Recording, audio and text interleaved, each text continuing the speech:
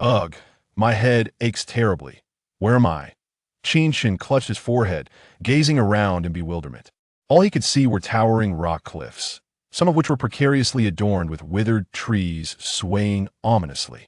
Not far off, terrifying howls echoed through the air, and above him, a raven circled, cawing incessantly. With Qin Chen's awakening, a multitude of memories began to merge. The eldest son of the Qin family, one of the four prestigious families in the capital, a fiancé, a white moonlight, zombies, bio-ghosts. Goodness, how can this world be so insane? How could bio-ghosts from CF appear in this realm? According to the memories over a century ago, a biolab in the beautiful country experienced a secret leak, leading to a zombie crisis, and bio-ghosts emerged, sweeping across the globe. It was only through the efforts of top scientists and military forces in various countries that the crisis was brought under control, averting a global catastrophe. Now, only a few major nations remained. Additionally, in this world, I am a cuckold. My girlfriend is entangled with my white moonlight, and I have been cast into this desolate, zombie-infested Death Valley on the fringes of the Dragon Country. This place is at least 100,000 miles away from the capital. Liu Yuza, do you truly wish for my demise? Once I am devoured by zombies and ghosts, won't you and that little minx turn against the Qin family? Qin Chen gritted his teeth, having already accepted the memories of his original self and the fact that he had traversed into another realm. All he desired was to survive and return, not to perish as soon as he arrived. Roar!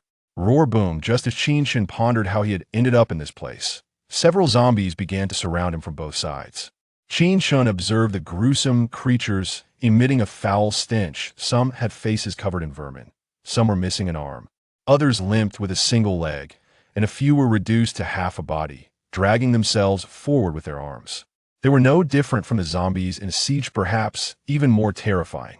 Their singular aim was to feast upon Qin Chen. Damn it, to nearly die just after crossing over. How infuriating. Qin Chen retreated, picking up a sharp piece of granite from the ground, pressing his back firmly against the rock, and began to search his person for anything useful.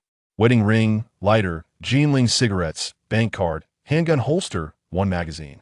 High-end club black diamond card, cash, love letters, a set. Goodness, I truly am a spoiled young master. Carrying such a collection of oddities, only the lighter might be of some use. Qin Chen cursed. Roar, roar! The 9 zombies drew ever closer. Qin Chen hurled the stone at the nearest zombie's head, and with a satisfying crunch, the granite shattered the creature's skull, embedding itself within. The zombie staggered backward. Not bad. This aligns with the cold knowledge I had from my previous life about how hitting a zombie's head is fatal. Qin Chen hastily picked up more stones, using all his strength to hurl them at the remaining zombies. However, his luck was merely that of a blind cat stumbling upon a dead rat. He managed to crush 5 zombies with a barrage of stones, but 4 more advanced towards him in a fan shape, leaving him no time to escape. Damn it, I should have made my move while there was a gap between the 9 zombies. I am truly foolish, Qin Chen scolded himself. But zombies are indifferent to Qin Chen's self-reproaches. They are no longer human, and why would they care if he curses them? Much like in games, where some people post a selfie as a family photo, if you greet their parents at that moment, the impact is negligible. With a sudden crack, a book fell from Qin Chen's pocket as he rummaged through it. He swiftly picked it up, noticing that the cover bore the emblem of the CF game from his previous life, with the title Complete Character Compendium of CF, authored by Bao Zai. Isn't this the compendium I meticulously compiled out of my love for CF? How did it come along with me during my traversal? He recalled feeling a book pressing against his chest earlier, but he had dismissed it, thinking it of little significance. Now, as it lay on the ground, it struck him that this book might be his chance for survival after all. Items that accompany traversers are often extraordinary, as one might expect. Qin Chen hastily opened the book. Table of contents. I.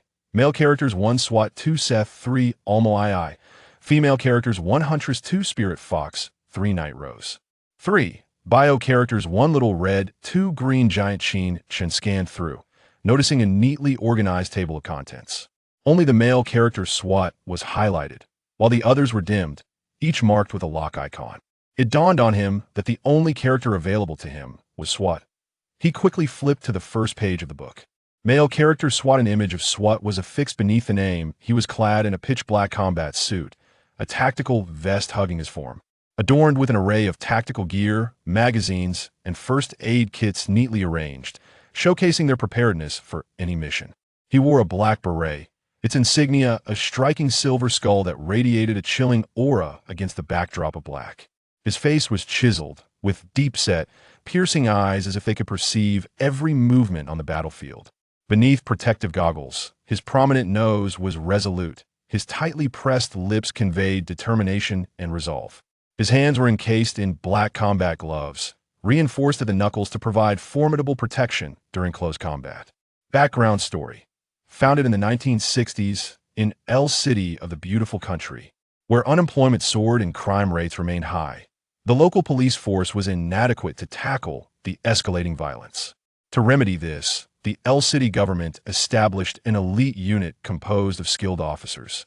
This unit, known as SWAT, comprised 67 members, led by a lieutenant, with 6 sergeants commanding 6 squads, each subdivided into 2 teams of 5. During missions, these teams further divided into assault, sniper, support, medical, and negotiation units. As the world order shifted, the SWAT members split into 2 factions, the defenders and the infiltrators, yet they retained the SWAT designation. As Qin Chen reflected on the information he had compiled about SWAT, he noticed a new addition on the photograph. The words "purchase" followed by price 1 million dragon coins, with a newcomer discount reducing it to 800,000 dragon coins. He recalled that exactly 800,000 dragon coins resided in his bank card. Don't ask why a distinguished young master of the Qin family is so financially constrained. His family comprised not only him, but also 4 foster sisters, several adopted sons and daughters, and certain individuals who, due to the formidable reputation of old Master Qin, dared not act against them and instead drained the resources of the young master. Roar the zombies were now mere inches away, and Qin Chen could smell the putrid stench of decaying flesh. He produced his solitary bank card and swiftly pressed his right index finger against the purchase option. Then, to Qin Chen's astonishment, beams of white light descended from the sky, and as the radiance dissipated, 12 figures clad in black combat attire and wielding various weapons materialized around him. Before Qin Chen could process this development, the 4 SWAT members closest to the zombies lunged at them. True to their elite anti-terrorist training, they dispatched the 4 zombies in mere moments, severing their heads with precision. Did I not only purchase 1 SWAT? Qin Chen questioned, glancing at the book in his hand, only to see a line of text appear beneath the SWAT image. Newcomer discount. SWAT squad of 12 for 800,000 dragon coins. That is this truly the real SWAT? How impressive. Qin Chen marveled, astonished that game characters could materialize before him. Then, one of the 12, wearing a black combat suit adorned with deep red stripes, stepped forward, while the remaining 11 followed closely. They knelt before Qin Chen, exclaiming, "We greet our young master." Qin Chen recognized immediately that the leading SWAT was the new version of SWAT, an upgraded iteration. "All right, rise. Now, let's depart from this place." Qin Chen helped the squad leader to his feet and spoke quietly. The group then divided into 3 sections. For SWAT members led by the elite, SWAT cleared the path ahead. 5 remained at the rear for support, and 2 flanked Qin Chen on either side, positioning themselves in the center of the formation. I remember that there is a frontier research base established by the Dragon Country nearby, which also has personnel and resources supported by the Qin family. They are responsible for studying the new types of ghosts and zombies that continually emerge, as well as researching their weaknesses, characteristics, habits, and the elusive antidote. Qin Chen recalled the memories that flooded his mind. How could I possibly forget the location? My brain is as foolish as a pig.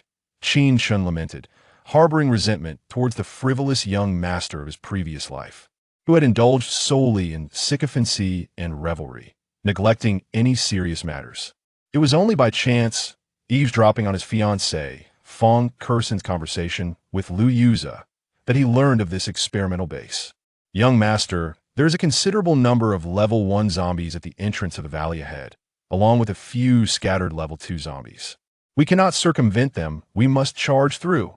The elite SWAT reported gravely as he returned to Qin Chen's side. Chapter 2. The forced breakout and the uprising at the underground laboratory let us charge straight through the front. We must first escape this cursed place. The Death Valley is rife with advanced zombies and perilous biophantoms. We cannot retreat. We can only advance, Qin Chen declared gravely. Understood. The elite SWAT member SWAT nodded and then began issuing commands. Old Guan, Old Luo, Old Zhang. Elite SWAT called to the SWAT team stationed at the rear.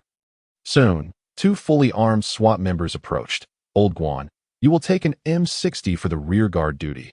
We will make a frontal breakout with the young master. The commotion from our gunfire will surely draw the attention of the large beasts and those abominations in the valley. Use the M60 for fire suppression. Old Luo, take an AK-47. Ensure you have sufficient magazines and follow Old Guan. When the zombies emerge, aim for their heads. Old Zhang, as our sharpshooter with exceptional observational skills, you will remain behind to assist Old Guan and Old Luo. The elite SWAT member advised earnestly. The 3 of you must push back 30 meters to safeguard against any unforeseen changes, ensuring the young master's protection. Understood, Captain. We will accomplish our mission and not let a single beast escape. The trio affirmed in unison, vowing to protect the young master with all their might. I believe in you. The elite SWAT member nodded with satisfaction. Old Yi, Old Lin, Old Hu, Old Neo. Come here. Old Yi, you will lead the charge. We need to break out of this Death Valley. Take the Wild Bull submachine gun and spearhead our advance. Old Lin, take an AK and provide cover for Old Yi if any zombies appear on Old Ye's right flank. Make sure to provide backup. Old Hu, take an M4 and cover the left flank. Old Lin, Old Yi, Old Hu, we entrust our lives to you. Old Neo, take the MG3 to support Old Lin and the others with firepower. Old Gao, carry the Type 09 sniper rifle and keep watch. Old Gua, Old Li, Old Sun, your tasks are equally crucial. Old Gua will tend to the wounded, while Old Li and Old Sun will protect the young master. All right, the mission begins. The sound of my gunfire. We commence action.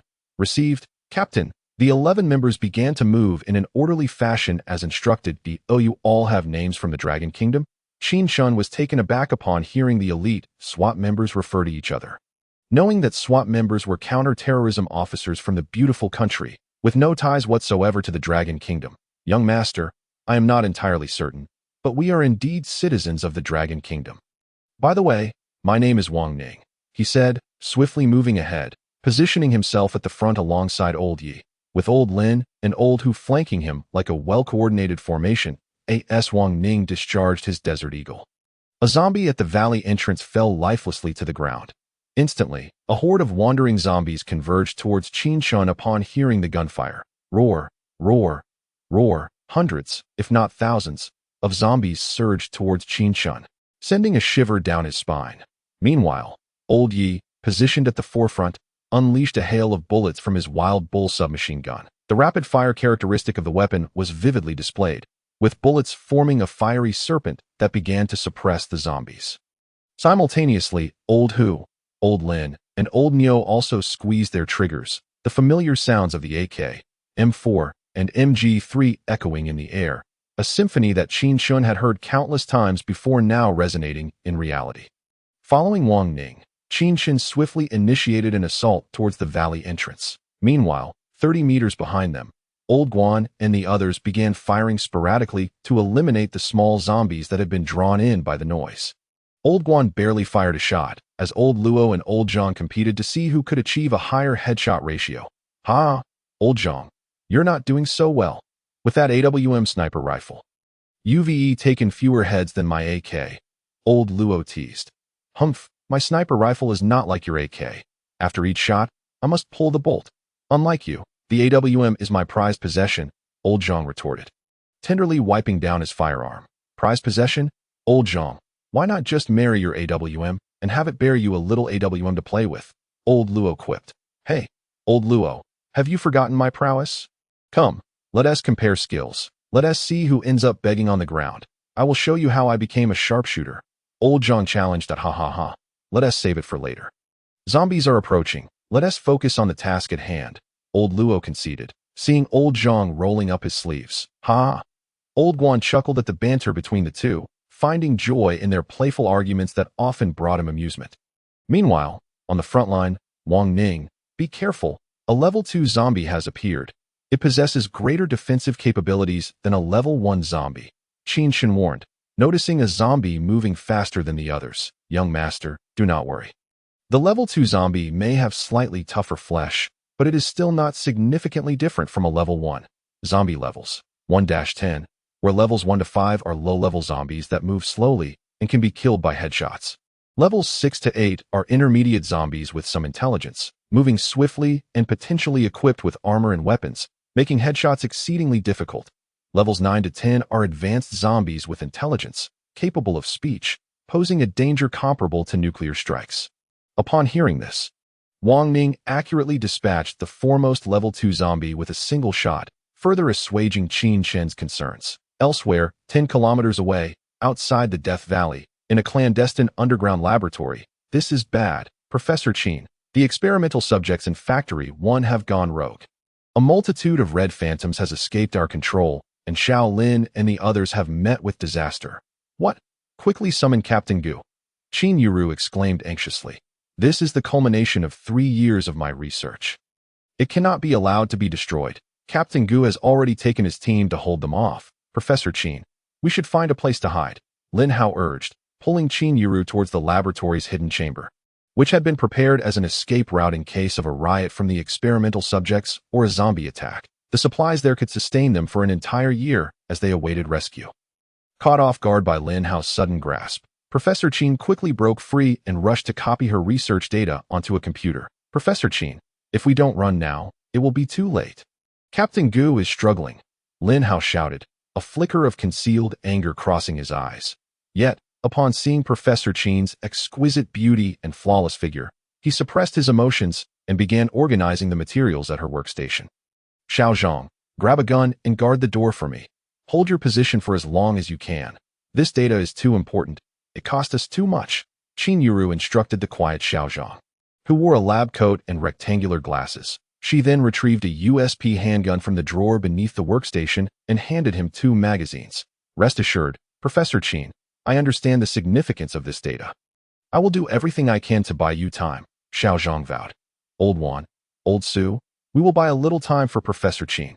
We will hold out for as long as we can. The 3 of them, each armed with a handgun, charged out of the laboratory, setting up a defensive position in the narrow corridor leading to the underground factory where the live biophantom experiments were conducted. Preparing to intercept the red phantoms that Captain Gu would unleash. Within the factory, fierce combat ensued. Captain, the red phantoms seemed to have evolved after consuming the corpses of their kind.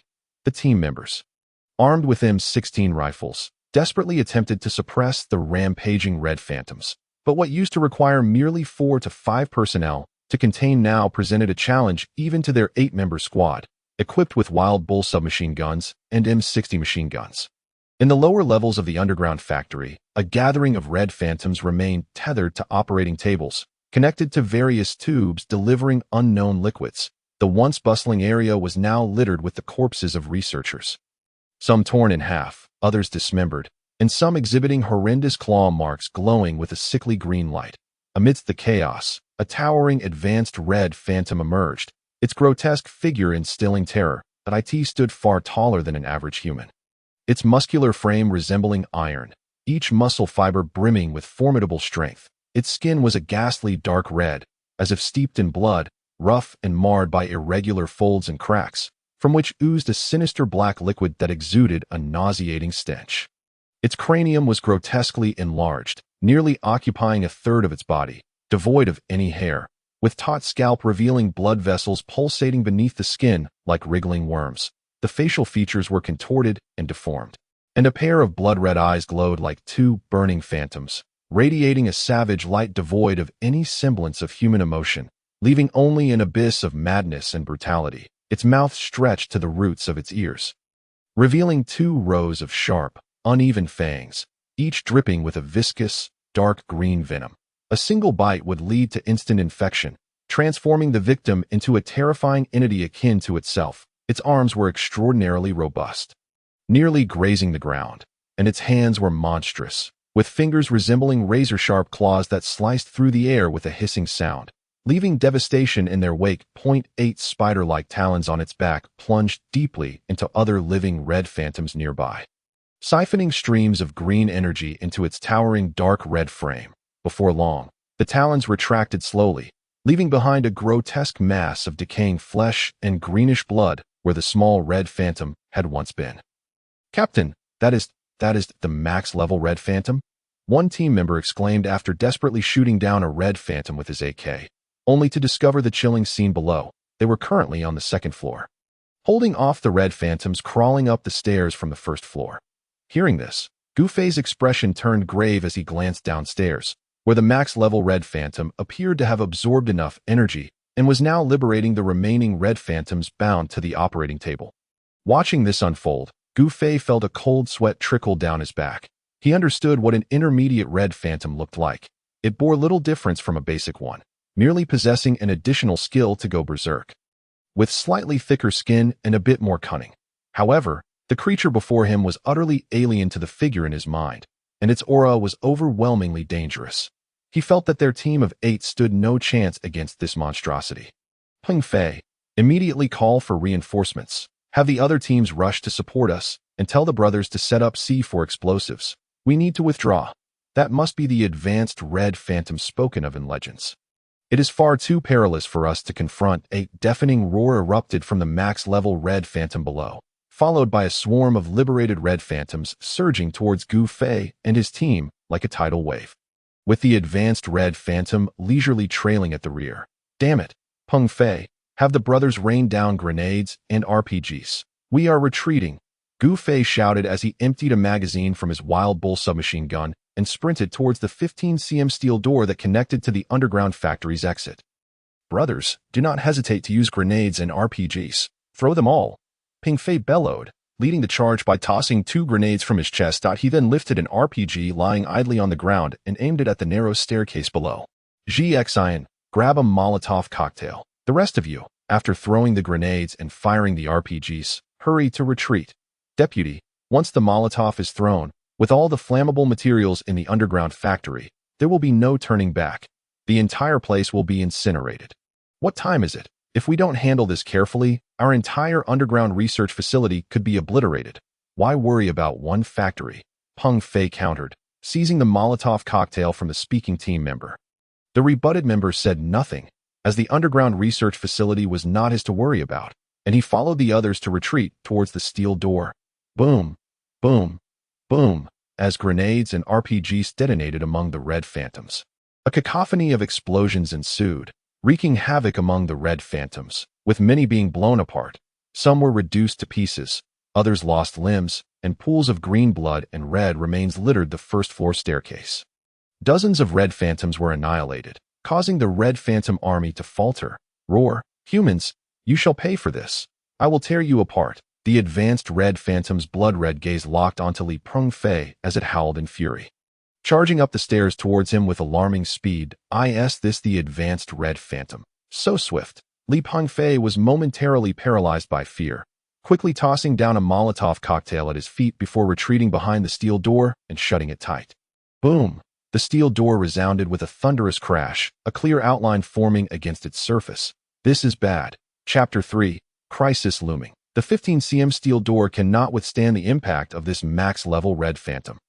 We must retreat to the rear steel door for a defensive stand. There are 3 more steel doors between us and the main laboratory. Academician Qin must have already hidden in the darkroom. Our team stationed at the other 2 warehouses will arrive for support shortly.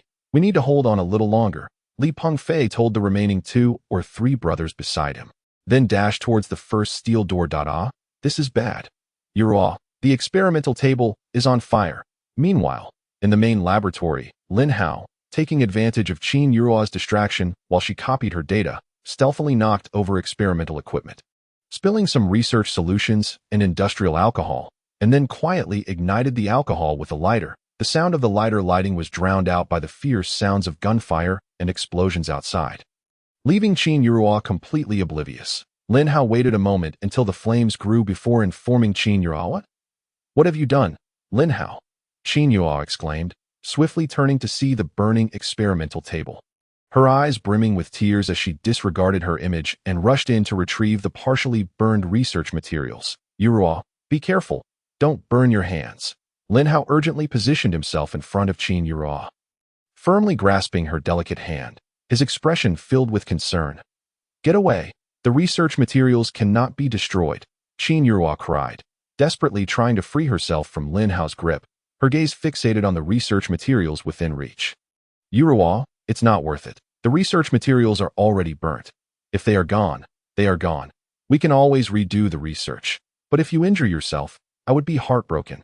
Lin Hao affectionately caressed her jade-like delicate hand, his eyes filled with adoration. What are you doing? Academician Qin, why haven't you hidden in the dark room yet? The advanced red phantom from the first factory is leading a tide of red phantoms towards us. Our team of 8 cannot hold them off. We have already destroyed the first warehouse and set up 3 defensive positions in the corridor to fend off those phantoms while we wait for reinforcements. Academician Qin, please hurry through the corridor on the other side of the main laboratory to the dark room. Xiaozheng, quickly protect Academician Qin and escort her to safety. We can die here. But Academician Qin must not. She holds the nation's advanced research technology and critical information regarding the Red Phantoms. She is indispensable to our dragon nation. You must ensure her safe departure.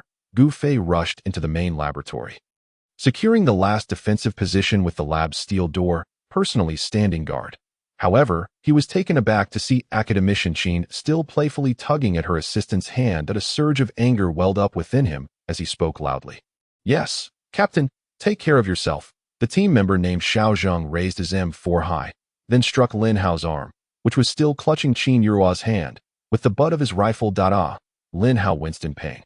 Releasing Qin Yuruo, who gazed at the ashes of the research materials behind him, tears streaming down her cheeks. Academician Qin, we must leave now. Xiaozheng, seeing Qin Yuruo in tears, had no intention of being gentle. He seized her arm and pulled her towards the corridor on the other side of the main laboratory. Wait, the USB drive. This time, Qin Yuruo did not hesitate. She forcefully broke free from Xiaozheng's grip and yanked the remaining research data USB drive from her computer. She then hurriedly followed Xiaozheng towards the dark room. Hey, have you lost your manhood? Stay and help me fend off the advancing red phantoms. Gu Fei called out to Lin Hao, who was preparing to follow Qin Yuruo. No, I can't. Captain Gu, I can't shoot. I'd be a burden if I stayed behind. Lin Hao panicked, shielding his chest with his hands and shaking his head vigorously. Rat-tat-tat. Damn it, I will fight you all. A team member stationed at the first line of defense, having exhausted his ammunition, hurled a grenade into the throng of red phantoms. Shaolin. No. Hearing this, Gu Fei rushed into the laboratory, searching for something to barricade the door, ignoring Lin Hao, who had already slipped away unnoticed during Gu Fei's moment of distraction. On the other side, in the Valley of Death, Lao Niu, Lao Lin, Lao Hu, Lao Yi cover each other. Lao Gao organized the troops. Wang Ning gazed at the densely packed sea of zombies at the valley's mouth. If they could break through here, they would escape the Valley of Death. With that thought, Wang Ning bellowed. Subsequently, the group led by Old Yi swiftly established 2 opposing strongpoints, with the most heavily armed Old Niu and Xiao Yi taking the lead. The duo, fingers firmly on the triggers of their MG3 and Wild Bull submachine gun, wove a formidable web of firepower, carving a path through the horde of zombies. Meanwhile, Old Gao, wielding a sniper rifle in conjunction with Wang Ning, methodically picked off the scattered undead before them. Under the relentless barrage, numerous zombies met their demise, their heads exploding or bodies collapsing, legs severed, as they writhed helplessly on the ground. Witnessing this scene, Qin Chen felt a surge of excitement. Change! Old Yi shouted. He and Old Niu fell back as Old Lin and Old Hu advanced, executing precise shots to ensure that the path cleared by their firepower remained uncontested by the undead. Old Niu, retrieve the RPG from your back and fire at them. Old Hu and Old Lin were urged not to hold back. Throw your grenades, as Wang Ning observed the entrance to the valley drawing ever closer. An increasing number of zombies, seemingly emerging from the surrounding forest, gathered ominously. The rear guard, led by Old Guan, unleashed a relentless barrage. The duo of Old Guan and Old Luo pulled their triggers with fervor, sending wave after wave of zombies tumbling before them. Simultaneously, Old Zhang remained industrious, swiftly reloading his weapon without hesitation, casting aside the previously cherished AWM. Old Guan, Old Luo, don't you think these zombies are getting faster? Old Zhang remarked as he peered through the scope toward the distant valley. Indeed, it seemed they were approaching the threshold of intermediate-level zombies. Those just encountered appeared to be at least level 4. Old Luo expressed his growing anxiety, sensing that something significant was about to unfold. That I say, you two to Old Luo, Old Guan, I see running zombies. While their movement may not be swift, they have certainly crossed into the ranks of intermediate-level zombies. The undead in the Death Valley are steadily converging upon us, Old Zhang exclaimed, spotting a zombie with exaggerated leg movements, each step small yet purposeful, and rushed to alert Old Luo and Old Guan. Meanwhile, at the valley's entrance, boom, boom, boom, with the explosion resonating, a large swath of zombies collapsed at the valley mouth, which could aptly be described as a mountain of corpses and a sea of blood. Littered with shattered flesh, severed limbs, and a chaotic spray of gore. Wang Ning observed the remaining zombies at the entrance and then retrieved his walkie-talkie. Wang Ning calling, please respond. Received, Old Zhang here. We are making a push. Regroup immediately. Over. Old Zhang understood the urgency. Old Guan, utilize the RPG. Old Luo, once Old Guan is fired, seal the path with incendiary bottles. We must retreat. Young master, the captain is preparing to make a move. Understood. Old Guan hastily strapped the M60 to his back and readied the RPG on his shoulder, just as Old Zhang shouted in alarm. Damn it, zombie dogs. And what is that? A liquor. Is that a level 7 or 8? Through the scope, Old Zhang easily discerned, 300 meters away, a pack of grotesque zombie dogs, maintaining a canine silhouette yet grotesquely distorted, their bodies hunched and limbs unnaturally robust, exuding a twisted strength that enabled them to sprint and pounce with alarming speed. Their once sleek fur was now a chaotic mess, patches of skin exposed where fur had fallen away, revealing a nauseating grayish-blue or dark red hue, riddled with ulcers, pus, and fissures, as if they had been corroded by acid. With black liquid oozing from them, emitting a putrid stench, the heads of these zombie dogs were disproportionately large, their eyes bulging and murky, once bright pupils now obscured by a thin white film. Radiating an eerie malevolence, the skin around their eye sockets had rotted away, making their eyes appear even more grotesque. Their noses, shriveled yet still capable of detecting prey, gaped wide, revealing jagged fangs stained with dark red blood and viscous fluid. Poised to rend flesh at any moment, the muscle of their limbs rippled with visible veins, their claws sharp as steel hooks, leaving deep gashes in their wake as they traversed the ground. Their tails no longer swayed with the grace of a normal dog, instead hanging stiffly, occasionally twitching as if conveying some sinister signal. They were accompanied by a horde of similarly horrifying creatures. Exuding a foul odor, towering over 2 meters, their elongated forms and sinewy muscles reminiscent of gnarled tree roots, brimming with explosive power, their skin bore a nauseating gray hue, as if steeped in sewage for ages. Rough and covered in unsettling wrinkles and pits of various sizes, as though punctured by countless sharp objects, their grotesque heads, devoid of fur, revealed high, bald skulls, with ears nearly vestigial, reduced to mere holes. Most striking was their enormous mouth, capable of gaping nearly 180 degrees, filled with rows of sharp fangs, each glistening with a yellowish-green corrosive venom. Their long, slender tongues, akin to flexible whips, were lined with tiny barbs, ready to lash out and ensnare prey into their gaping maws.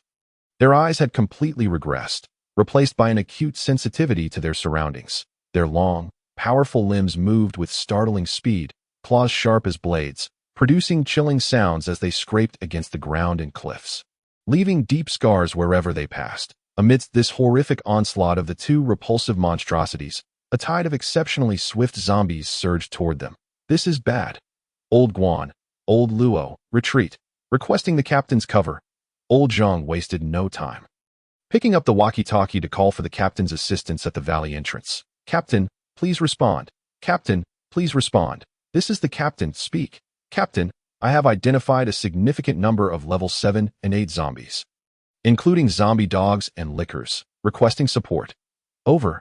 Immediate retreat. We will cover you at the valley entrance. Over. Old Guan. Chapter 4. The research facility is falling. Break out of the Death Valley. Old Guan, Old Luo, retreat. Hurry back. Old Zhang shouted urgently. Their overconfidence had led them to become separated from Qin Chen and the others by a considerable distance, and now, faced with the rapid onslaught of zombie dogs and lickers, the young master and his group were likely already safe. If they remained foolishly entrenched here, it would only lead to needless sacrifice. Old Guan reattached the RPG to his back and quickly kept pace with Old Zhang and Old Luo as they dashed toward the valley entrance. Old Li, Old Sun, you two stay close to the young master. Your ammunition is still plentiful. Switch out Old Lin and Old Hu, and clear the level 1 zombies approaching from the rear. Old Gao. Old Yi, provide fire cover for Old Zhang and the others. Old Gao, take care of the zombie dogs or lickers that reach the front. Everyone else, find cover at the valley entrance for defensive fire. Understood. The group responded in unison. On the other side, Qin Chen, through the binoculars handed to him by Wang Ning, also spotted the zombie dogs and lickers leading a horde of rapidly advancing zombies. These must be the undead from the depths of Death Valley. Damn it, they responded to the gunfire so quickly, just like the zombies from the Zombie Kingdom. Their speed is astonishing. I wonder if they possess the same high intelligence as those from the 28 days later outbreak. He chuckled bitterly. Forget it. I've crossed over. In this world, level 6 to 8 zombies are already showing signs of intelligence. Brothers, open fire, Wang Ning commanded, and his SKS began to fire steadily, averaging 2 or 3 shots to take down a swiftly charging zombie dog. Old Yi and Old Nyo unleashed their full firepower, their Wild Bull submachine gun, and MG3 unleashing a torrent of bullets, 2 conspicuous streams of fire roaring into the throng of zombies, instantly felling a multitude, some with heads blown apart, others losing their legs. Damn it, these zombie dogs and lickers are too fast, and they stay so close to the ground, combined with their deliberate evasion of bullets and their overwhelming numbers. Captain, Old Yi and I can barely keep the fire suppression going. Captain, my ammunition is running low. Old Yi exclaimed as he finished a magazine and reached for a new one, only to discover he had but 2 left. Captain, ours is nearly depleted as well. Old Hu and Old Lin echoed. Captain, red phantoms have appeared behind us. Old Li and his group brought more bad news. Whoosh, whoosh, whoosh, after a harrowing sprint for their lives. Old Guan and the others finally reunited with Qin Chen, panting heavily as they bore the RPG. Old Wang, retreat to the left into the woods, then head southeast. There's an abandoned military base in that direction. Qin Chen urgently instructed, based on the visions from when the original owner had been deceived by his fiancée. Qin Chen was certain he had seen a vast square area surrounded by iron railings, with a reinforced concrete building standing at its center, although it appeared long abandoned, with shattered glass and vines overtaking it. This moment, Qin Chen could not have imagined that the location he had seen was indeed the underground research facility he had struggled to recall, where intelligent zombies and bioghosts had once roamed. Understood, young master, Wang Ning shouted immediately. All personnel, prepare for fire suppression. Ensure that each individual has a grenade, along with Lao Nyo and Lao Guan preparing the RPG. You shall launch first. Lao Luo, Lao Gua, and Lao Hu, the 3 of you, immediately follow with 3 Molotov cocktails. Let us seize the moment amidst the explosions and the fiery blockade, and break through to the left with the young master. Yes, the crowd responded in unison. Wang Ning, hand me your Desert Eagle for my protection. Qin Chen observed that everyone possessed such weaponry, realizing that in this world overrun by zombies and bioweapons, survival was impossible without arms. Very well, young master. Wang Ning promptly handed over his Desert Eagle, along with 3 magazines. Brothers, let us act. Meanwhile, in the underground research facility, Team 1 requests support. Team 1 requests support. Gu Fei shouted into the radio towards the other 2 teams. But after a crackle of static, there was no further response. Damn it, could warehouses 2 and 3 also have encountered mishaps? Gu Fei's heart raced. Captain, take care. GXN, let us fight side by side one last time. Let us obliterate those beasts. Vice Captain Li Pengfei clutched a grenade, addressing GXN, who held a similar explosive. Very well, Vice Captain, are we afraid? A manly man should never express fear. Indeed, GXN, let us march to our doom together. The 2 then sprinted towards the sea of red phantoms, hand grenades in hand. The corridor was littered with the corpses of red phantoms. Upon hearing Lin Hao's voice, Zheng Dong was instantly filled with disgust. This Lin Hao was perpetually glued to Academician Qin. often exploiting his position as Qin's assistant and rumored boyfriend to seek personal gain, while bullying others and boasting incessantly. Zheng Dong had long harbored disdain for such a coward, who would cower behind women in times of peril and boast only when shielded by their presence. At this moment, he could no longer contain his anger and shouted, "Soft coward! Who are you calling a soft coward? I am not one. I am merely trying to better protect Academician Qin. I fear for her safety, which is why I closely follow her." Lin Hao attempted to defend himself. Zheng Dong seemed to see right through him. "Oh, I see you cling to Academician Qin because you know we would risk our lives to protect her." Academician Qin, exasperated by their bickering, interjected, "Enough! Stop arguing. Our immediate priority is to contact the outside world and hold our ground until help arrives." Subsequently, she swiftly dialed the number saved as Dad on her phone. Ringing. After more than 2 minutes, the call connected. "Dad, it's Euro. I am trapped in an underground research facility near Wuqing. An advanced Red Phantom has appeared, leading a riot among the Red Phantoms. Warehouse number 1 has fallen, and the situation in warehouses number 2 and 3 is also grim. They may have succumbed as well. Euro, Dad is busy right now. Once he finishes, I'll have him call you back," came the response from a voice that was not the deep, reassuring tone of her father, but rather a very young male voice. "Huh, Zhaojia, where's Dad? Quickly, have him answer the phone." Yuruo realized, her urgency mounting. This was her father's newly adopted son, taken in after her parents encountered him nearly frozen on the street while traveling out of town. Beep, beep. The busy tone echoed after the call was abruptly disconnected. "What?"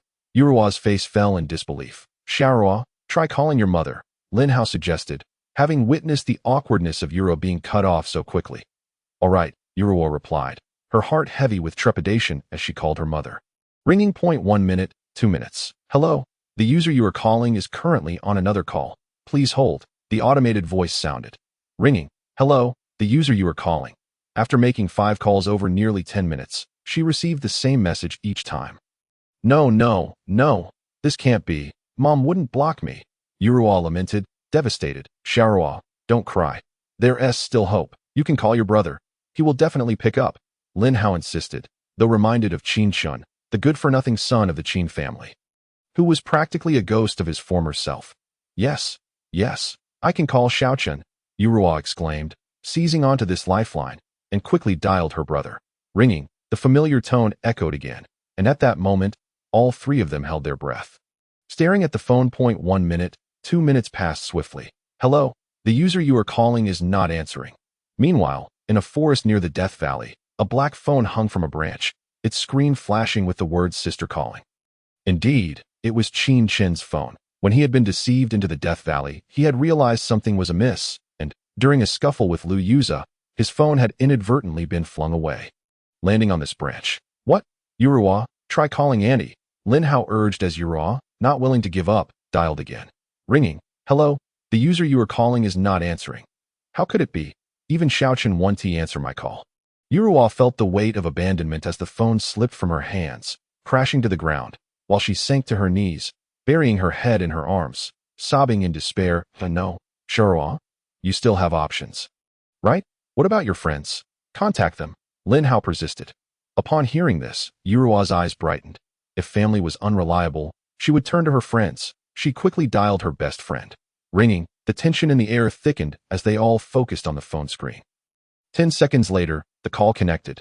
"Qingwei, it's me, Euro. I'm trapped in an underground research facility near Wuqing. An advanced Red Phantom is leading a riot here. The situation is dire. Please help me." Yuruo relayed her predicament succinctly to her best friend, the heiress of one of the 4 great families, the Hu clan. "What?" Meanwhile, far away in the capital, Hu Qingwei was jolted awake from her plush bed adorned with plush toys, her silk nightgown slipping as she moved, perfectly accentuating her tall figure of about 1.7 meters, every curve radiating innate elegance and sensuality. Her long, jet-black hair cascaded freely, a few strands playfully brushing against her porcelain cheeks, enhancing her fair complexion. With an air of pride and sharpness unique to the Hu family, her eyes now brimmed with urgency and concern upon receiving Yuruo's distress call. Her high-bridged nose and slightly pursed crimson lips exuded a determination to not rest until she achieved her goal. Barefoot and heedless of the chill beneath her feet, She hurried to her study, each step imbued with purpose, her nightgown trailing behind her like a mysterious goddess descending into the night, ready to plead with her father for her friend's life. Yuruo, wait. I can't mobilize many people on my own. I'll ask my father for help, Hu Qingyue assured her before rushing towards her study on the other side. A warning chimed, battery low. We'll shut down in 5 minutes. Qingyue, my phone is about to die. I trust you will rescue me. Yuruo reluctantly hung up, preparing to conserve battery when another call came in, causing her to pick up the phone in confusion. The name Lu Rian appeared on the screen. Lu Rian, the heiress of the Lu family in the capital, though not among the 4 great families, was not to be trifled with, for the Lu family was a genuine military lineage.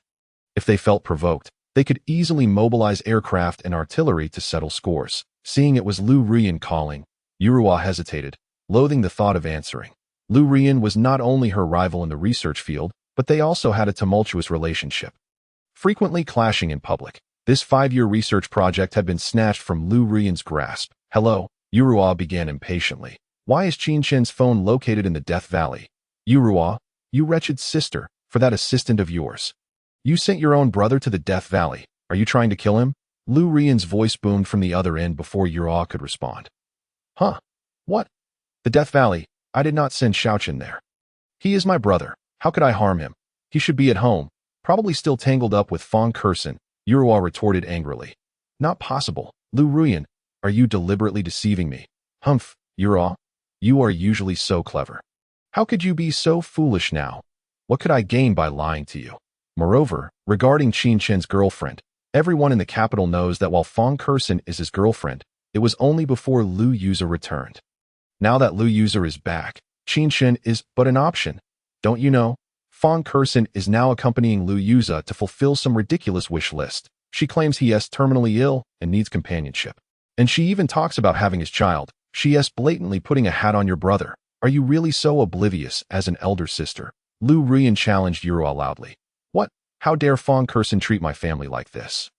Without the Qin family's support, her Fong family would have long been wiped out by enemies. How could she possibly align herself with us? Yuruo, disregarding her current predicament, shouted in rage. Roaring, the red phantoms outside seemed to react to Yuruo's voice.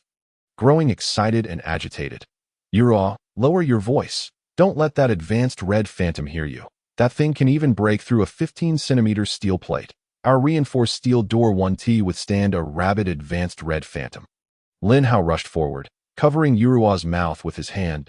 Let go of me. Yuruo struggled against the grip, finally shaking off Lin Hao's hand and wiping her mouth in disdain, while Lin Hao, momentarily lost in the sensation, remained silent. Huh? What is going on? What red phantom? What advanced red phantom? Lu Rian began to sense that something was amiss with Yuruo's situation. An unfortunate incident occurred at the experimental facility. All the test subjects escaped, including a high-level red specter that beep. Before Qin Yuruo could finish her sentence, her phone powered off due to a lack of battery. Huh? Qin Yuruo, Lu Rian called out 2 more times. Then redialed Qin Yuruo. The user you are calling is currently unavailable. Please wait to redial. This is bad. Qin Yuruo is also in trouble. That place is the forefront of the Biochemical Research Institute, filled with numerous researchers and valuable data. I must find my father. I have to rescue Qin Yuruo. Although I find her quite detestable, she is undeniably talented and has likely made significant progress in her research over the past 3 years. Moreover, she is Xiaoqing's elder sister, and with my father deployed, I can also search for Qin Chen in Death Valley. Lu Rian mused to herself. She is Qin Chen's fiancé, and has known him since childhood. In her memories, Qin Chen was always that brave little boy who stood up for her when she faced danger, shielding her from harm. In her fear, she clung to him and cried, while he reassured her with a single phrase, "Don't be afraid. Xiaoyan, I'm here." She vividly recalls the moment when the little Qin Chen's back was slashed by the creature's sharp claws, blood gushing from the wound, and even the sight of his bloodied and broken spine etched in her memory. From that moment on, she vowed to marry Qin Chen when she grew up and be his wife for life. Lu Rian dared not delay any longer and hurriedly ran towards her father's study. Damn, the phone is dead. Qin Yuruo frantically pressed the power button, the device clicking in response to her urgency and frustration. So, Xiaoqing is indeed in Death Valley, right? Lu Rian cursed the dead phone, her eyes vacant as she murmured to herself, as if questioning Lin Hao and Zheng Dong, or perhaps even herself. Sister, sister, I can't open the drink. Sister, sister, this question is so difficult. Sister, you're bullying me. Woo-woo. Sister, when will mom and dad come back? Sister, don't be afraid. Ah Cheng will protect you. No one can bully you. Then Xiaoqing must grow up quickly to protect his sister. Okay? Ah Cheng, you gave your pocket money to Lin Hao. I have no money left. Xiaoqing, you're so big now. Shouldn't you know better? Qin Chen, I've already said I don't like him. He saved my sister's life, so it's only right that she treats him a bit better. Qin Chen, how can you be jealous of Hao? He got stabbed in the abdomen while saving me and nearly died on New Year's Eve. Qin Chen, you're not a child anymore. You should know what to do and what not to do. Hao is sick. I'm going to check on him. Remember to drink some boiled water and take your medicine. Sister, can I be of assistance at that research institute in Wuching? No way. You just stay home obediently. Hao can accompany me. He knows everything and can protect me better than you. The gates of memory quietly opened, as laughter and tears, reunions and farewells from the past flickered before Qin Yuro's eyes like a revolving lantern. Those ordinary yet precious moments brought her joy, heartache, and pain. As she recalled Lin Hao's inexplicable arrival, becoming her savior, it felt as though everything had changed. She seemed to have gradually distanced herself from Xiaoqing. How understanding and wise Xiaoqing is. Could he truly be as pitiful as I once thought? Is everything truly as I perceive it? Qin Yuro remembered the words she had spoken to Qin Chen after Lin Hao appeared. The action she had taken that led to a gradual estrangement, turning into a sense of aversion, all seemingly orchestrated, as if someone intended for her to distance herself from Ah Cheng. The more she thought about it, the more sorrowful and pained she became, until 2 streams of tears flowed down her cheeks. Xiaoro, don't cry. I'm here. I'll protect you. Chapter 6. Breaking Through the Zombie Tide. The fall of the research institute. Lin Hao gently enveloped Qin Yuro, his large hand stroking the top of her head. Normally, she would nestle happily in his embrace like a beautiful calico cat, radiating blissful smiles. Yet at that moment, having endured those memories, she sensed something amiss. I don't want your protection. Let go. Qin Yuro forcefully pushed Lin Hao away, then rose from the ground and slowly walked towards the darkened monitoring room. She needed to uncover what had transpired at the research institute. Qin Yuro strode purposefully towards the monitoring room. No, I can't let her see the footage. Lin Hao, observing Qin Yuro's actions, initially felt anger at her rejection, but upon realizing her intent to view the surveillance, panic seized him. Yuro, wait for me. I'll accompany you. I want to see too. Lin Hao disregarded their earlier exchange and hurriedly pursued Qin Yuro. Humph, disgusting. Zheng Dong, watching Lin Hao's every move, felt his stomach churn. The gruesome scene of severed limbs and bloodied corridors outside the first warehouse was far less repulsive than Lin Hao's current demeanor. Yet Zheng Dong found himself powerless to intervene, trailing behind with his M4 towards the monitoring room. Boom! With a resounding explosion, boulders tumbled from above the mouth of Death Valley, creating an insurmountable barrier for the zombies. Retreat quickly towards the southeast. Wang Ning signaled with a wave of his hand. The SWAT team's swift Qin Chen was somewhat taken aback. In his understanding, he had initially believed that the goggles would merely be sufficient to shield him from the blinding flash of a flashbang. Little did he expect that these goggles would also possess a modicum of smoke protection. Now, swiftly break through to the southeast, Wang Ning commanded just as the smoke grenades reached their peak effectiveness. And as the smoke began to dissipate, Lao Gua and his companions simultaneously hurled incendiary bottles into the haze. Bang! Bang! Bang! 3 incendiary bottles struck the ground, igniting into a fierce blaze, further exacerbated by the white phosphorus contained in the smoke grenades, resulting in an immediate conflagration. Roar! Roar! Qin Chen, upon hearing the earth-shattering roar, glanced back into the smoke, where he discerned a dozen or so red phantoms jostling against one another, colliding amidst the chaos. As the flames intensified, Qin Chen felt as though he could smell the acrid stench of charred boar flesh, leaving him nauseated. In the subterranean research facility, within the dimly lit monitoring room, academician Qin looked quickly at the surveillance from warehouses 2 and 3. Zheng Dong pointed at 2 monitoring angles displayed on the 1,600-inch screen mounted on the wall. Qin Yuru, who had been meticulously adjusting the surveillance systems, turned her attention toward Zheng Dong's voice. Meanwhile, Lin Hao remained fixated on the main laboratory surveillance footage, contemplating how to erase the backup recordings from the computer. If Qin Yuru were to discover them, he would find it impossible to explain. Why are the displays for the critical surveillance in warehouses 2 and 3 blacked out? Qin Yuru asked, puzzled, and without further thought, she skillfully accessed the computer's backup recordings to review the footage preceding the blackout. Zheng Dong watched anxiously at 9:03 a.m. On the central operating table of Warehouse 2, Shaoli exclaimed, if this experiment succeeds, it will mark a historic moment. We will have developed a tranquilizer for zombies. An elderly man clad in a white lab coat, his face weathered and framed by round spectacles, spoke excitedly to the young assistant beside him. Upon closer inspection, one could see the glimmer of tears in the corners of the old man's eyes. Overwhelmed with emotion. Indeed, academician Bai, this is the culmination of your life's work. Today will be a groundbreaking moment capable of saving the world, the young man replied, equally exhilarated. Shaoli, commence the injection. Understood. Shaoli approached the bound zombie on the operating table, deftly manipulating the intricate instruments. Moments later, infusion tubes, as thick as a child's forearm, were connected to the zombie's arms, legs, chest, and head, delivering an enigmatic black liquid. The restrained zombie began to thrash violently, growling in agitation. Bai academician and Shaoli observed in silence as more than 100 research personnel gradually gathered around, eager to witness this potentially historic event. The zombie let out a tremendous roar before collapsing onto the operating table. Motionless. Is this a failure or a success? The crowd exchanged bewildered glances, seeking clarity from academician Bai. No, after dedicating my life's work and conducting countless experiments, how could it still end in failure? Bai academician gazed at the silent zombie on the operating table, his heart aching as if it were bleeding. Ignoring the protests of those around him, he rushed to the table, pounding the glass enclosure with fervor. Tears streaming down his face. No, Leonard, I thought I have failed again. I promised you I would find a cure to restore the zombies. And I have failed. I even settled for researching a tranquilizer, yet I still failed. Leonard, I have let you down. Bai academician muttered, his voice breaking. Wang Leonard, his beloved wife, had accompanied him on this long journey of research. Tragically, she had succumbed to infection during an incident involving a zombie escape.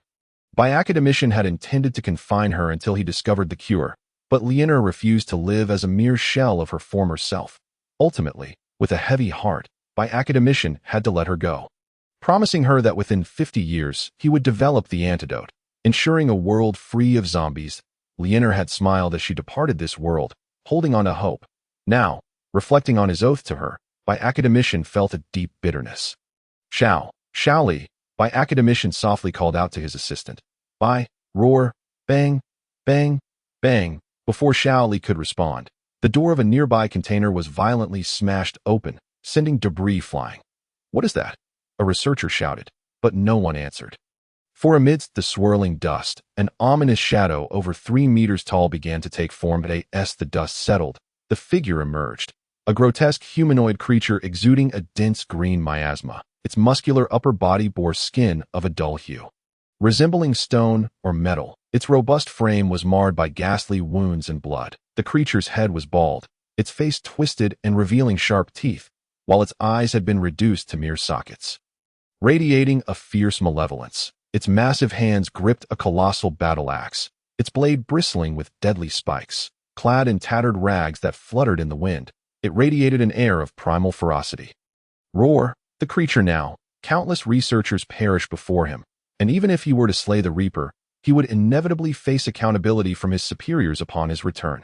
Indeed, Xiao Chui hefted the RPG, activated the sight, and began to aim at the Reaper that was mercilessly harvesting lives. If sensing the impending threat, the Reaper lifted its head, its hollow, skull-like eyes immediately locking onto the targeting Xiao Chui. Roar, human, die, the Reaper bellowed, and then, brandishing its massive axe, it began to spin in place, resembling a razor-sharp top, indiscriminately reaping the remaining researchers. As the Reaper's rotation accelerated, a miniature tornado formed around it, and some researchers were gruesomely reduced to mere chunks of flesh, leaving not even whole bodies behind. Vivid crimson blood, mangled flesh, and severed limbs were swept up by the whirlwind, transforming what was once a colorless vortex into a wall of scarlet. continuing to claim the remaining researchers and the oblivious zombies. Ah, no help. Ah, I don't want to die. What kind of trick is this? Xiao Chui, stop aiming and fire immediately, Captain Han shouted, and then, along with the other 16 members, they continued to suppress the Reaper below while clearing the gathering horde of zombies and the already deceased researchers. Die? Xiao Chui pulled the trigger. With a roar and a whoosh, the rocket soared through the air, and everyone instinctively turned towards the direction of the Reaper, hoping that the RPG would obliterate it into a mass of flesh. However, a sudden turn of events occurred. Roar! The Reaper had noticed Xiao Chui's movements, and its massive axe flew from its grasp, hurtling towards Captain Han and the others that eye in midair. The spinning axe collided with the rocket in a blinding flash.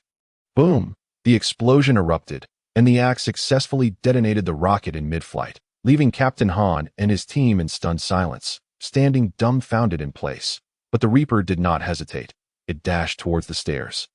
While the little zombies, having dispatched the last researcher, encircled Captain Han and his team from another staircase. Bang, bang, bang. The Reaper sprinted, causing the stairs to tremble beneath its weight, as if they might collapse under the strain of its furious charge at any moment.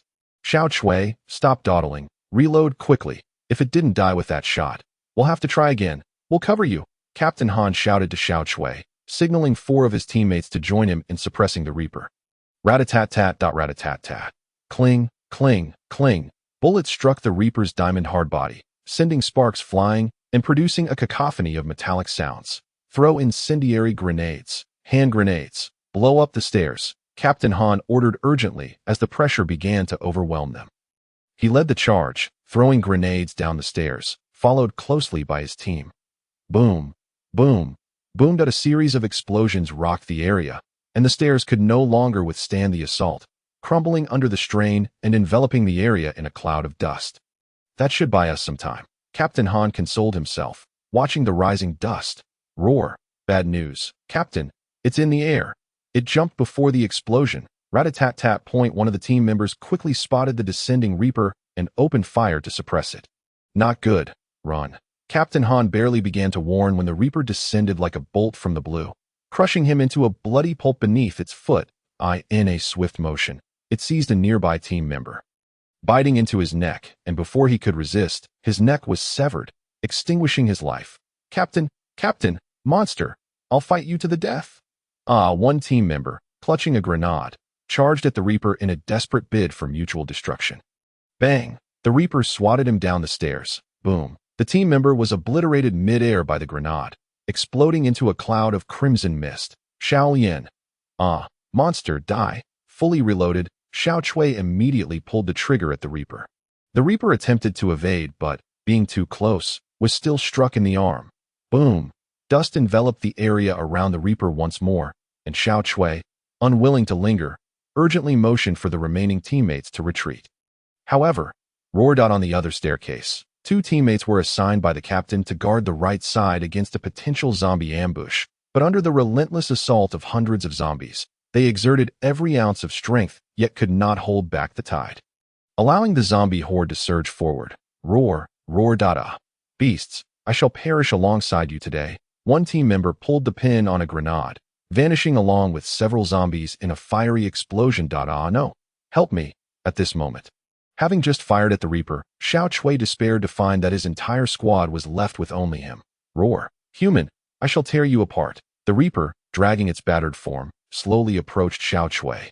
With only one arm remaining, a limp leg, and a gruesome, blood-soaked body, its chest bore a gaping wound, a horrific sight to behold. Half of its head was blown off. Behind Xiao Chui, the horde of zombies seemed to have received a signal. Standing behind him and emitting low growls, Xiao Chui, refusing to succumb to despair, drew his pistol and fired at the last half of the Reaper's head. Rat-a-tat, rat-a-tat, rat-a-tat. Until the magazine was empty, the Reaper drew closer, seizing Xiao Chui and slamming him heavily to the ground, its massive foot crashing down onto Xiao Chui's chest. Thud! Xiao Chui's eyes widened in horror, blood spilling from his mouth along with bits of internal organs as he breathed his last. The Reaper did not relent. Its remaining hand clasped around Xiao Chui's head, squeezing with brutal force. In the monitoring room, Qin Yuru observed the surveillance backup from warehouse number 2. finally grasping how the cameras had been destroyed. They were obliterated by RPGs and grenades. Captain Han and his team. Zheng Dong gazed at the footage in disbelief, finally understanding why Captain Han and his team had not come to their aid. They had long since perished before them. Yuru, I'm scared. Lin Hao, frightened by the gruesome scene, burrowed into Qin Yuru's embrace. He had originally seized this assistant position from Qin Chen to secure her affection over the next 5 years, intending to return to the Qin family for wealth. But he never anticipated such a turn of events 3 years later. He did not wish to die here. Qin Yuru, seated at the control panel, felt a sudden discomfort from the unexpected movement against her chest. But upon seeing Lin Hao's cowardly demeanor as he cowered into her, a wave of revulsion surged within her. She had never realized how repugnant and timid Lin Hao was before, claiming he would protect her. He was even less capable than Qin Chen. In his youth, Qin Chen had risked his life for her, enduring a zombie dog's clawing without complaint. Yet Lin Hao cowered in fear even before zombies could enter. Sigh, Xiao Chen, are you still alive? If only I had not listened to Lin Hao and allowed him to take your place.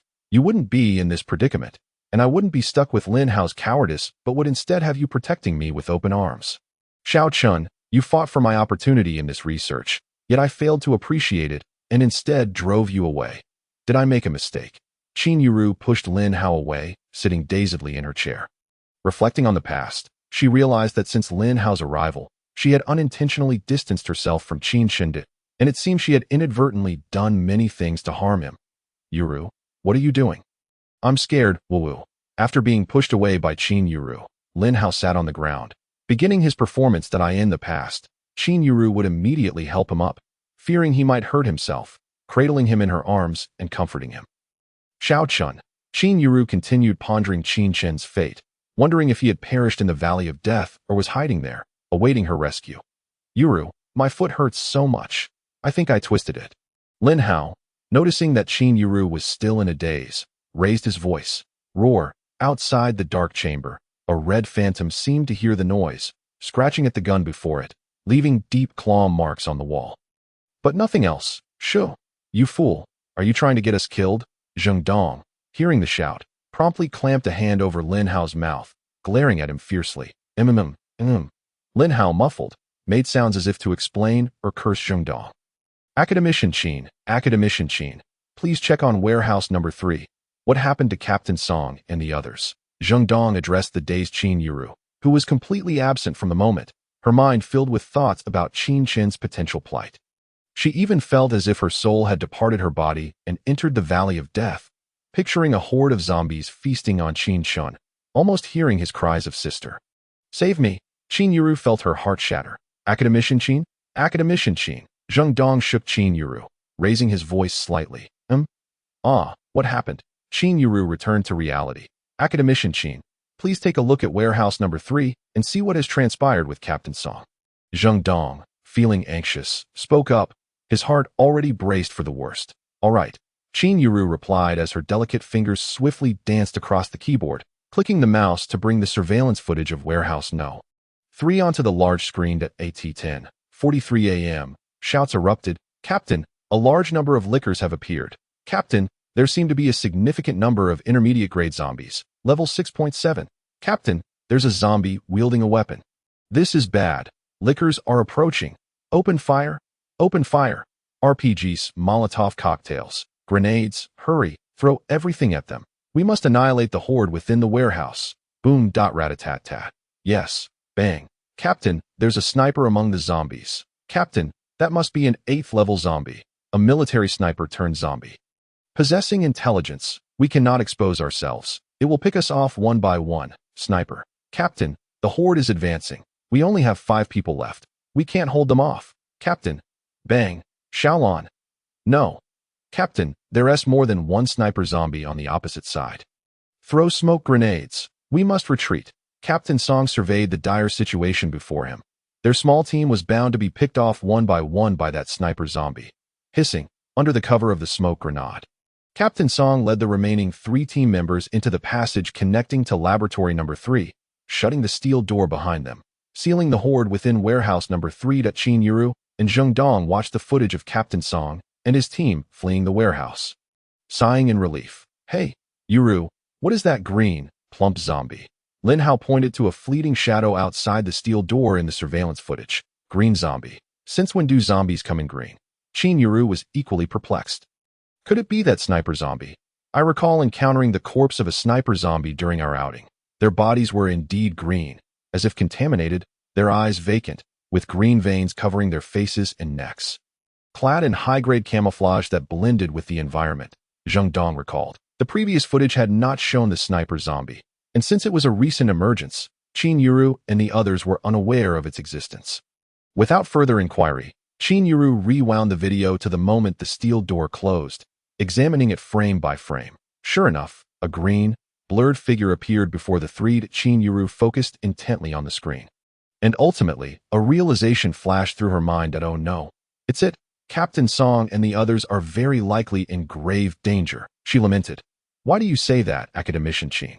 That steel door is 15 centimeters thick. Even grenades couldn't breach it, Zheng Dong said, puzzled, because that green figure is not merely a sniper zombie. It belongs to a different category altogether. It's a bio-phantom. What? Zheng Dong gasped, astonishment written across his face. Haven't we ceased research on bio-phantoms for quite some time? How could this be? I suspect it must have slipped in from that shipping container, Qin Yuru stated with resignation. The container in warehouse No. 2 concealed a Reaper over 3 meters tall. Why couldn't the container in warehouse number 3 hide something? Academician Qin, this is a premeditated invasion, meticulously planned, Zheng Dong lamented. Initially, they had presumed it was merely a common riot, a research accident, yet now the entire research facility had fallen, and the incidents in the 3 warehouses transpired within a mere hour. Furthermore, the containers contained either advanced zombies or biophantoms that had infiltrated. Indeed, a traitor must be among us in the research facility, Qin Yuru asserted. At that moment, Lin Hao, upon hearing the word traitor, shuddered subtly. Yuru, what exactly is that green figure? Lin Hao inquired, bewildered. It is a type of biophantom, known as the Green Giant. It possesses a towering and robust physique, standing twice the height of an average person, its body cloaked in an eerie, glowing, dark green skin that is rough and covered in wrinkles, reminiscent of ancient bark weathered by time. Its muscles bulge like imminent volcanoes, brimming with untold strength. Broad shoulders seem capable of bearing the weight of the world, with arms as sturdy as stone pillars. Hands large and adorned with sharp claws, capable of effortlessly tearing apart any obstruction. Its massive, rounded head houses 2 blood-red eyes, burning with unrelenting rage and greed, as if capable of piercing through the fear of its prey. Its gaping maw reveals rows of sharp, yellowed fangs, ready to rend enemies to shreds, and its roars can send tremors across the entire battlefield. Qin Yuru educated Zheng Dong and Lin Hao based on her recollections. Ah, so powerful, but even it would find it challenging to breach that 15-centimeter steel door, Lin Hao remarked. Alas, the Green Giant is nothing but a brute. They are even more ferocious than the Red Phantom. Possessing greater strength and swifter speed, the steel door of warehouse number 1 was breached after an extended assault by an advanced Little Red, but the Green Giant might only need an intermediate zombie, or perhaps 2 or 3 more to break through. Moreover, regarding the footage we just witnessed, I cannot ascertain the number or level of the Green Giants. However, Zheng Dong's inability to contact Captain Song made it clear that they had already. As Qin Yuru concluded, she refrained from stating it outright, for Captain Song and his team were likely the last survivors in the entire research facility besides them, and she did not wish to voice it too bluntly. What should we do now? Are we going to be trapped here? Woo, Lin Hao cried, beginning to unravel. He, a man who had relied on women to ascend, was genuinely frightened. Lin Hao, didn't you claim you had slain all manner of zombies and biophantoms? That you thrived in bloodshed? Why now, when tasked with holding a gun to ward off phantoms, do you falter? You boast of your prowess before us daily. Is this truly your capability? Zheng Dong could no longer tolerate Lin Hao's ineptitude. Unleashing a tirade of frustration, I never said that.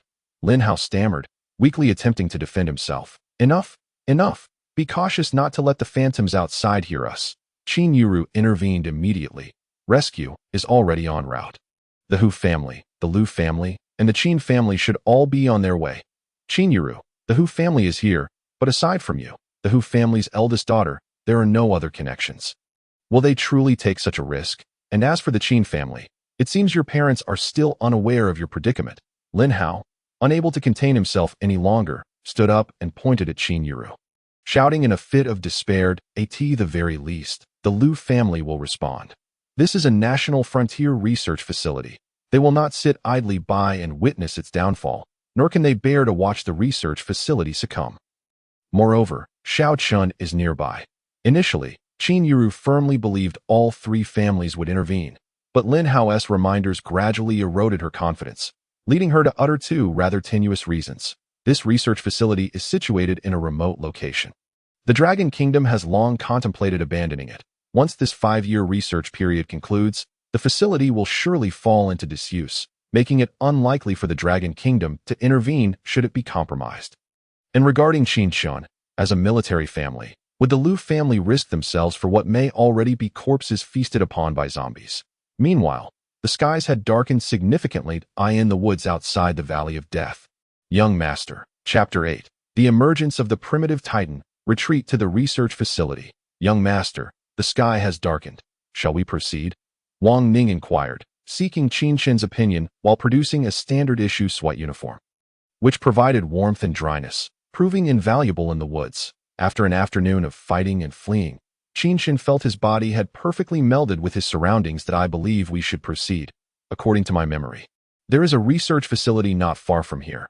We need to walk another 2 kilometers to reach it. That facility has the support of my Qin family, and my presence there still holds some weight. We can rest there while we await the arrival of a private plane from the Qin family to retrieve us. Furthermore, camping in these woods at night would be exceedingly perilous. The creatures we encountered during the day were merely minor zombies and biophantoms. The true giants have yet to reveal themselves, and battling them at night would be greatly disadvantageous. We cannot halt. We must advance. Understood.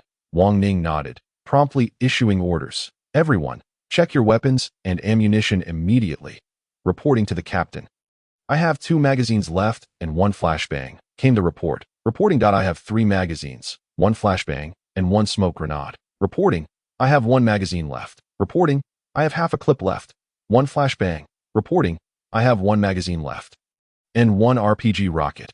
After over 5 minutes of reports, Wang Ning grasped the team's weaponry status. Their ammunition was nearly depleted, with only the flashbangs remaining in abundance, a few smoke grenades left, and only 3 Molotov cocktails. All right, gather everyone. Those with ample ammunition will lead the way. Those with less should shield the young master. Depart immediately. Wang Ning, at this moment, is not overly concerned with formations. There are merely the final 2 kilometers left to traverse, which is but the blink of an eye. Just hold on, grit your teeth, and push through. Subsequently, Qin Chen hurriedly loaded the last 3 rounds into the magazine, managing to gather a total of 7 bullets. Holding the firearm in his right hand, he swiftly jogged to catch up with the team heading towards the research facility. Roar, roar, roar, Old Guan, Old Yi, Old Lin, Old Luo. There are several biochemical phantoms 50 meters ahead. Visually assessed as red phantoms, low level, the zombie thermal imaging cannot detect them. Prepare for fire suppression. Let us charge forward with determination. Old Zhang, be ready with the flashbangs. If anything goes awry, throw the flashbang immediately and force a breakthrough. Wang Ning, while observing through the thermal imaging device, issued commands, and Qin Chen, fully alert, meticulously scanned the surroundings for zombies to avoid an unexpected ambush from such minor foes, which would not bode well. The group swiftly traversed through the forest, the branches and stones beneath their feet creaking with each step, while the growls of the surrounding zombies and phantoms grew ever louder. Roar, roar, roar. Not good. There's a horde of zombies.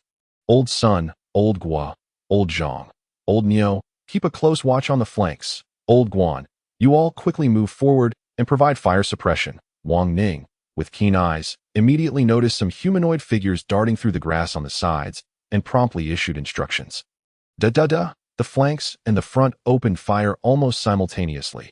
Roar, roar, roar.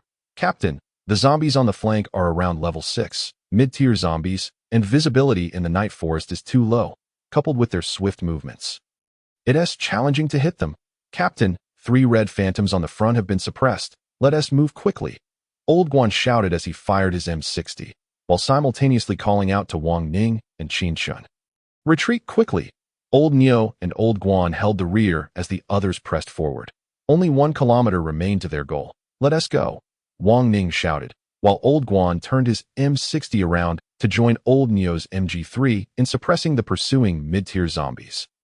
Ha ha ha, Old Guan, this is exhilarating, Old Neo exclaimed as he blasted a zombie's head, then laughed back at Old Guan. Indeed, Old Guan replied, firing his machine gun into the forest, followed by the sound of 2 distinct thuds as zombies fell to the ground. Old Guan responded with a hearty laugh towards Old Neo. You can't outdo me. Let us leave it at that. Old Neo waved his hand dismissively. Ha ha. Old Neo, Old Guan, don't linger in battle. Retreat swiftly. Acknowledge receipt. Came the voice of Captain Wang Ning over the radio. We're on our way back. Old Guan replied, signaling Old Neo to retreat. Old Neo understood, and, using the faint light of the moon, began to withdraw while sporadically firing. Old Neo, how much ammunition do you have left? Old Guan joined Old Neo, both firing as they retreated. .1 magazine left. What about you? I have 2. All right, they're shooting TB mini-zombies behind us. You go ahead. I'll throw a grenade to cover our retreat, Old Guan said to Old Neo. A grenade. At this point, you still have one left? Old Neo asked in disbelief. Hee, of course, I secretly brought one. Old Guan replied with a sly grin that I didn't expect it would come in handy. Under Old Neo's astonished gaze, Old Guan slowly reached into his chest pocket, producing a deep green, elongated grenade that could be held in one's hand. Damn, Old Guan, you're incredible to have hidden a high-explosive grenade. I'm truly impressed, Old Neo exclaimed. Well, as a machine gunner, I do enjoy heavy firepower. Of course, I need to have this. Old Guan laughed heartily as he threw the grenade towards a direction filled with rustling sounds. Boom! A thunderous explosion followed. What was that? Qin Chen turned to look at the fiery explosion behind them. Puzzled. Young master, that's not an RPG. Judging by the sound, it should be a high-explosive grenade, likely that rascal Old Guan's doing. He loves pulling off these sneaky tricks, Wang Ning explained with a resigned smile. Ha ha, let us do this more often. It has its advantages, Qin Chen laughed, then added, Captain Wang, let us take a moment here to regroup and wait for Old Guan and the others. Indeed, Qin Chen was feeling fatigued after running for half the day. Interspersed with combat, while remaining vigilant of their surroundings, he sensed he was utterly exhausted. Understood. Wang Ning noted Qin Chen's lips pressed tightly together as he focused on regulating his breathing.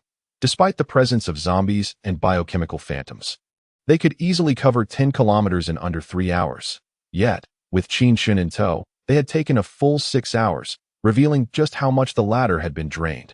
Old Yi, Old Sun, and Old Lin took turns standing guard while the others settled around Qin Chen, ensuring his protection. The night was eerily silent, with only the rustling of branches in the wind and the calls of birds and beasts breaking the stillness. Curiously, in this world, while humans had succumbed to the zombie virus, there was no evidence of animals being infected. It seemed to target only humanity. The emergence of biochemical phantoms remained a mystery. It was known that they could devour one another to evolve, and any victim with a complete corpse was likely to mutate. The silence was unnerving, with Qin Chen's rhythmic breaths echoing in the ears of those nearby, as he endeavored to adjust his weariness. He did not wish to be a liability to the team. Fully merging with his original self, he inherited the memories and abilities of that former life. The combat prowess of his predecessor was commendable, but it had been squandered due to encounters with deceitful individuals, leading to a life of indulgence in vice. Strangely, since summoning the SWAT team, he felt his combat skills, techniques, and overall fitness had significantly improved, far surpassing the hollow shell of a man he had been. Meanwhile, on another front, Damn, what is that? The bullets can't penetrate it. Its body is too tough. Not good. Retreat quickly, Old Guan, I'm out of magazines. I have barely any bullets left. Run. Time rewound to the moment of the explosion. Boom! As the high-explosive grenade detonated, chunks of zombies and dismembered flesh rained down, some even mixed with the remains of a few lickers. At that moment, the fiery blaze illuminated the surroundings, revealing hordes of zombies and biochemical phantoms to Old Guan and Old Neo. Not good. Old Neo, retreat quickly. Old Guan, alarmed by the sheer number of zombies and phantoms, urgently called for Old Neo to flee.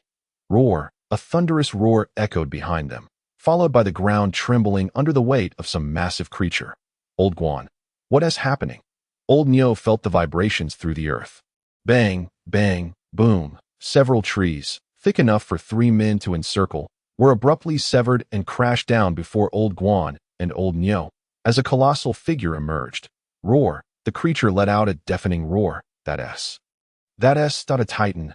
Not good. It's a Titan-class biochemical monster. Retreat. With our current weapons, we can't possibly handle it. Notify the captain and the young master. We must withdraw. Upon realizing the nature of the approaching threat, Old Guan shouted frantically to Old Nyo while simultaneously calling over the radio. Old Nyo stood frozen, gazing at the primordial titan, its massive form dwarfing the landscape like a small hill, towering 2 stories high. Its broad shoulders and muscular limbs seemed capable of effortlessly tearing the earth asunder. Its skin was rough and resilient, a dark gray hue marred with irregular, blocky textures, resembling ancient rock weathered by time. Its head appeared somewhat square and proportionally small, yet it was adorned with a pair of glowing crimson eyes that exuded a chilling and murderous intent. 2 thick, black horns protruded from its head, curved and sharp enough to pierce through anything in their path. With each step it took, the ground trembled, as if the entire world bowed beneath its might. Captain, please respond. Captain, please respond. A Titan-class biochemical monster has appeared, requesting fire cover. Meanwhile, Qin Chen and the others had already heard the earth-shattering roar reverberating through the forest. They quickly sprang to their feet, assuming defensive positions, as Old Guan's voice crackled through the radio. Wang Ning's expression turned grave.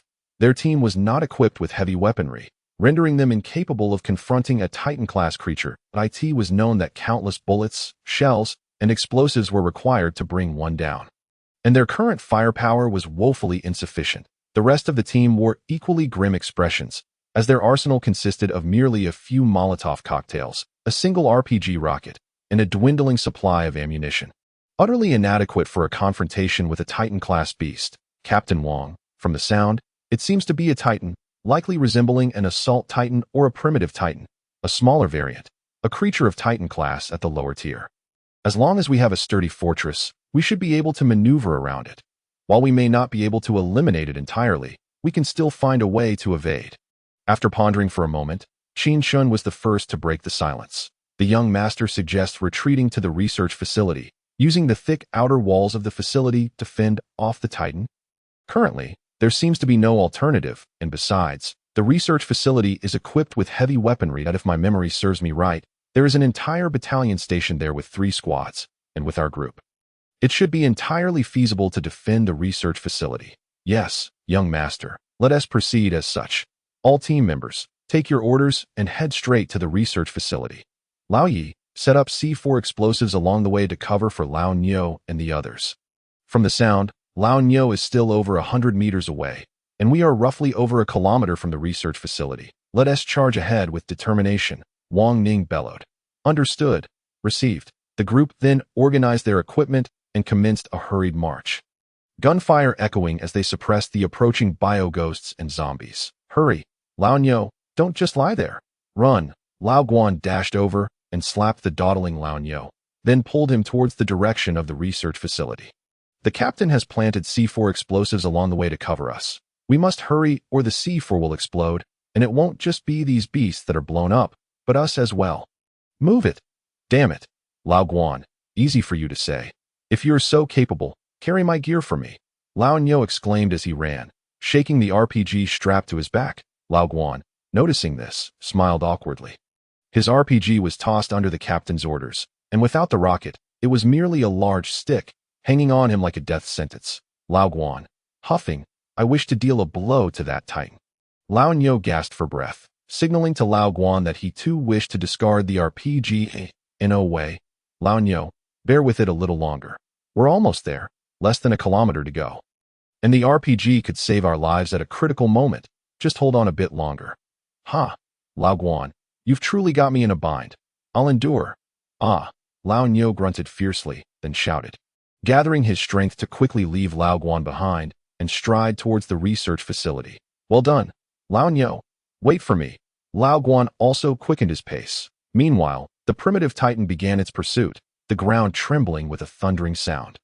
Everything in its path reduced to rubble, with some zombies and ghosts unable to evade being crushed underfoot. Roar. The primitive titan's so-called running was more akin to a fast walk, due to its cumbersome form, which hindered it from catching up with Lao Guan and Lao Nyo. Clink, clink, clink that a series of urgent sounds echoed in Lao Guan and Lao Nyo's ears. Lao Nyo, I hear the C4. It's about to explode. Run, Lao Guan hurriedly urged the panting Lao Nyo. Damn it. Cough, cough. Lao Nyo realized he was out of shape from lack of exercise. I swear. Lao Guan, if we don't take down a few of you this time, I want to share your surname. Lao Nyo growled menacingly, then quickened his pace, though still slower than before. Hot. Only those with money can afford to take down the key, is that I have no money. Lao Guan, too, was exhausted, responding with labored breaths. Clink, clink, clink. Boom. The C4 detonated, precisely under the Titan's feet, throwing it into disarray, ultimately collapsing a large area of trees and kicking up a cloud of dust. Roar, and not far from a kilometer away. Young master, we have arrived. Chapter 9. Rescue is here. Retreat to the upper floors of the research facility. Gazing at the facility encircled by layers of barbed wire and constructed from reinforced concrete, Qin Chen felt a surge of emotion. Let us go in. Based on my recollections, while the surface structure remains intact, it mainly serves to confuse the zombies and bioghosts. Only when they launch a full-scale assault will the base dispatch that entire battalion to counterattack. Usually, only a few patrols are left to oversee the facility. Seeing that the group showed no inclination to advance, Qin Chen explained, indeed, after a long day of fighting, confronting a seemingly abandoned building without a single light at night makes it difficult to lower one's guard. All alert, crouch down, Wang Ning suddenly commanded. The group quickly found cover, weapons drawn, focusing intently on the tightly secured gate of the research facility. Bang! Wang Ning fired a shot into the sky. His eyes remained fixed on everything within the electric fence. Roar. Where is that sound coming from? Qin Chen and Wang Ning exchanged glances, both recognizing a hint of bitterness in each other's eyes. It appears there are still zombies or bioghosts nearby. After running all afternoon without a proper rest, arriving at the facility's gates, and there are still monsters lurking. Wouldn't the research facility deal with these pests? Lao Luo, fire a few rounds at the grass in front of the electric fence. Wang Ning ordered. Lao Luo, armed with an AK, began to fire sporadically at the grass swaying in the wind. Rat-a-tat-tat. After the gunfire, Wang Ning and the other members of the SWAT team fixated on the grass, seemingly trying to discern any changes. However, aside from a few barely noticeable bullet holes, there was nothing else. Young master, we can proceed inside. After several confirmations, Wang Ning gravely issued the order. Yes, Captain Wang. What is the purpose of this? Qin Chen inquired, puzzled. Young master, I fear something may have gone awry at the research facility. Ordinarily, with our large group appearing outside, someone would come out to negotiate. Moreover, I just fired a shot, and Lao Luo's gunfire. Yet there is not a hint of movement from within the facility. You mean? Qin Chen seemed to grasp the implication. Yes, most likely, Wang Ning replied ambiguously.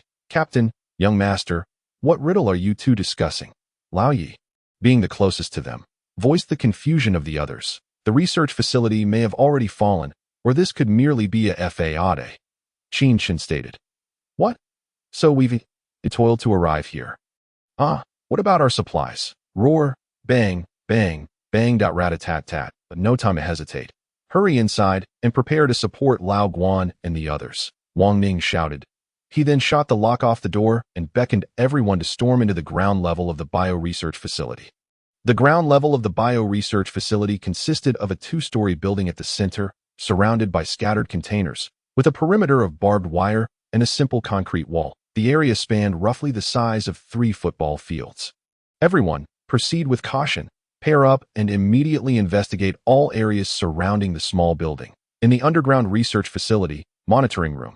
Qin Yuru, you need to wake up. No one is coming to rescue us. Even if they do, they have no idea of our predicament. There is a high-level red ghost outside, and a level 9 zombie. The Reaper, along with an unknown number of green giants, plus numerous zombies and ghosts, and if the rescue team suffers heavy losses from those high-level monsters, the higher-ups will surely cease any rescue operations, because everyone will think we perished, rendering rescue unnecessary. We are abandoned orphans, without a father's care or a mother's love. Lin Hao, disregarding his usual gentle demeanor, stood up and shouted at Qin Yuru. No. No, that's not true. Wait, the data. The data. Qin Yuru seemed to recall some unpleasant memories, but appeared unable to accept the reality of being forsaken, cradling her head and murmuring. Then madly sprinted to the computer with the USB stick. Qin Yuru rushed to the computer, opened the fragmented research data, and seemed to calm her mind. We want T be abandoned. The data is still here. The higher-ups want T give up on us, Qin Yuru proclaimed loudly. Yes, indeed. This data is crucial, Zheng Dong chimed in from the side. Ha. Qin Yuru, you're placing too much weight on this data. There are research facilities everywhere. Perhaps your research has already been completed elsewhere. The higher-ups. And you, Zheng Dong. Lin Hao was in a state resembling madness, snapping at anyone within earshot. Roar, roar, roar, bang, bang, bang. The sounds in the monitoring room had long been heard by the outside red ghost, which seemed to have pinpointed the location of the hidden room, beginning to strike violently. Shoo, both of you, lower your voices, regardless of whether rescue is forthcoming. The supplies in this hidden room can sustain us for a year. Even without rescue, we can rely on these supplies, living frugally, and we should be able to survive for 2 years. By then, the outside world may have changed drastically, and perhaps we can escape amid the chaos.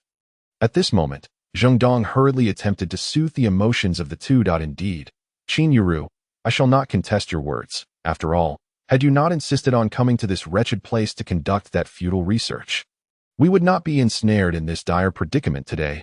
Humph. Lin Hao, seething with anger, turned away and strode towards the lounge. Although this dark chamber bears the term chamber, it signifies merely one room.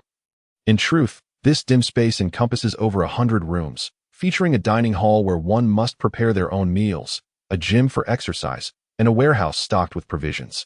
The gaming area is still under construction, having been added later. Thus currently only the monitoring room, dining area, lounge, and warehouse are completed. The computer in the monitoring room can only access surveillance footage, and Qin Yuru's computer has just run out of power. Due to the urgency of the situation, Qin Yuru and her companions did not think to use the computer for help, only considering their phones. Were you not once very supportive of me? You even claimed to be quite adept in this field, and that I could consult you whenever I encountered difficulties. Qin Yuru pointed at Lin Hao's departing figure, her voice trembling. Roar, bang, bang, bang. Academician Qin, I implore you, please refrain from speaking. If this turmoil continues, we shall not endure even a day, let alone a year. Zheng Dong, hearing the increasingly frantic banging, hastily silenced Academician Qin. Was all of this merely a charade? Was I being deceived? Qin Yuru murmured to herself, her eyes devoid of life. Observing her actions, Zheng Dong felt no pang of sympathy. After all, Qin Yuru was neither his sister, wife, nor elder sibling, and he bore no obligation to involve himself. Moreover, counting today, he had only truly known Qin Yuru for half a day. Academician Qin. What is that? Ah, Academician Qin, quickly look at the surveillance. Zheng Dong had intended to say something else, but upon seeing one of the hundreds of surveillance feeds, he abruptly swallowed his words. Qin Yuru, puzzled, turned her head to follow Zheng Dong's pointing finger. What met her gaze was the scene of Wang Ning firing into the sky. Living beings, moreover, their uniforms, along with the group accompanying them? Has help arrived? Qin Yuru muttered in disbelief. The message sent in the afternoon yielding support by nightfall. How swift, Zheng Dong. What are they doing? Qin Yuru looked at the footage, witnessing Lao Yi firing at the grass in front of the electric fence. Her expression filled with confusion over his actions. I am not certain either. Zheng Dong scratched his head, pondering deeply before admitting his lack of understanding. Is firing not more perilous? The bio-ghosts and zombies within a 10-mile radius could be attracted here.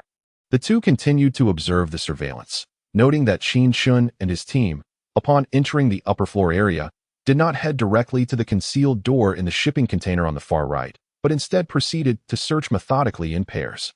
Did the higher-ups not inform them of the entrance to the underground research facility? Why are they dawdling in their search?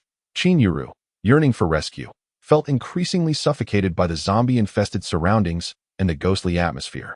Compounded by Lin Hao's ineffectual demeanor, she longed for the carefree days back in the Qin family estate in Jingqing. Life with little Chun. Their actions are not misguided. On the contrary, they are likely safer. Merely conducting a security check, Zheng Dong explained. However, the surrounding high-voltage electric fence would deter even the lower and mid-tier monsters, and advanced creatures would not approach, as they possess intelligence and would instinctively disregard this dilapidated place. Thus, it is improbable that zombies or ghosts could appear on the surface of the research facility. What, then, are they searching for? Qin Yuru countered Zheng Dong's assertions. Yet, if that is the case, where did the advanced monsters in Warehouse 1, 2, and even 3 come from? They possess the capability to invade the underground research facility. Thus, they could infiltrate the above-ground bewilderment zone. Zheng Dong pointedly cited the example of the underground research facility, rendering Qin Yuru momentarily speechless. Meanwhile, on the other side, Captain, young master, we have completed our inspection. Aside from a handful of minor zombies and bioghosts, there is nothing else. Moreover, we discovered that the electrical facilities are still operational. The external fence is indeed electrified, seemingly at 15,000 volts. What? So high? How many elephants could that electrocute? Even a titan would not withstand it, would it? Qin Chen exclaimed, somewhat carried away by pride. Captain, young master, we also found RPGs, along with mortars, C4 explosives, and more. A team member shouted excitedly to Qin Chen and the others. Roar, boom boom boom, rat-a-tat-tat. The Titan has arrived. Prepare for battle and support Lao Guan and the others. Also, bombard that Titan with the RPGs we discovered. I refuse to believe that all 12 of us can be annihilated by you today, Wang Ning said fiercely. Subsequently, the group ascended the wall, which could accommodate one person at a time, utilizing weapons and ammunition obtained from the armory behind the building to prepare for a new wave of firepower against the zombies. Roar, boom boom boom, rat-a-tat-tat. They are coming. All. Chapter 10. Countering the Titan. The astonished Qin Yuru rat-a-tat-tat, rat-a-tat-tat. Roar, boom boom boom. Lao Guan, I have run out of bullets for the MG3. Lao Nyo, shouldering the MG3, moved beside Lao Guan, who was suppressing the advancing mid-tier zombies, red ghosts, and green giants. Load the rocket. Fire. Explode them with a shot. I will cover you while you reload. Lao Guan suddenly stopped, bellowing at Lao Nyo. Lao Guan, we are less than 100 meters away. We just need to hold on a bit longer. Lao Nyo, perplexed, noted that the zombies and ghosts were still a good 2 or 3 meters away, with the cumbersome Titan even further, 5 or 6 meters away. At their current pace, reaching the research facility posed no issue. Why waste the last rocket here? Lao Nyo questioned. Lao Nyo, stop your prattling. Quickly load the rocket. I can barely maintain suppression. Lao Guan shouted. Beasts, you think you can devour me so easily?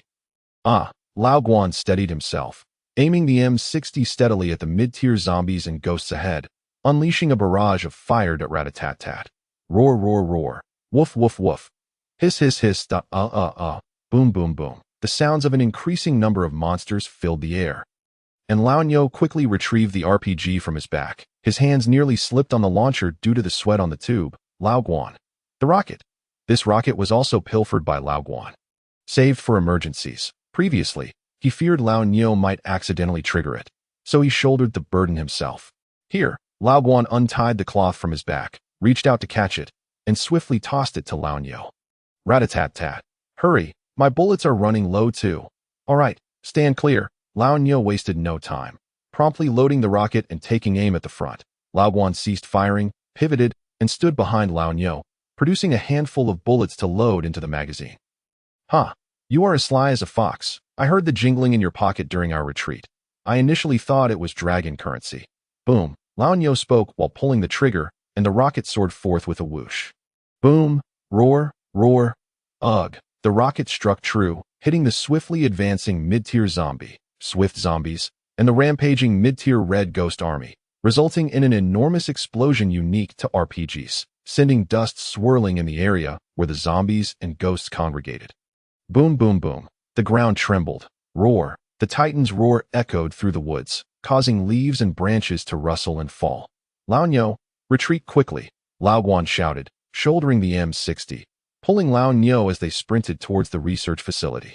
Captain, young master, the armory behind us is nearly depleted. There are only 2 boxes of rockets, 4 rounds, along with 1 box of Molotov cocktails, 12 bottles, and 2 boxes of grenades, 2 C4 explosives, and several boxes of ammunition. It appears as though the armory has been thoroughly ransacked, Lao Luo reported to Wang Ning and Qin Chen, who were observing from the wall. Lao Luo, you and Lao Sun should go and bury the C4 near the electric fence. Set the C4 timer for 40 minutes. It can also work for 30-something minutes. Remember to bury 2 bottles of Molotov cocktails next to the C4 for an extra kick, Wang Ning commanded. Understood, Lao Luo complied, patting Lao Sun beside him, and called for Lao Gua. The 3 of them headed off to bury the C4 explosives. They are back. Lao Guan and the others have returned, Lao Yi. Once they arrive, immediately switch on the power. Everyone prepare for battle. Lao Zhang, how is it? Wang Ning asked solemnly, having just used the thermal imaging on his forehead to observe the bioghosts following Lao Guan and Lao Niu. It appeared that dozens were trailing behind them. It appears that a green giant has emerged, a creature with tough skin and immense strength, capable of wreaking havoc. The single ordinary green giant could easily rival an intermediate red specter. Nearby, Qin Chen instinctively glanced over at old Zhang, who was observing through the scope of his sniper rifle. Moments later, young master, Captain, the situation is dire. There are approximately hundreds of zombies, the majority of which occupy the area. While the biophantoms are scarce, the greatest threat is undoubtedly that Titan, with its formidable, rock-like physique. That it seems that the electric fence may not hold it back, that we cannot allow that Titan to breach the electric fence. We must expend all our strength to eliminate it before it reaches the fence. Once the fence is breached, we will be akin to lambs led to slaughter. Qin Chen recognized the crux of the issue. The pivotal factor was whether they could kill or repel the Titan. Wang Ning furrowed his brow, contemplating their strategy. Wang Ning, what if we take a gamble? Qin Chen seemed to perceive Wang Ning's anxiety. Young master, that method is far too perilous. Do not say that. It appears we have no other options. We are facing death regardless. We might as well fight for a miracle before we meet our end. Qin Chen declared resolutely, as if having made a profound decision. If only Qin Chen knew that within the container near the building lay the entrance to an underground research facility, complete with a long safety corridor devoid of zombies and phantoms. It is likely that Qin Chen would have been infuriated. All right, let's take the risk. Perhaps, as the young master said, a miracle will indeed arise. After being prompted by Qin Chen, Wang Ning made up his mind. Everyone, once the Titan appears, unleash all firepower upon it. The Titan poses an immense threat. We must do everything in our power to keep it at bay before the electric fence. All personnel, descend from the city wall and position yourselves in front of the electric fence. It is an honor for soldiers to die in battle. Retreat is a disgrace. Ignore the remaining zombies and biophantoms. The electric fence's high voltage will take care of them. Let us fight with abandon. Wang Ning shouted passionately. Fight with abandon. Fight with abandon. Fight with abandon. The entire SWAT team echoed, raising their arms in unison. Outside the electric fence, mere meters away, the sound of gunfire echoed. Old Niu, put in more effort. We are almost there. Old Guan supported the injured Old Niu as they pressed onward toward the base. Ugh, the intense strain on my mind and body has finally taken its toll. My right leg is cramped up, and the searing pain prevents me from walking normally. I can only hop along with your assistance. Old Niu lamented that I told you to exercise more and train regularly, but you never listened, always slacking off. Now, look where that has gotten you. Out of shape and cramping up. Old Guan teased. No, I tripped over a rock and lost my footing. Old Niu retorted, despite his limp. Humph. Quickly provide support to Old Guan and the others. Wang Ning and the team arrived near the electric fence. Meanwhile, Qin Chen, persuaded by Wang Ning and the SWAT team members, remained on the city wall as backup, despite several pleas to join them at the front lines. They adamantly refused, nearly binding him instead. With no choice, Qin Chen acquiesced, reasoning that not hindering their efforts was a form of assistance. Since I cannot help them, perhaps I should search for the entrance to the underground research facility. The SWAT members conducted a preliminary search without success. I shall personally seek it out this time. Armed with a Desert Eagle pistol, Qin Chen activated the tactical flashlight he had found in the armory and made his way toward the pitch-black 2-story building behind him. On the other side, as Qin Chen and the others were replenishing ammunition, in the underground research facility's darkroom, what are they planning to do? Qin Yuru wondered, observing the SWAT team members salvaging leftover munitions left by Commander Huang on the surveillance screen. It seems they intend to use the city wall as a stronghold and prepare for a fierce battle, Zheng Dong remarked. So, They were chased here by zombies and phantoms, inadvertently stumbling into the base. Qin Yuru exclaimed in surprise. This area is on the border of Long Country, rife with various high-level monsters, including Titan-class creatures. What could be the purpose of sending a small team here from the capital? Qin Yuru pondered, increasingly confused that as far as she knew, apart from the research facility, this place held little value. It was either desolate wilderness or treacherous terrain, and sending personnel here seemed a futile endeavor, essentially a form of exile. I am not entirely sure, but I heard Captain Gufei mention that a mysterious being had stealthily infiltrated the heart of Long Country and, after being severely wounded by Hu Yintian, the head of the Hu family, one of the 12 war gods of Long Country, fled to this area to recuperate. That I do not know how true that is, Zheng Dong recounted. What? The small team we annihilated before, was it the work of that being? Qin Yuru inquired. No, Dr. Qin. Look at the surveillance. Zheng Dong abruptly halted his thoughts as he noticed what was unfolding behind Qin Yuru on the monitor. Urgently, Qin Yuru turned to the screen. There, Wang Ning had successfully assisted Old Guan and Old Niu. Roar, the familiar, thunderous roar of the Titan reverberated throughout the land, even reaching the underground research facility where Qin Yuru and Zheng Dong could hear it. Thud, thud, thud, the earth trembled beneath them. What is happening? Is it at the emergence of a Titan-class creature? Qin Yuru gasped, feeling the oppressive presence of a Titan for the first time in her life. That I believe so, Zheng Dong shouted, as the tremors grew louder, compelling him to raise his voice to ensure Qin Yuru could hear him. What's going on? An earthquake. In the break room, Lin Hao, dressed in pajamas, dashed out in a panic, shouting to Qin Yuru and the others. An earthquake? What should we do? We won't be buried alive, will we? Yuru, don't be afraid. I will protect you. Lin Hao frantically rushed toward Qin Yuru. However, upon meeting her slightly disdainful gaze, he recalled his earlier thoughts while in the room. He did not want to lose his grip on Qin Yuru, for only by clinging to her could he live a life of luxury. He aimed to embrace Qin Yuru, casually loosening a few buttons on his pajama top, revealing a few barely visible abdominal muscles that had emerged from hunger. In contrast, his protruding ribs were more prominent against the background of his emaciated frame. For a moment, Qin Yuru was caught off guard, finding herself enveloped in Lin Hao's arms, staring into his gentle eyes, causing her cheeks to flush. Ahem, let go of me. Qin Yuru forcefully pushed Lin Hao away, pretending to cough before feigning indifference and returning her focus to the surveillance screen. Though her peripheral vision could not help but steal glances at Lin Hao, regretting her previous thoughts, disgusted, Zheng Dong silently muttered under his breath as he watched the two before redirecting his attention to the monitor. Meanwhile, at the ground base, thud, thud, thud, roar, accompanied by the furious roar, the tremors of the earth grew increasingly pronounced, and a towering figure, 2 stories high, finally emerged before the crowd. That is the primitive Titan. I recall it being quite small in CF. How has it grown to such a massive size here? From a distance, Qin Chen could see the primitive Titan looming across the electric fence like a small hill, an inexplicable fear sweeping over him. He quickly averted his gaze, focusing on the search for the underground research facility's entrance. That is a Titan-class creature. Qin Yuru stared at the screen, her mouth agape. In her 3 years here, she had never witnessed a Titan-class creature in person. This is bad. That SWAT team up there is doomed. Titan-class creatures require military intervention for containment. We, as mere teams, can only handle lesser monsters beneath that classification. That a Titan-class creature is beyond our capacity to confront.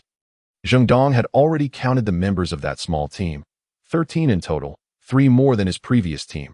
Aside from the uniform he had not seen before, the rest were not significantly different, leading him to equate Qin Chen's team's strength with his OWN. This a rescue sent by the higher-ups. What is that creature? Why aren't they coming in to save us? Lin Hao, having missed the arrival of Qin Chen's team due to his earlier emotional outburst in the break room, was bewildered. No, they are not a rescue team from the higher-ups. They would not arrive so quickly. Even the rescue from Wuqing would take until tomorrow. They are merely desperate individuals on the brink of being slaughtered by a Titan-class creature. Qin Yuru's eyes glistened with tears as she softly spoke, envisioning the horrific scene of Wang Ning and the others being torn apart and devoured by the Titan and the zombies and phantoms surrounding it. What? In other words, we are still without rescue. We remain trapped here, correct? Lin Hao showed no concern for Wang Ning and the others being torn apart or smashed. His sole focus was on whether he could be saved. Meanwhile, Nai remarked, "Why do I feel like these beasts have multiplied?" Old Nyo gazed at the multitude of lickers, runners, red phantoms, and zombie dogs before the Titan and couldn't help but curse loudly. Haha. Given the commotion we stirred up earlier, I fear that zombies and red phantoms from several kilometers around must be converging on you at that time. Old Nyo, you must stick close to me so that I can kick you out and let those zombies and phantoms gorge themselves to death. Then I can cover for the young master and the captain as they retreat. Old Guan teased while picking up an RPG discarded on the ground. Ha ha ha ha ha. The others, including the usually stoic Old Luo, burst into laughter. Damn it, Old Guan. Do you really think I won't tear your mouth apart before those zombies and phantoms arrive? Old Nyo's face turned green with anger. Enough, stop fooling around. Old Nyo, you and the rest prepare to launch the rockets. Remember to fire in pairs. Old Guan and Old Nyo first. Aim for the Titan's chest as much as possible. Old Zhang and Old Gao. After Old Guan and Old Nyo finish, you two must focus all your energy on hitting the same spot they targeted. I want to see if we can give this Titan a taste of the RPG. Aim carefully, be precise. Don't let any old lady's bladder distract you. Wang Ning reiterated his instructions. Huh, Captain, you can't possibly think we can take down the Titan with just a few RPGs. Can you? Old Nyo's eyes widened in shock. Are you out of your mind? For RPGs could take down a Titan. If that were the case, would so many cities have fallen? Old Guan added. Hey, Old Guan. Are you intentionally trying to argue with me? Ha ha ha. Indeed, we will take it down, but it will be quite literal, Old Zhang said after a moment of realization. Old Zhang, you truly understand me. Wang Ning praised him for the first time. All right, enough chatter. Let's conduct a final check of our weapons. Old Guan, Old Nyo. You all, be sure to be meticulous. Do not miss. Wang Ning cautioned one last time. Captain, just watch me as I blow that big beast's head off. I guarantee I'll knock its sandbag off. Old Gao declared confidently. This thing has a scope, large caliber, single shot.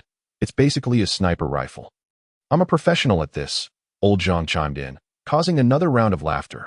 Roar, roar, fire, Wang Ning commanded as he observed the lickers and the swift zombies, phantoms rushing toward the C4 laden area, and then glanced at the Titan approximately 100 meters away. Issuing the order to fire, whoosh, whoosh, the 4 RPG launchers simultaneously fired their rockets at the immense primal Titan. Boom, boom, roar. The primal Titan was bombarded repeatedly, its skin torn and flesh mangled, as the 4 rockets struck its chest squarely. The primal Titan staggered back, its massive hands flailing at its sides in an attempt to regain balance. But after uprooting a vast expanse of forest, its unsteady, battered body succumbed to the ground. Roared at a horde of zombies and bio-ghosts howled at the spot where the Titan fell, as if lamenting their demise. Boom. The Titan collapsed, crushing a multitude of zombies and bio-ghosts into a gruesome pulp. Well done, Old Nyo, Old Guan. Wang Ning shouted, raising his SKS to aim at the Titan's chest, now oozing green blood. Brothers, fire, roar. Some of the lickers, runners, mid-level red phantoms, and zombie dogs that surged ahead showed no signs of being deterred, frantically charging toward the electric fence ahead of Wang Ning and the others. Ignore them. Focus all firepower on the Titan. Fire, fire, hurry up. The SWAT team unleashed their firepower upon the fallen Titan. Meanwhile, in the underground research facility.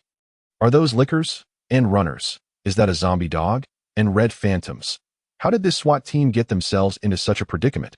Qin Yuru, observing the chaotic battle through the surveillance cameras near the electric gate, gasped in shock at the sight of the monstrous horde. Are they seeking their own demise? Do they really think they can confront such a vast number of creatures? They will be the death of us.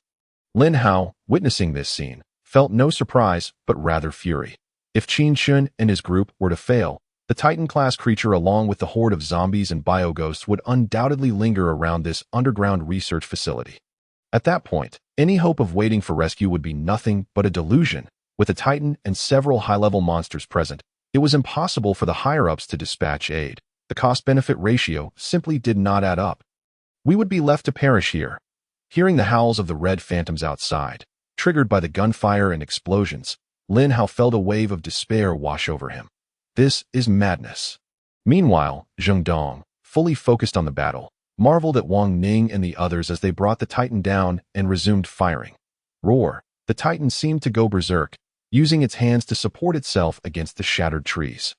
It quickly rose, then pounded the ground in rage and charged toward Wang Ning and the others. Thud, thud, thud. The earth trembled ominously. Yet, Wang Ning and the others showed no fear, systematically applying suppressive fire. The approaching lickers.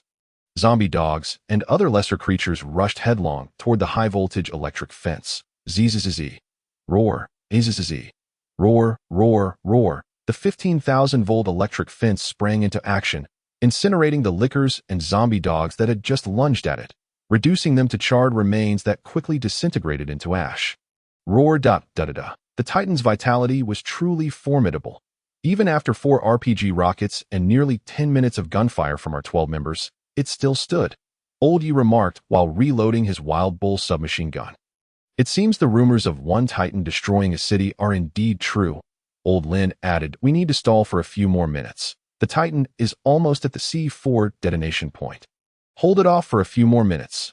Everyone, throw grenades. Hit it with everything you've got, Wang Ning shouted, then retrieved grenades from the box, pulled the pins, and with a forceful flick of his wrist, threw a grenade precisely at the Titan's feet, 30 meters away. Ding, ding. The others immediately followed suit, pulling pins and tossing grenades toward the Titan. Some overshot, some undershot, while others, like Wang Ning, landed theirs right at the Titan's feet. Boom, boom, boom. The grenades exploded in succession, reducing the surrounding zombies and bioghosts to a bloody mess, leaving corpses strewn about. Roar, boom, boom. The grenades beneath the Titan also detonated. The Titan seemed to suffer yet another blow. Its massive form temporarily halted. The cloud of dust enveloped its hill-like body. Meanwhile, after Wang Ning and the others had thrown their last round of grenades, they had exhausted their supply. Boom, boom, boom. The area around the Titan resembled a war zone. A hellish landscape. The explosions continued unabated, and the zombies and phantoms were nearly all obliterated. Roar, roar. Amidst the billowing smoke, furious roars echoed, and then a series of green figures emerged from the haze. Is that a green giant? Wang Ning and the others also caught sight of the green giants. Do not concern yourselves with them. The Titan is about to emerge, Wang Ning shouted at that moment. Everyone, momentarily distracted by the green giants, snapped back to attention and began firing into the smoke. Roar, roar, roar. The green giants also advanced toward the electric fence. Before Wang Ning and the others, the electric fence was surrounded by a pile of lickers. Runners, zombie dogs, and even mid-level red phantom corpses, which had formed a gruesome barrier. The deep red and green blood stained the ground outside the electric fence, creating a dark crimson hue, while the air was thick with the stench of decay. Roar, roar, roar. With each furious roar, the Titan burst forth from the smoke, seizing a towering tree and uprooting it, preparing to hurl it toward the electric fence. No. That Titan is aiming to destroy the fence. Wang Ning felt a surge of panic as he watched the massive tree soar past the electric fence. Meanwhile, Qin Chen had thoroughly scoured the small building and its surrounding area, even venturing into the forest behind the building. Narrowly escaping an ambush by a few lost zombies, and after expending a magazine of bullets, he finally eliminated those pests. Subsequently, Qin Chen conducted a meticulous search of the surrounding environment.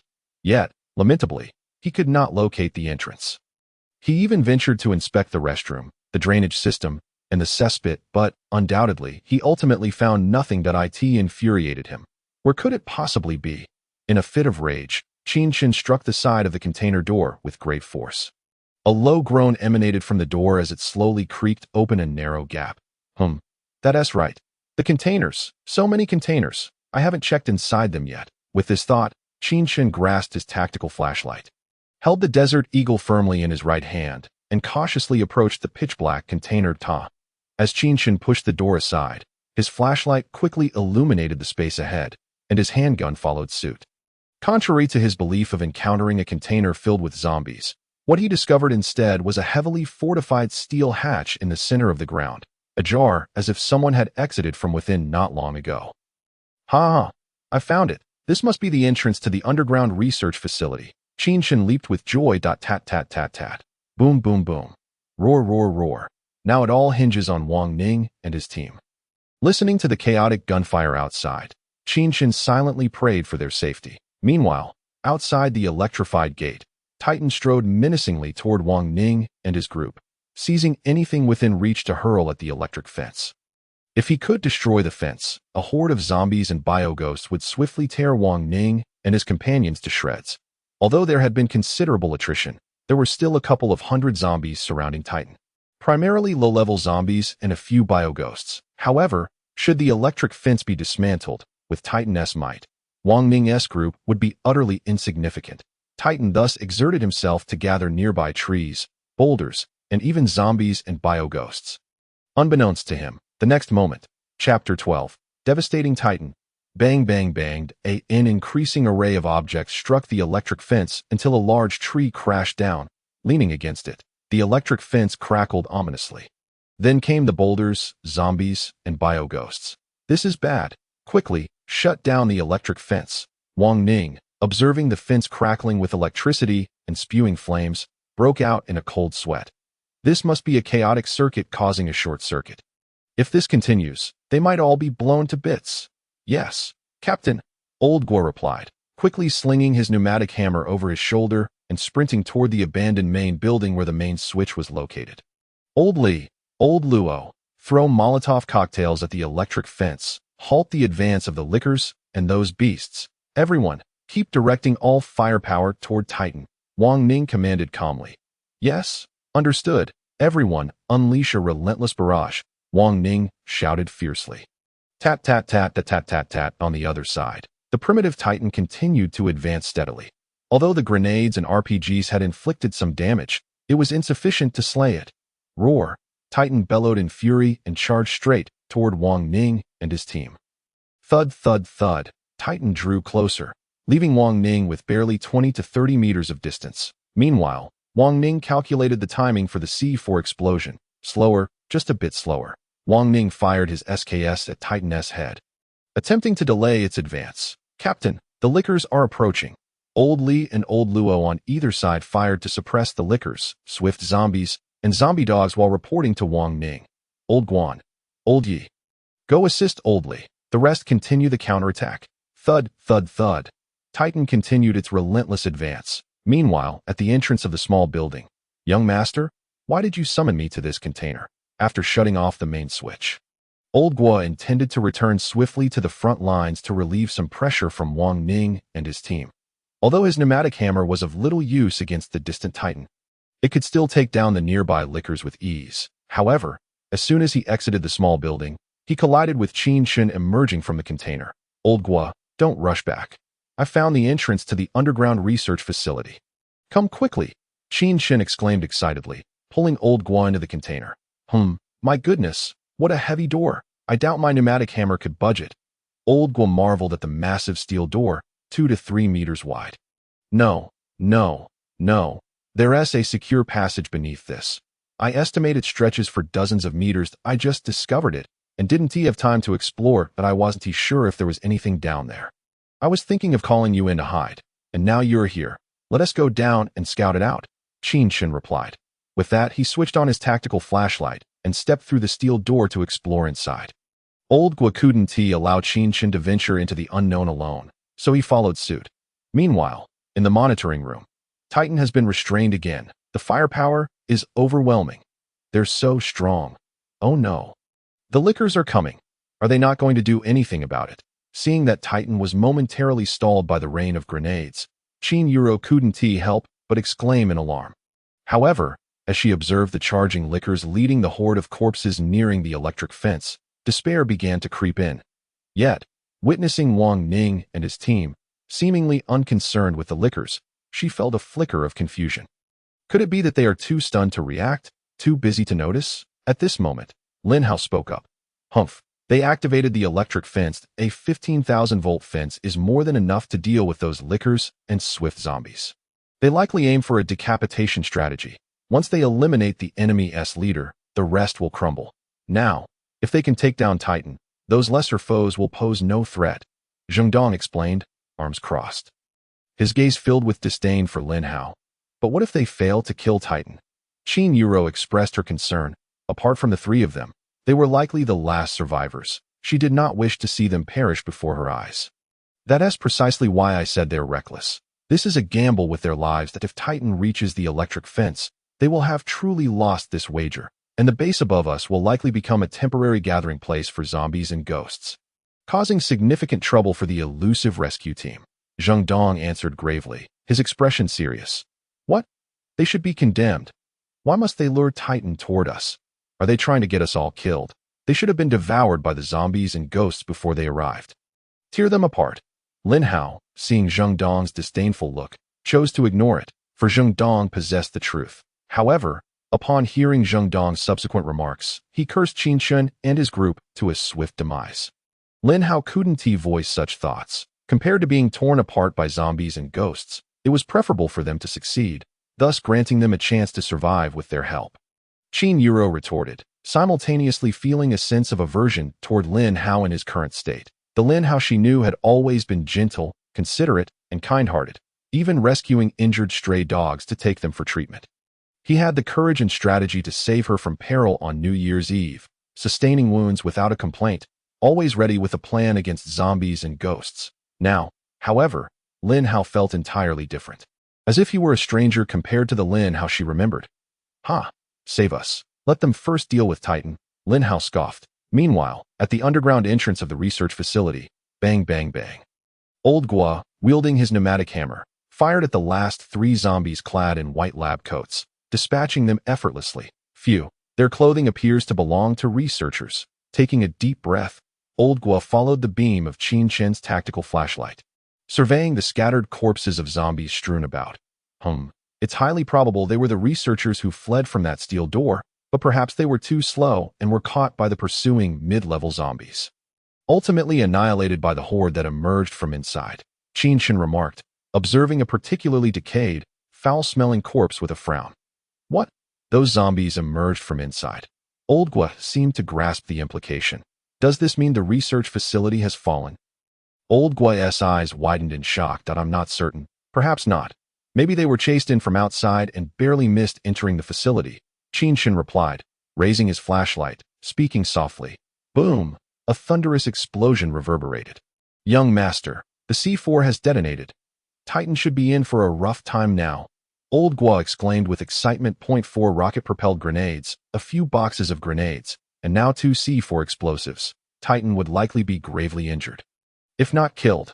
Meanwhile, at the electric gate, roar, roar, roar, roar, roar, roar, Titan, under the relentless firepower of Wang Ning and his team, found its movements severely hindered, inching forward bit by bit, while its rock-like skin was being forcibly pierced by bullets. Every shot fired by Wang Ning's team now caused a small burst of blood mist to erupt upon striking the Titan.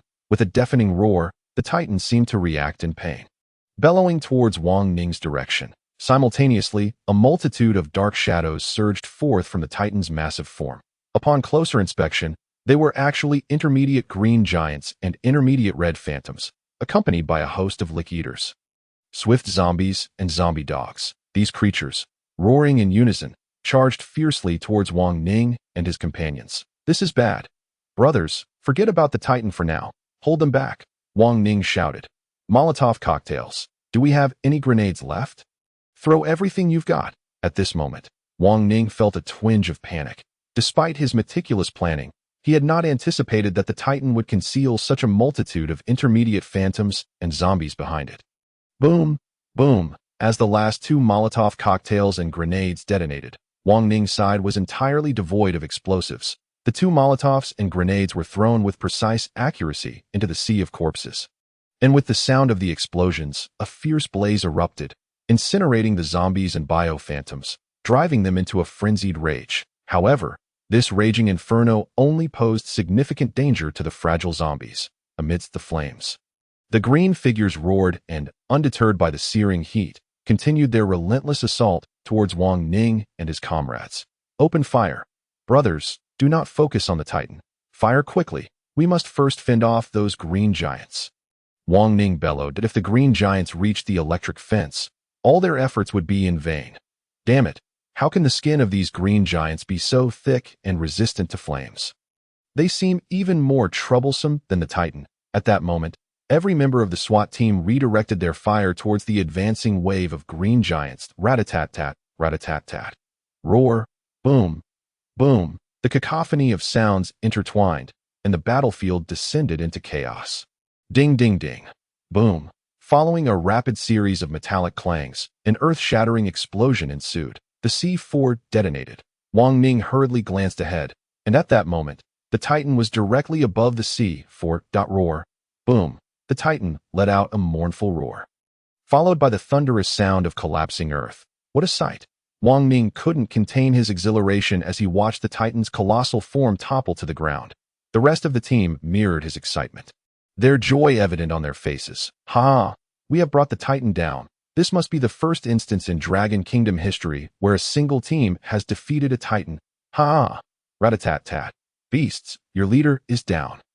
Why aren't you retreating? Ha! The morale of Wang Ning's team surged as they paid no heed to the Titan lying motionless on the ground, allowing dust and smoke to rise as the Titan lay there, left to its own devices. Brothers, hold the line. Just a few more left, Wang Ning urged. The recent C4 explosion not only toppled the Titan, but also sent the nearby lesser creatures flying, splattering them into blood, mist, and flesh, akin to a rain of gore falling from the sky to in the Underground Research Institute's monitoring room. What? They actually killed a Titan-level creature. They managed to slay a Titan with just a single team. Qin Yuru exclaimed, her voice brimming with excitement as she beheld the C4 scarred area shrouded in red dust on the monitor. They are simply gods of war. Zheng Dong stammered in shock, praising their achievement. Meanwhile, Lin Hao, confident that victory was assured, began to boast. Humph, it's just better equipment. I could do it too. Give me a team and I wouldn't waste over half an hour. In just 10 minutes. I'd take down the Titan and send all the lesser creatures to their demise, Lin Hao declared, unfazed and unblinking. Zheng Dong, do you think we should open the hidden chamber door and go down to find them? Qin Yuru inquired, completely ignoring Lin Hao's grandstanding. Roar. As if responding to Qin Yuru's call, 3 or 4 red phantoms gathered near the disguised wall at the entrance of the hidden chamber, frantically attacking the surrounding walls. They had heard sounds from within, but were unsure of the source. Roar. I think we should proceed with caution, Zheng Dong replied, exasperated. This wretched hidden chamber has been under construction for years and lacks even a soundproofing device. It would be better to just tear down the disguised wall and reveal the entrance. Lin Hao began to vent his frustrations on the other side, in the underground passage at the Research Institute's entrance. Young master, should we open it and scout ahead? Old Guo looked eagerly at the steel door. Let us wait a little longer. When Wang Ning and the others arrive, we can enter together for better support. Qin Chen considered for a moment before opting for caution. The electric fence gate. Rat-a-tat-tat, rat-a-tat-tat. Captain, I'm almost out of ammunition. Captain, so am I. I still have some. Captain, the SWAT team members, while shooting at the new wave of biophantoms charging towards the electric fence, reported their dwindling ammunition supplies. Captain, we can't hold out much longer. The defensive power of those green giants is astonishing. It takes so much ammo to kill just one, and the zombies and red phantoms behind them seem to be following some sort of command, using themselves as cannon fodder to drain our ammunition, trying to wear us down. A command? Wang Ning felt a sense of foreboding as he gazed towards the Titan, and what he saw sent a shiver down his spine. He thought he caught a glimpse of a blue figure darting through the forest trampled by the Titan, illuminated by the moonlight, but when he rubbed his eyes, the figure had vanished, taking a deep breath. Wang Ning calmed himself and turned his gaze back towards the mist of blood. Roar. The Titan's exclusive roar reverberated once more. With a series of thuds, its colossal hands emerged from the mist, followed by its massive, fearsome head, and finally its hulking body, which had lost its initial imposing demeanor. Now, the Titan was covered in wounds. Its once dark purple body was stained a deep green with blood, whether from the recent blood mist or its own. It was unclear. The persistent flow of blood from its chest and arms made it evident to Wang Ning and the others that it had indeed sustained severe injuries. Roar. The Titan regained its footing, then furiously roared towards Wang Ning and his comrades, continuing its advance. Thud, thud, thud. The familiar tremors echoed around the vicinity of the Research Institute. At that moment, Wang Ning's heart leapt into his throat. Without RPGs, grenades, or Molotov cocktails for firepower support, relying solely on the scant ammunition remaining in their small team seemed. Roar. Rat-a-tat-tat. Damn it. I'm going all out with you beasts. Ah, old Neo raised his MG3, firing frantically at the angle formed by the slanted tree. Wang Ning glanced at the approaching phantoms and zombies, then at the heavily injured Titan drawing nearer. He felt like an ant on a hot stove, unable to find a foothold. Dizzy. Come in, please respond. Come in, please respond. The radio on Wang Ning's chest crackled to life with Qin Chen's voice. This is Wang Ning. I copy you. Wang Ning, quickly retreat to the containers beneath the central building. That's the entrance to the Underground Research Institute. We'll head there to take shelter. Repeat, repeat. Please evacuate quickly. We need to open the main power switch for the electric fence. Repeat, please evacuate quickly. Qin Chen's voice echoed in Wang Ning's mind. After a moment of contemplation, he looked at the deformed electric fence pinned beneath the tree, as if struck by a revelation. Without uttering a word, he immediately organized his team members to advance towards the containers. Old Guan. Old Neo. Old Yi. You three cover our retreat. Suppress those pursuing us. Wang Ning commanded calmly. The members of the SWAT team began to withdraw from the battlefield one by one, while Old Neo, Old Yi, and Old Guan swiftly held back the advancing zombies and phantoms to prevent them from launching a surprise attack on the team. In the Underground Research Institute. What? The Titan isn't dead, Zheng Dong exclaimed in shock. Staring at the Titan slowly rising and continuing its advance towards Wang Ning and his comrades, this the vitality of a Titan-level creature. Qin Yuru was equally astonished, speechless at the sight. After enduring so many explosions and over 40 minutes of gunfire, the Titan was still able to rise and attack Wang Ning and his team. That I knew it. That outside team is nothing but a calamity. They arrived just in time to bring us such a colossal headache. Lin Hao complained once more. Meanwhile, at the containers beneath the small building, as Qin Chen finished speaking, he pulled down the circuit breaker.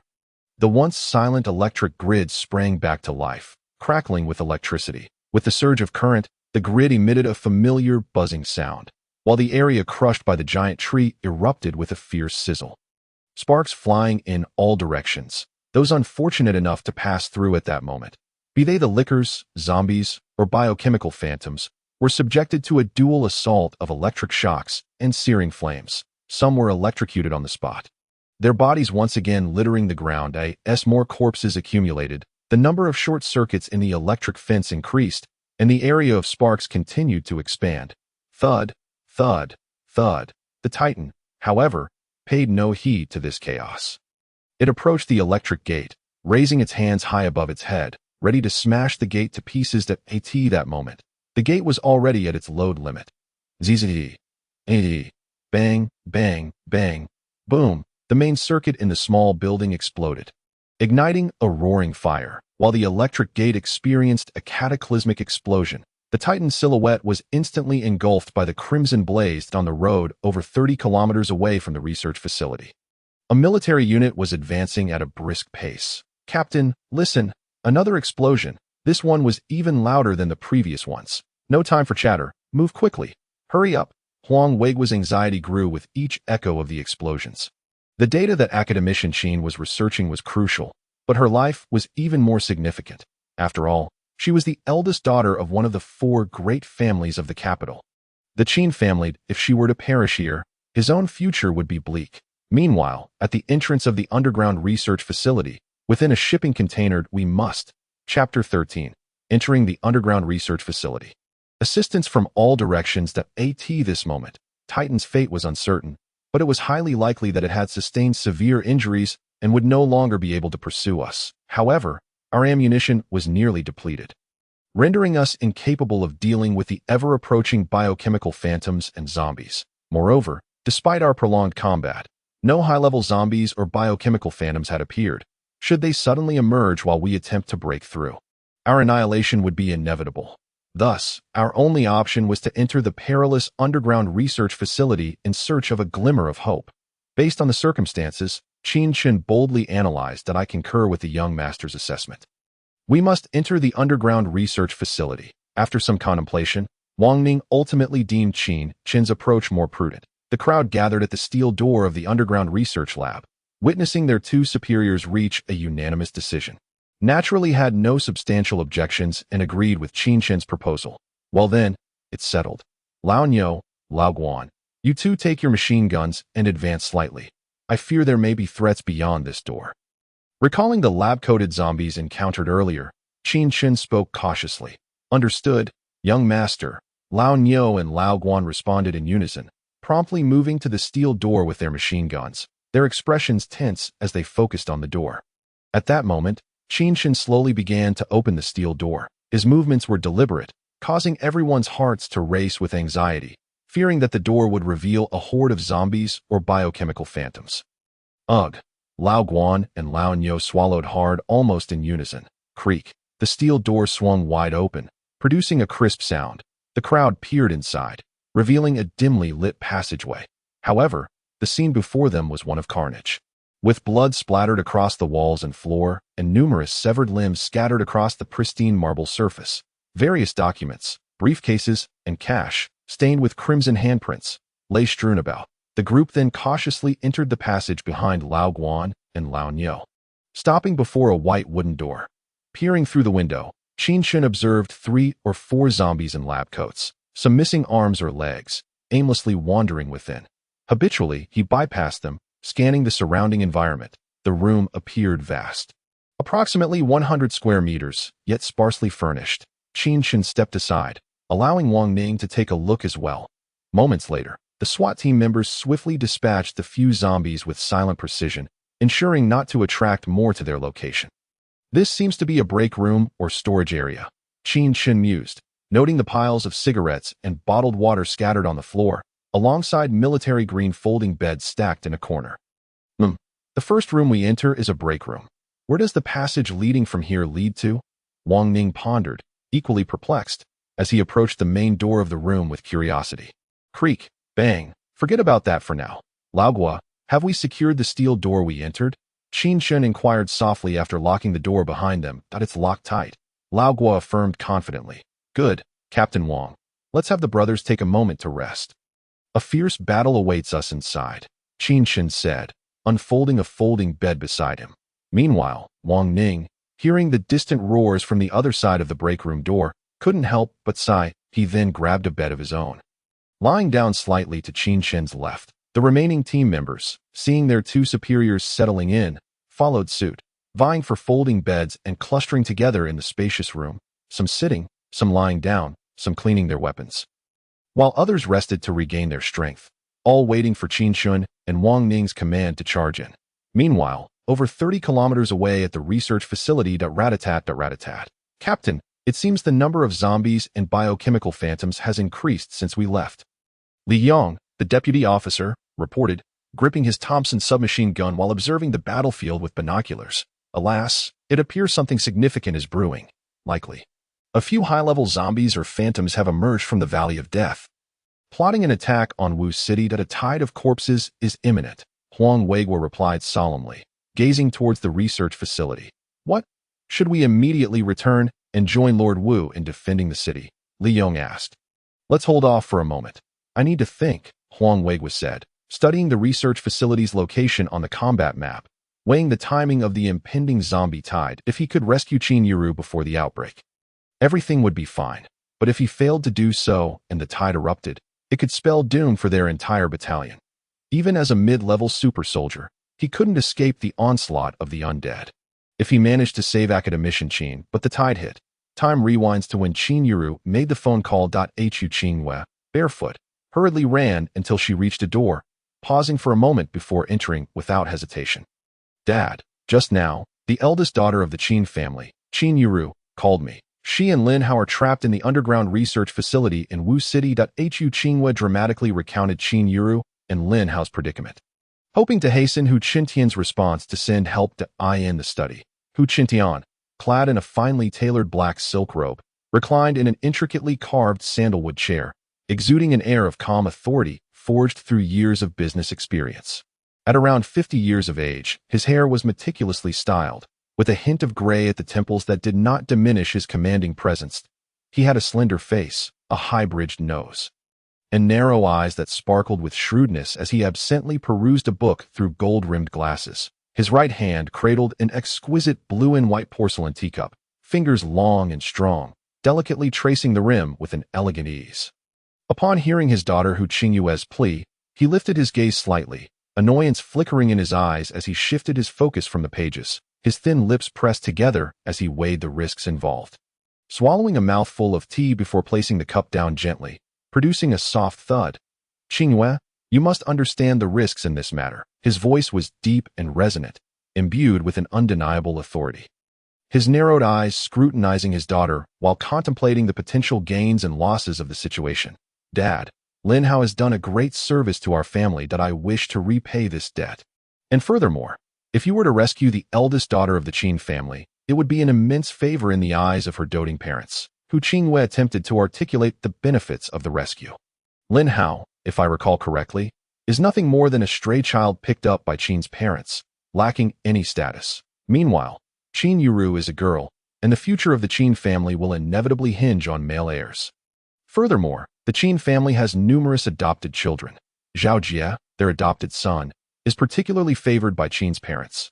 Qin Chen's rise to power within the family is uncertain, and his sister Qin Yuru is even less likely to inherit. Hu Qintian continued, lost in thought. "Dad, I am talking about whether or not to save Qin Yuru, not Lin Hao."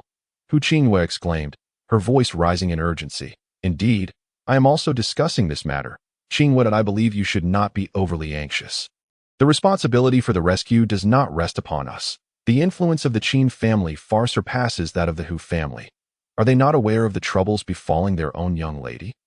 I surmise that the Qin family's rescue efforts have already commenced. Furthermore, that is an underground research facility. Despite the numerous external funding sources, it ultimately remains under the jurisdiction of the state, which will not turn a blind eye to the situation.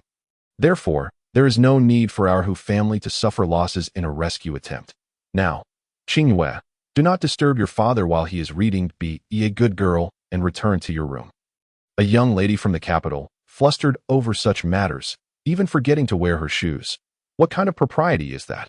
Hu Qintian explained, subsequently issuing an order for Hu Qingyue to leave. "Father, Lin Hao is truly remarkable." Hu Qingyue seemed reluctant to give up and attempted to recount some of Lin Hao's achievements to sway Hu Qintian into sending aid, hoping that Lin Hao, moved by their efforts, would then seek refuge with the Hu family. Lin Hao? What is he? Merely a wild child taken in by Qin Zhan. He abandoned his own parents to seek others as his guardians, addicted to gambling and indulgence, burdened with debts, and driven from Nansha to Modu. Were it not for his connection to the Qin family, he would have long since been beaten to death by creditors. What a worthless scoundrel. Qingyue, do not mention him again. If you do, I shall confine you to your room and prevent you from going out. Upon hearing his daughter utter Lin Hao's name again, Hu Qintian could not help but express his disgust, recounting Lin Hao's numerous disgraceful pasts, including gambling, espionage, and collusion with zombies. "Father, Lin Hao is not like that." "Who told you?" I heard it from Nansha, from Lin Hao's creditors. That creditor happens to have dealings with our Hu family, and I have seen the video evidence. Lin Hao is nothing but a born scoundrel, undeserving of pity. "Father, I shall ignore you." Hu Qingyue, feeling indignant at her father's disparagement of her savior, stormed out of Hu Qintian's study. "Alas, I have but one precious daughter. Why must fate be so cruel? Allowing my beloved daughter to fall for such a scoundrel? It is truly a misfortune. Hasn't that young lady from the Qin family already extracted enough benefits?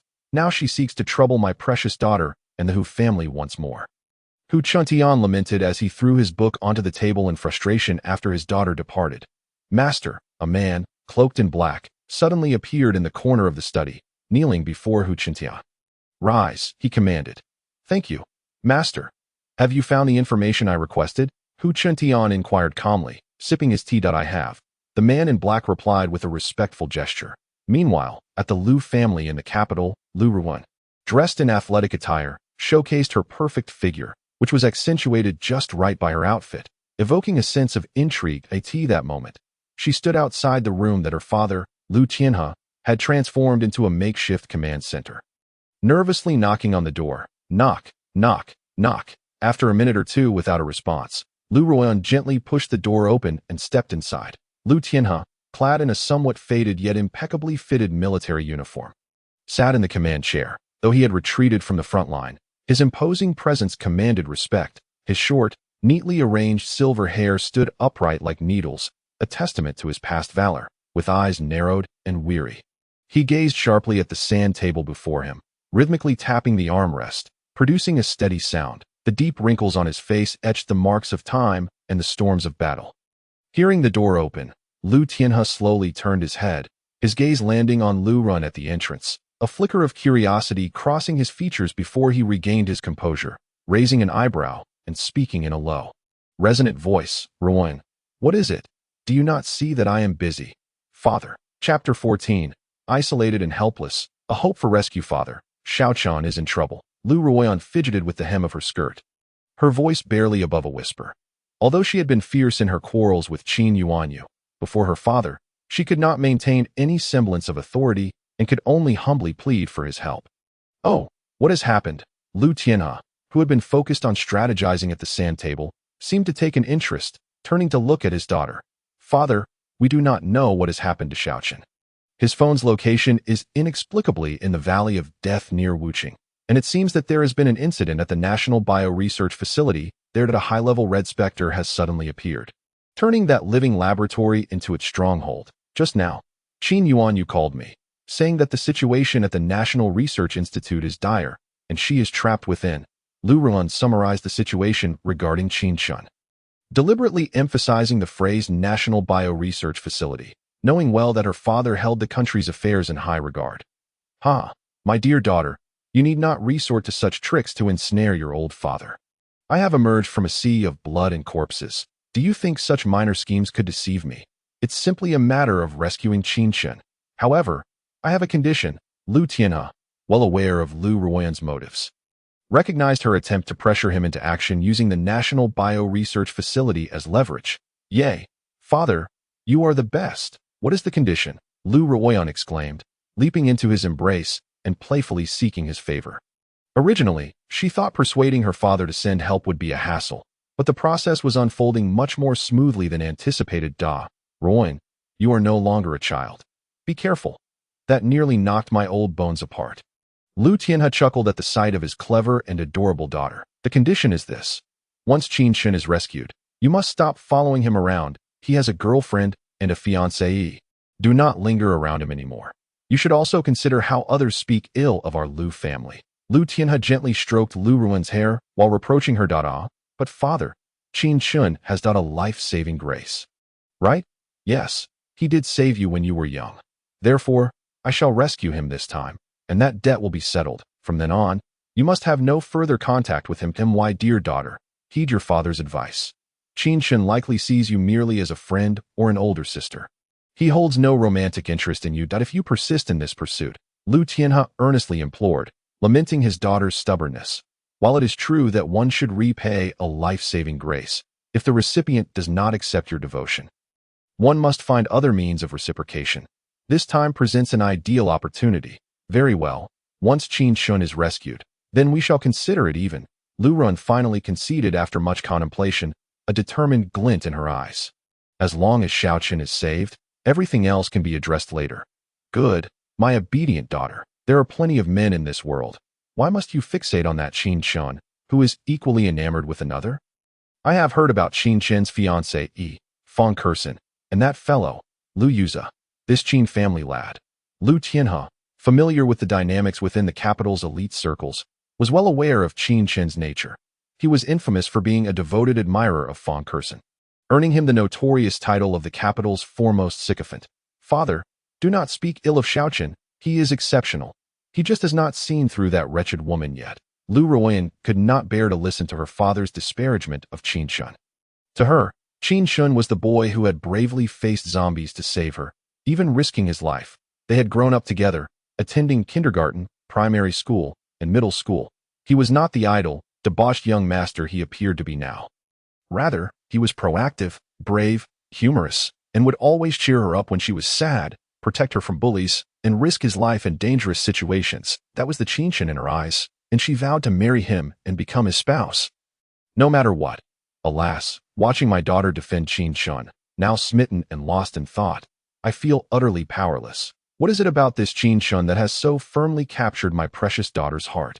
Indeed, I can send people to rescue Qin Chen, but you must stay safely at home.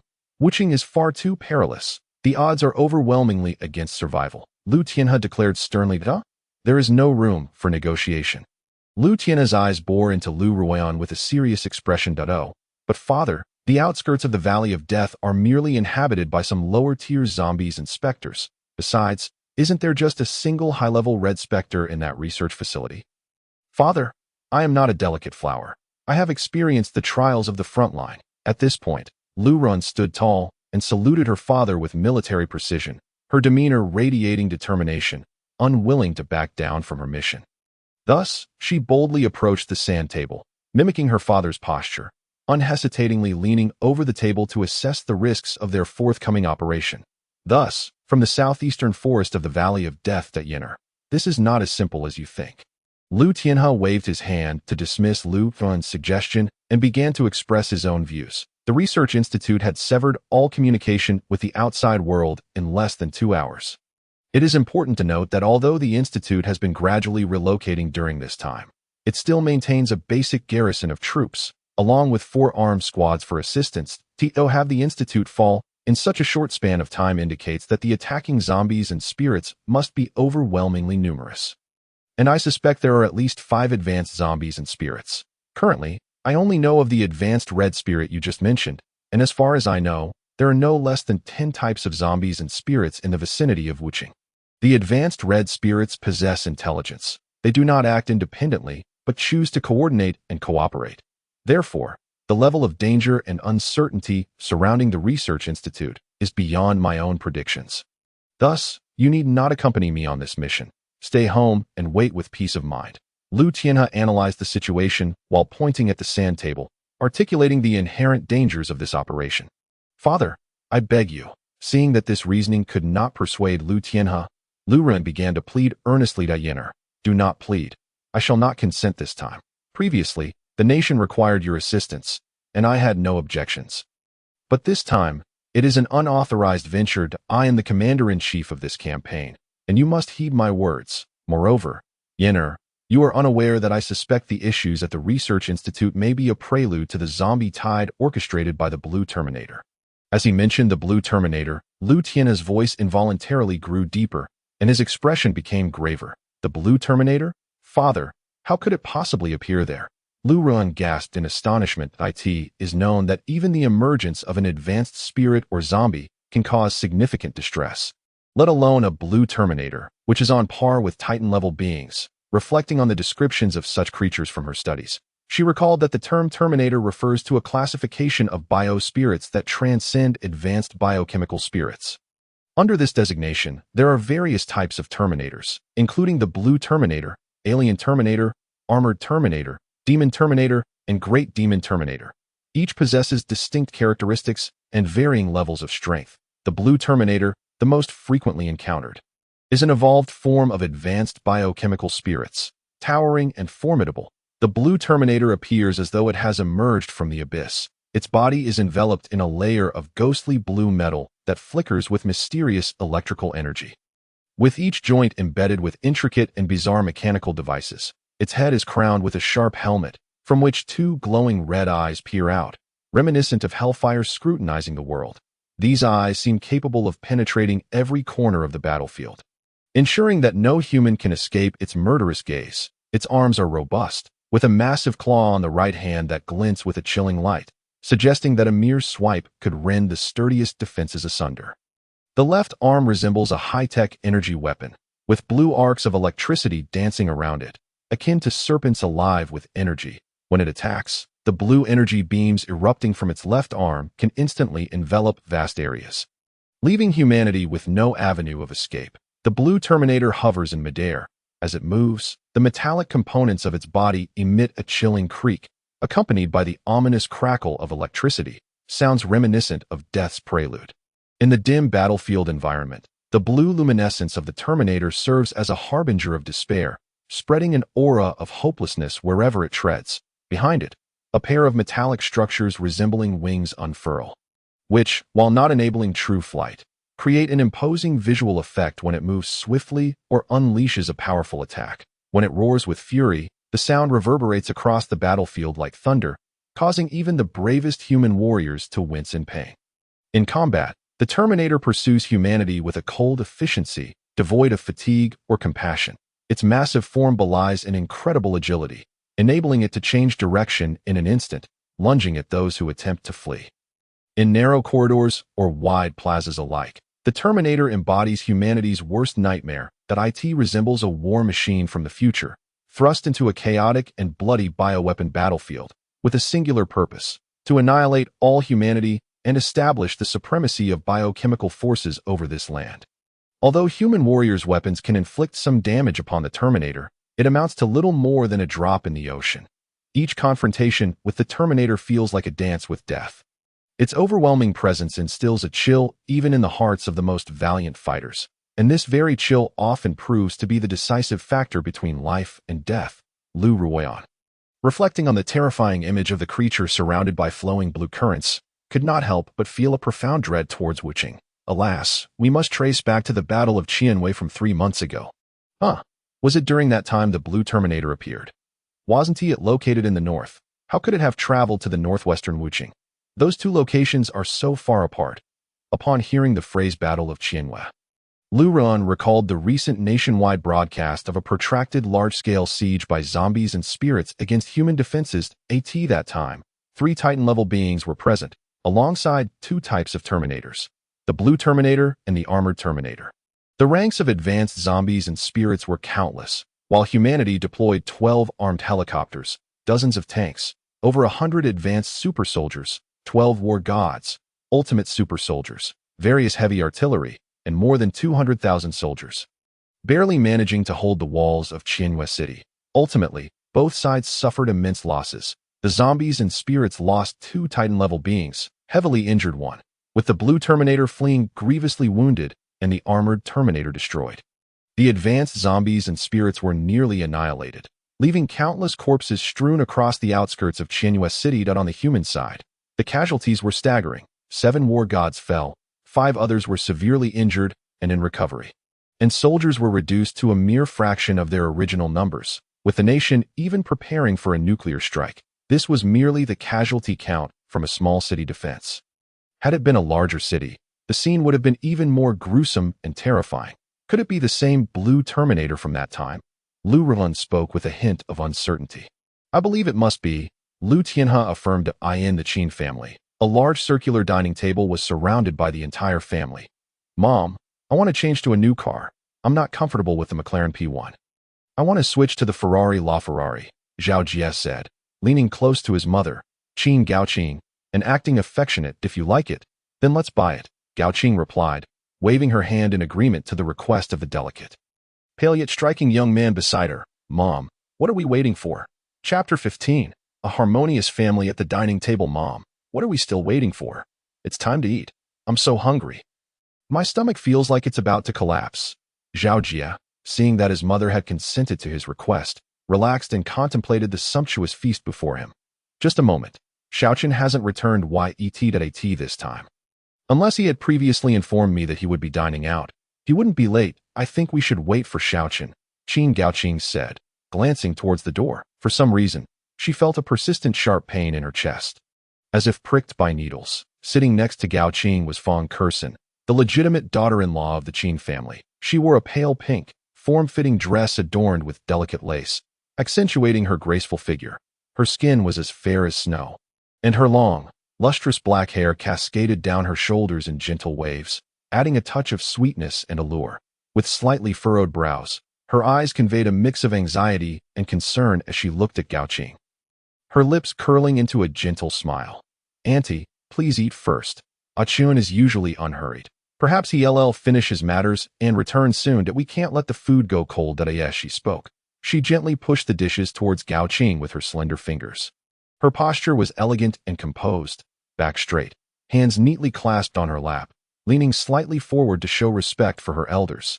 Yet, the slight tremor of her eyelashes betrayed her inner unease. Where could Qin Chen have gone? I've told him that there's nothing between me and Ace. Why can't he understand? Ace is in the late stages of liver cancer and doesn't have much time left. Can't he be a bit more understanding? Why is he jealous of Xiaoza, deliberately avoiding me and refusing to return for lunch? Lost in her thoughts, she tightly crumpled the already crumpled piece of paper in her hand. Fang Curson, Qin Chen. have reached my limit that I no longer wish to marry you. Our union was merely a jest concocted by our forebears. Between us, there exists little genuine affection that I understand your feelings. Lu Yuza is your true love. Your white moonlight. Henceforth, I, Qin Chen, willingly withdraw from your world. From the moment this note is penned, I declare our engagement null and void. Let us cease all interactions. You may now accompany Lu Yuza without any burdens of conscience. XXXX year, XX month, XX day. Qin Chen. This note was discovered by her the morning after she celebrated Lu Yuza's one-year anniversary of battling cancer. As she returned to her room to remove her makeup, she found it upon her vanity. Could it be that Xiaochen truly does not want me anymore? Normally, even when he is upset, a simple word from me would suffice to soothe him. Yet this time, he has inexplicably blocked and deleted me, refusing to answer my calls. Could it be that he is genuinely angry? Fang Kersen recalled that she had intended to message Qin Chen that morning, but found herself blocked and unable to send anything. She considered calling, but the line remained unreachable. It dawned on her that this time, Qin Chen seemed truly incensed. Xiaochen, it is not as you think. Fang Kersen's heart cried out. Meanwhile, Qin father, Qin Zhan, sat with an expression as cold as ice. His eyes betraying discontent and disdain towards Lu Yuza. His fingers rhythmically drummed against the tabletop, producing a dull thud. Lu Yuza, seated beside Fang Kersen, wore a faint smile, though a subtle glimmer of triumph and provocation flickered in his gaze. Fang Kersen, drawn back to the moment by Qin Zhan's oppressive tapping, surreptitiously observed Lu Yuza's demeanor, noting his physical condition. Today, he was supposed to return to the hospital for a follow-up. He mentioned that the cancer cells within him seemed to have spread.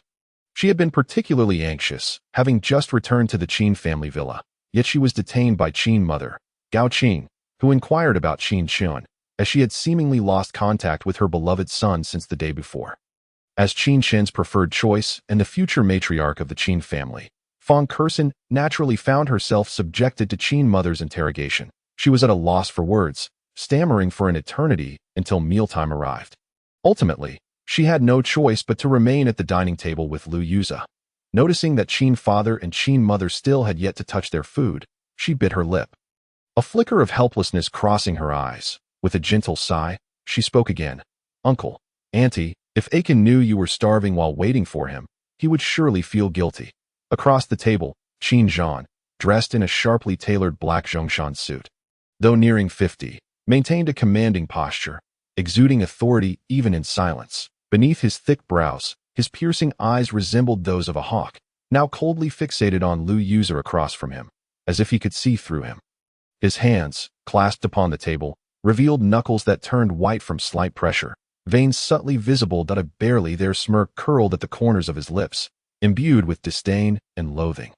Humph, Qin Zhan scoffed, his voice low and resonant, cutting through the silence of the dining table with jarring intensity.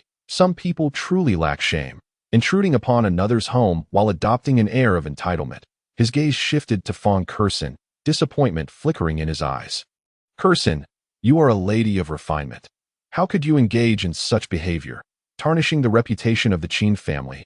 With that, he lifted a glass from the table and downed its contents in one swift motion, the liquid spilling slightly from the corners of his mouth. Yet he seemed oblivious. When he set the glass down, the force of his action echoed with a resounding thud. Young Lu, do not think me naive. I am no fool at this age. Should anything happen to my son, Qin Chen, even a single hair, I will ensure that your family is left with nothing. You will find no escape from my wrath. The fury of the Qin family is not something your insignificant Lu family can withstand. Attempting to seduce my daughter-in-law to climb the social ladder of the Qin family. You were sorely mistaken. I currently lack evidence, but I have ample reason to suspect you, you wretched scoundrel. Do not let me uncover any proof. Humph. With that, Qin Zhan stormed out of the Qin family dining. The fair skin glows softly under the lights, her brows resembling distant hills. The pair of elongated, phoenix-like eyes are slightly upturned, with the outer corners adorned by a hint of elusive, deep eyeshadow, exuding a sharp and wise gaze that seems capable of penetrating the depths of the human heart. Beneath a high-bridged nose lies a set of elegantly contoured crimson lips, currently curving upward with a trace of a barely there smile, radiating an undeniable aura of confidence. Dangling from her earlobes are a pair of minimalist diamond studs, sparkling brilliantly in the light. while a slender collarbone chain subtly accentuates her graceful neck. Her makeup is exquisite yet understated, and with every movement, she embodies the essence of a sophisticated woman, resembling a model who has stepped out of the pages of a fashion magazine. Possessing both the intellect of a highly educated woman and an alluring, formidable presence that is hard to overlook. What can we do? The four sisters are being prepared by Grandpa Qin to choose a concubine for the future Chun. What do you think we should do? After casting this perplexing remark, Qin Liani turned and walked towards the door. Meanwhile, Qin Xilan, sitting in the Qin family dining hall, found herself at a loss. She possessed a cascade of deep violet hair, cascading casually over her shoulders, with the ends slightly curled, each strand shimmering with a satin-like sheen. Occasionally, a pair of golden earrings peeked through her hair, their unique design glinting brilliantly under the lights.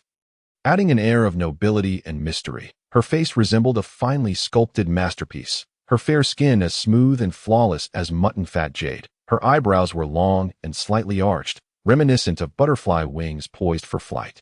Exuding a sense of heroism, her deep-set eyes sparkled like the brightest stars in the night sky, mysterious and captivating, seemingly harboring boundless wisdom. Thick, curled eyelashes fluttered like delicate fans, effortlessly captivating hearts with a mere glance. Below her prominent nose lay a pair of sensuous yet elegant crimson lips, their color as vibrant as blooming roses at that moment. The corners of her mouth lifted slightly, a smile that was neither fully formed nor entirely absent. Carrying an infinite allure, draped in a white long coat, the garment was impeccably tailored, accentuating her curvaceous figure. The collar of the coat was slightly open, revealing a black inner layer whose clever design beautifully outlined her proud curves. A black belt cinched at her waist, its metallic buckle glimmering with a cold brilliance, further highlighting her slender waist. Her lower half was clad in black leggings, tightly hugging her long, straight legs, perfectly showcasing their lines. On her feet were a pair of black high-heeled shoes, their slender, tall heels clicking crisply with each step, as if announcing her unique entrance.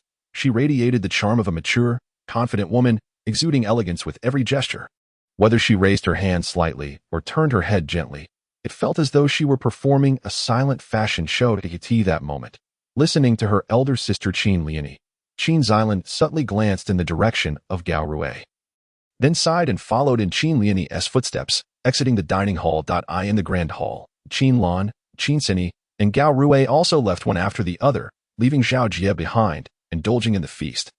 Unwilling to waste such delectable dishes, sigh. After all, I am an outsider. How can I realize my grand plan? Zhao Jie pondered while feasting on the sumptuous meal. Time rewinds to the present, far away in the underground research institute of Wu City. In the lounge, Captain Wang, have you finished resting? Chapter 16. Entering the dark room. Captain Wang, are you ready? Qin Chen sat on a military folding bed, wiping his desert eagle with the sleeve of his designer shirt as he addressed Captain Wang, who had just risen. Young master, you mustn't. I have a handkerchief here. How can you use your own clothing to clean your gun? Wang Ning exclaimed, nearly breaking into a cold sweat at the sight of Qin Chen's actions. The mere thought of allowing the young master to clean his desert eagle with his own shirt was terrifying. Wang Ning quickly retrieved a relatively clean white handkerchief from his tactical bulletproof vest and handed it to Qin Chen. Feeling slightly embarrassed, Qin Chen accepted it and replied, Captain Wang, have the brothers prepare. It's time for serious business. It be by the way, Captain Wang, make sure to wear the thermal imaging device. You are the only one in the team who has it. Use it to locate the general position of the biochemical phantoms within this research institute and check if there are any survivors. Qin Chen instructed calmly, having observed the scene upon entering. He was now certain that something was amiss within the research institute, and judging by the decomposition of the zombie corpses of the researchers, it appeared that the institute had only recently fallen. Therefore, there was a high likelihood of survivors hiding in some room or within sealed boxes or cabinets in the institute. Young master, I understand, Wang Ning replied, saluting Qin Chen before lowering his voice slightly as he walked to wake the other members of the team. Moments later, Old Guan, Old Niu, you two will lead the charge. Old Luo will provide cover fire in the middle, and once you three reach the spacious room, attack swiftly to the left. Clear any potential zombies or biochemical phantoms. Old Yi, Old Gua, and Old Sun, you three will be responsible for the safety of the right side. The rest should be ready to replace any brothers on the sides who are out of ammunition. All right, let's move out. Wang Ning swiftly issued the orders. Understood. The brothers immediately shifted from their resting state, responding with fervor. Subsequently, Old Guan and Old Niu led the way with machine guns, Old Luo providing cover from behind, followed by Wang Ning, then Old Yi, Old Gua, and finally Qin Chen, with additional team members prepared to swap in for those at the front. Creak. Old Guan opened the lounge door and stepped into the steel corridor leading to the next room. Gra. Zombies. Open fire. As soon as Old Guan stepped inside, the corridor echoed with the roars of dozens of zombies. Fortunately, in this narrow passage that barely allowed two people to pass side by side, the horde of zombies, struggling to advance, was easily dispatched by Old Guan's precise burst of gunfire. They all seem to have the designation 2 on them. The uniforms we just saw had the label 1, but there seems to be a 2 as well. What does that mean? Qin Chen mused. Noticing this small detail in the wave of zombies they had encountered earlier, he had also noted the 1 and 2 circular designations on the researchers' lab coats, but he hadn't thought much of it until now.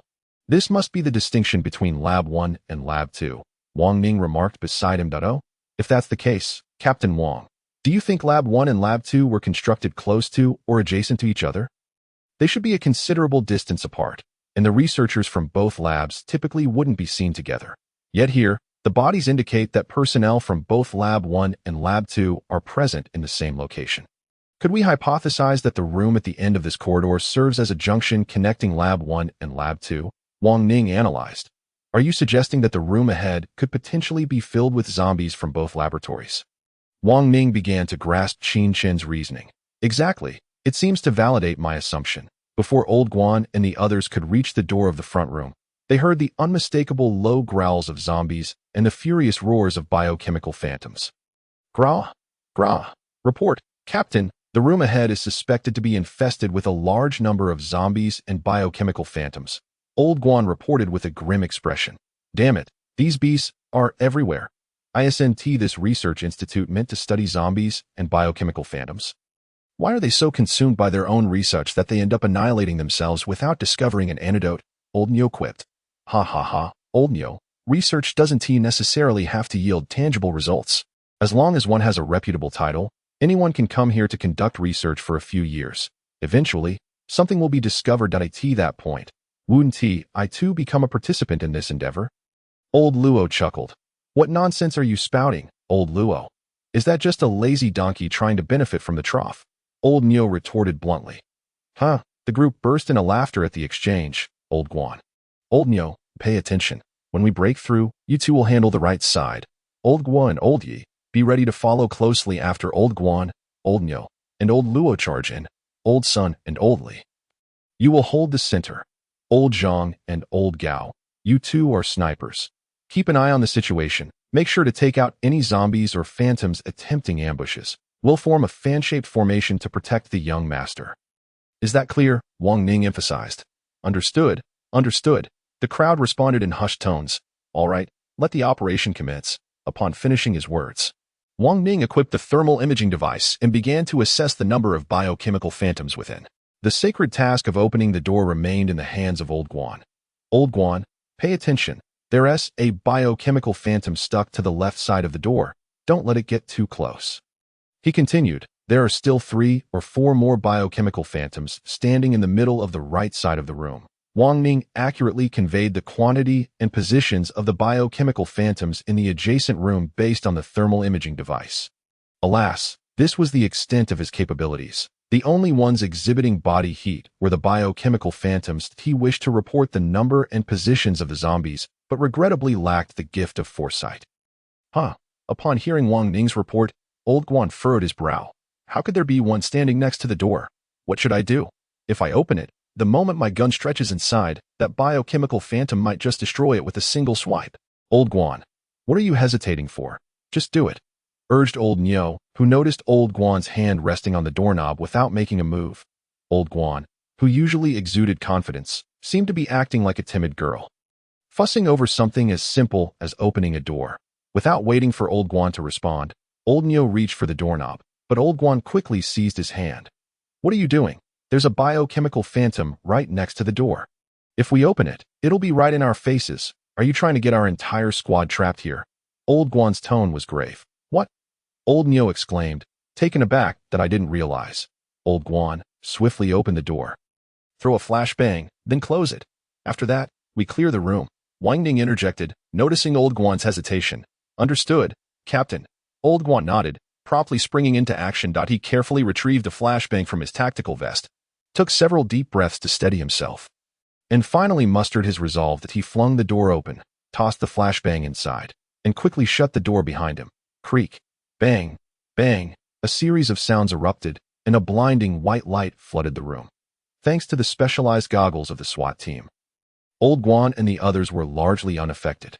Old Guan then charged into the room with his M60, immediately targeting the red phantom beside the door, unleashing a barrage of gunfire. Point roar, point rat. A.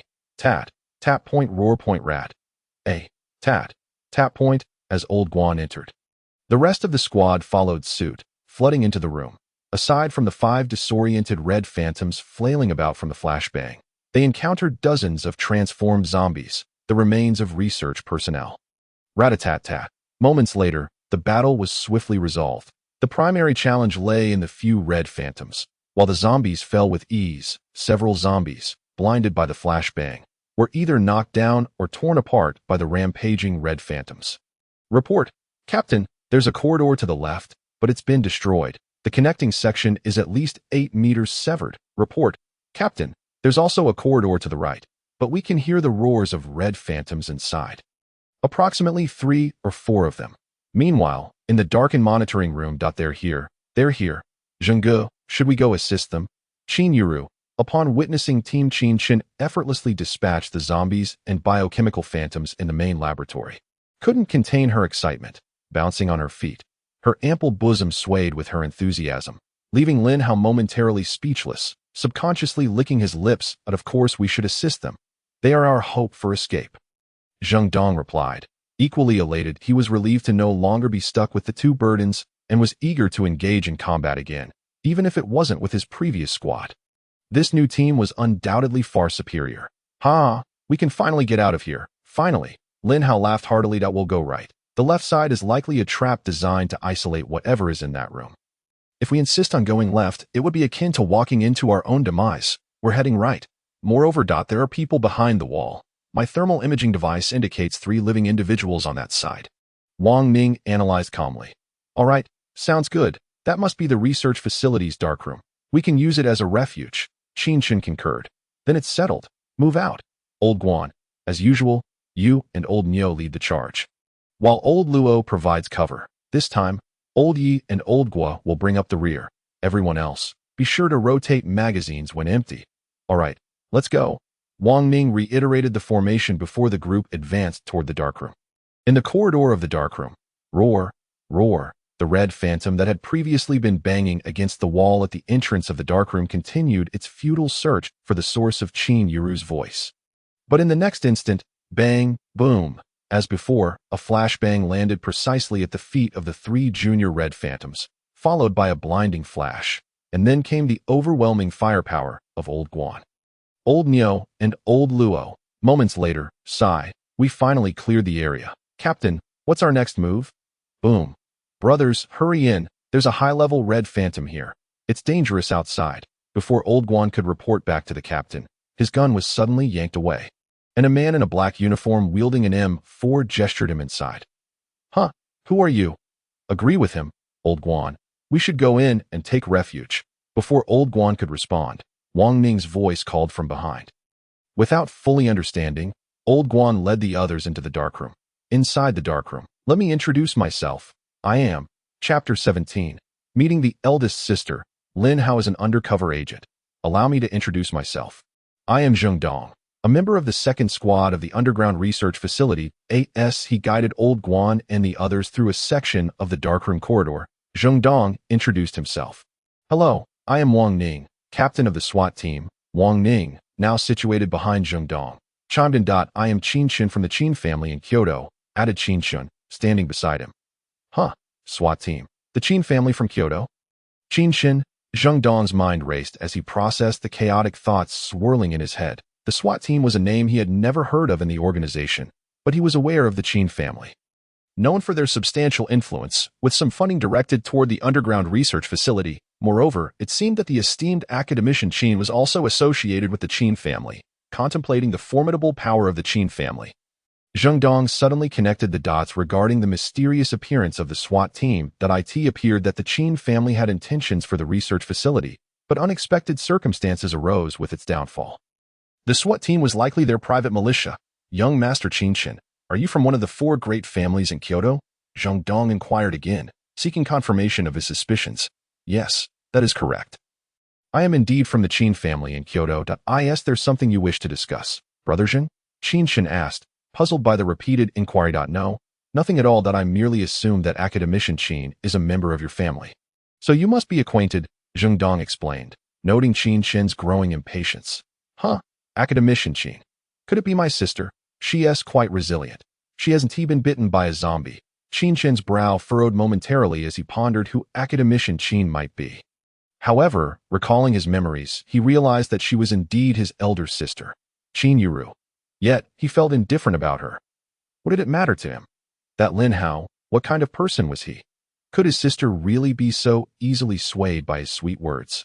As Qin Chen reminisced about the fond memories of their childhood, he felt a wave of joy, but that joy quickly turned into a chilling anger. Once again, it was that scheming man. The thought of his sister making foolish decisions that harmed him for the sake of that scoundrel only fueled his rage. Silently, after following Zheng Dong for a while, Qin Chen and Wang Ning finally arrived at the monitoring room of the darkroom. Wonderful. You finally arrived. Are you the reinforcements sent by the higher-ups? The anxious Qin Yuru, who had been vigilantly watching the entrance of the monitoring room, was ecstatic upon spotting familiar figures that could only be seen through the monitors.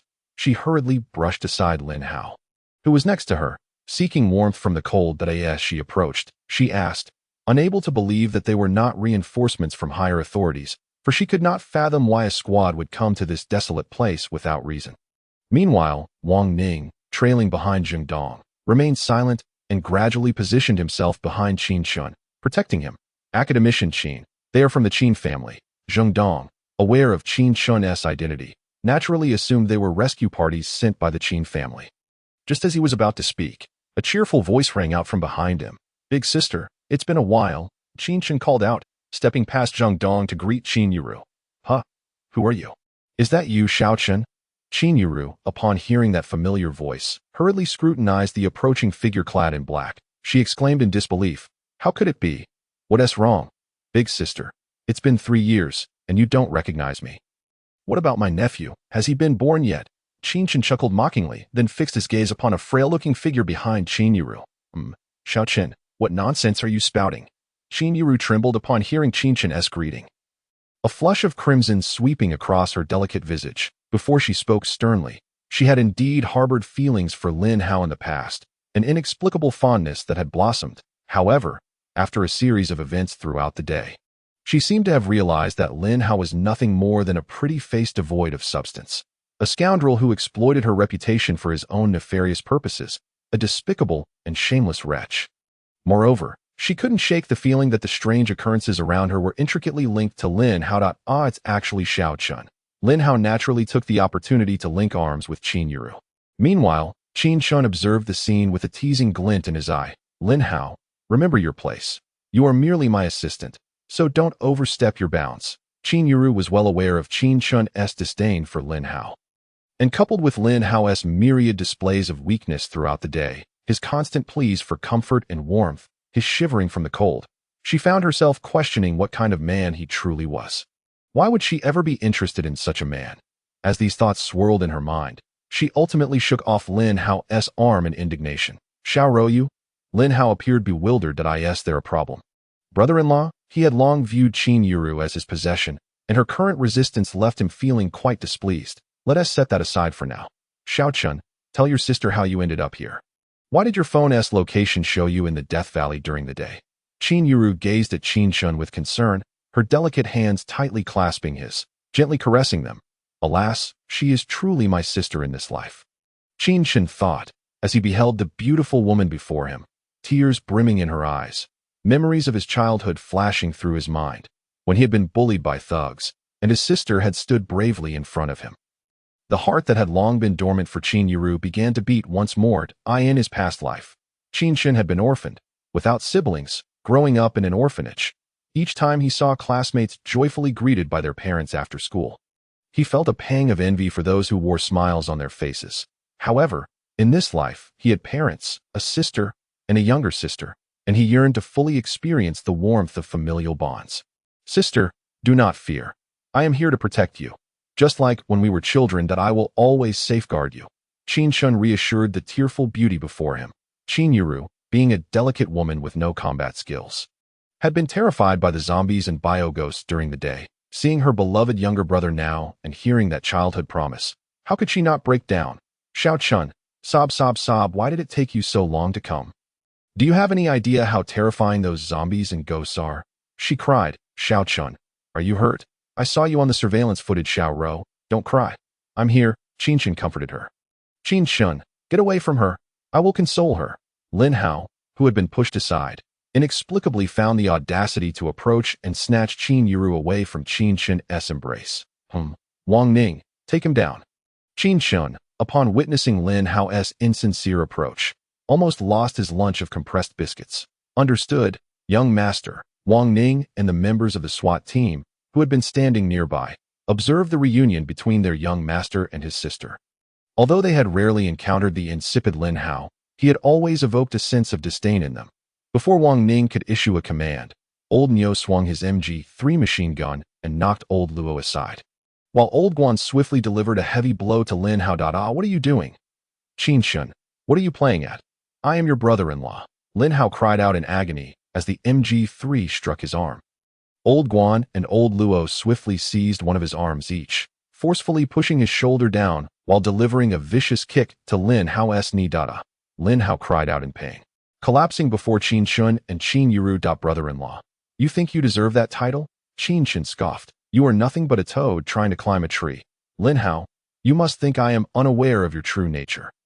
Do you believe the Qin family is a bunch of pushovers? A decrepit family in Nansha City, with a father whose company collapsed, leaving behind a mountain of debt.